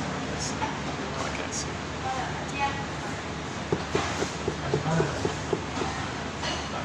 Some kind of breaded type of thing. Maybe some breaded.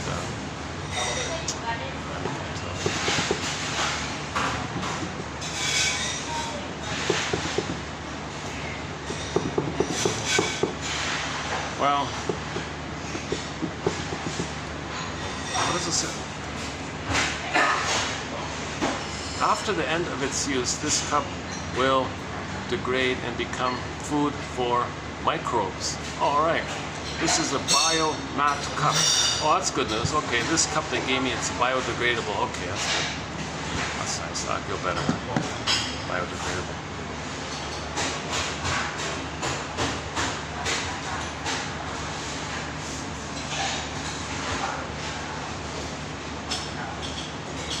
Oh, that's a new one. Yeah, that's a new one, right? Biomat. It's called the Biomat. What's with mat? BIO-mat. Biomat cup. After the end of its use, this cup will degrade and become food for microbes. So this plastic-ish material, they say is biodegradable, and it'll be able to be food for microbes. That's amazing if that's true, right? Like how long? Like how long do you have to wait for that? You gotta wait a billion years? No, no, I'm just kidding. You have to wait a couple of years. It feels like regular. It feels like regular plastic, right? Like it definitely feels like regular plastic. And what's different about this? Degradable, 100% degradable. It says on it. Yeah, okay.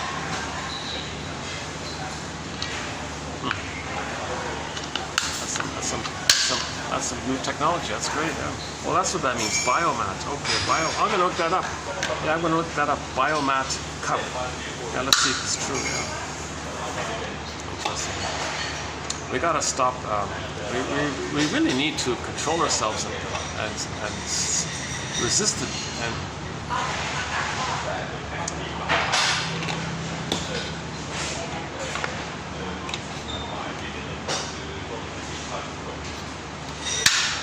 we talked about the howler monkeys dropping dead now from in southern Mexico. The monkeys are due to the excessive heat, they're popping down. The poor monkeys, right?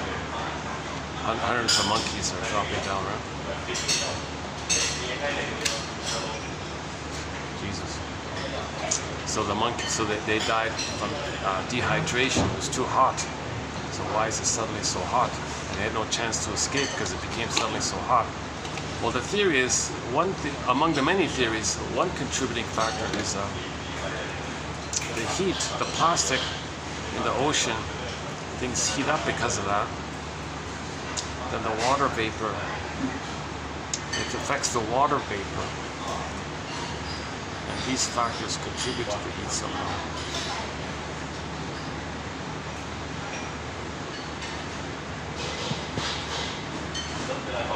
Sorry, my disclaimer. Oh, let me do my disclaimer. I'm not a scientist. Oh yeah, one famous scientist said, a top scientist who did this massive encyclopedia of science about the environment. You know what his concluding sentence was? If I remember correctly, his final sentence from this massive encyclopedia: treat the earth at least as well as you treat yourself.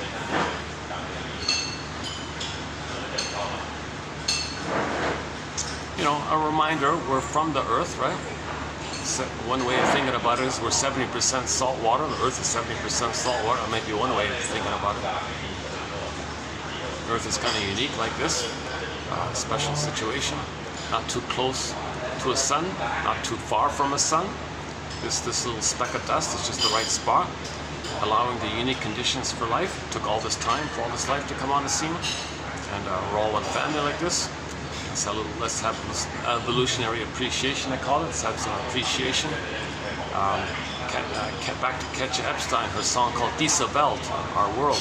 She said in the song, you know, yes, of course, our world may be just this one little speck of dust in the universe, but hey, she said, it's our speck of dust. So what do we want for our children? To play happily on the beach, or to see, dead seals, dolphins, tuna, dying and decaying on the fish. What do we want?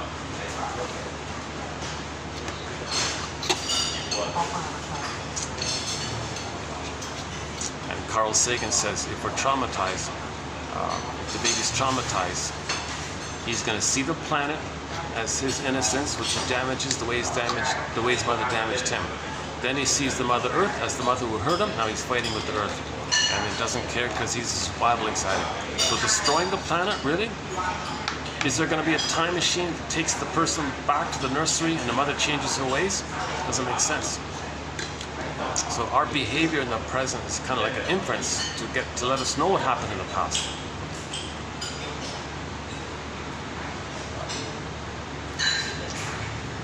Oh, let's let these people enjoy their meals. Maybe I'm talking too loud here.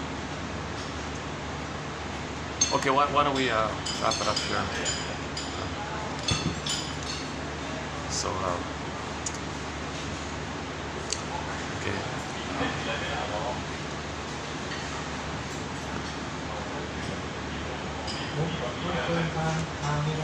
I'll tell you in the next video if this is real lemongrass tea or just some flavored thing.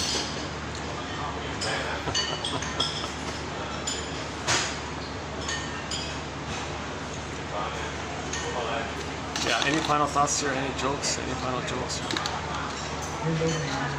One of the co-writers to Inside Out 2 said, hey, are you wanting me as a writer to write about anxiety? Is this a joke? Implying, writers usually have anxiety, and I'm supposed to write about anxiety? Are you kidding me? I had so much anxiety. Well, and I'm going to write about anxiety? Well, that's actually therapeutic to do so, right? It'd be like asking, a person filled with hate, greed, and envy, to write about those things. You might get some awareness. You might get some dreams. Might become aware of himself. Story medicine.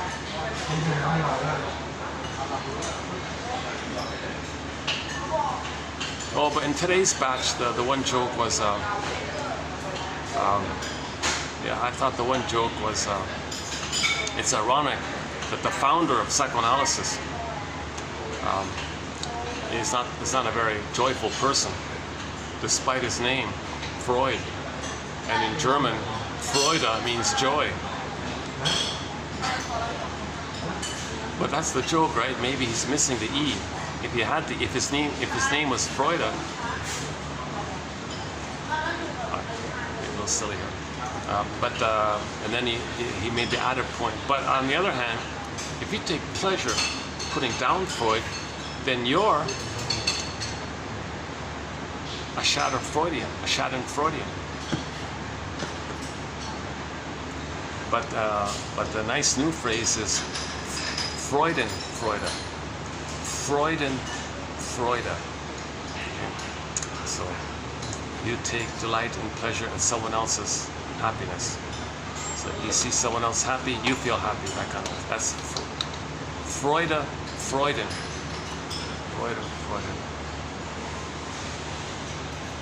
Yeah. Okay.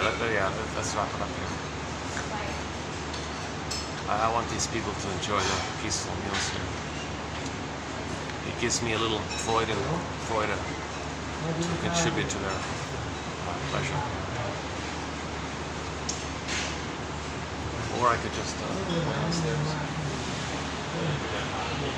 Okay, now let's wrap it up. I think I've talked enough here. Okay, let's wrap it up. Yeah, I don't think I could do this if there's just like a couple of quiet. 1, 2, 3, 4 quiet couples having their meals around me. Yeah, I feel now I'm starting to feel a little anxiety's coming up in me. Hey Marcus, come on. You want people to like you. You don't want to disturb people. Clamp it down here. You're right, anxiety. I'm going to go with you on this one here. Let's shut the video down here for today. For the love of narrative medicine, I'll see you in the next video. Thanks very much.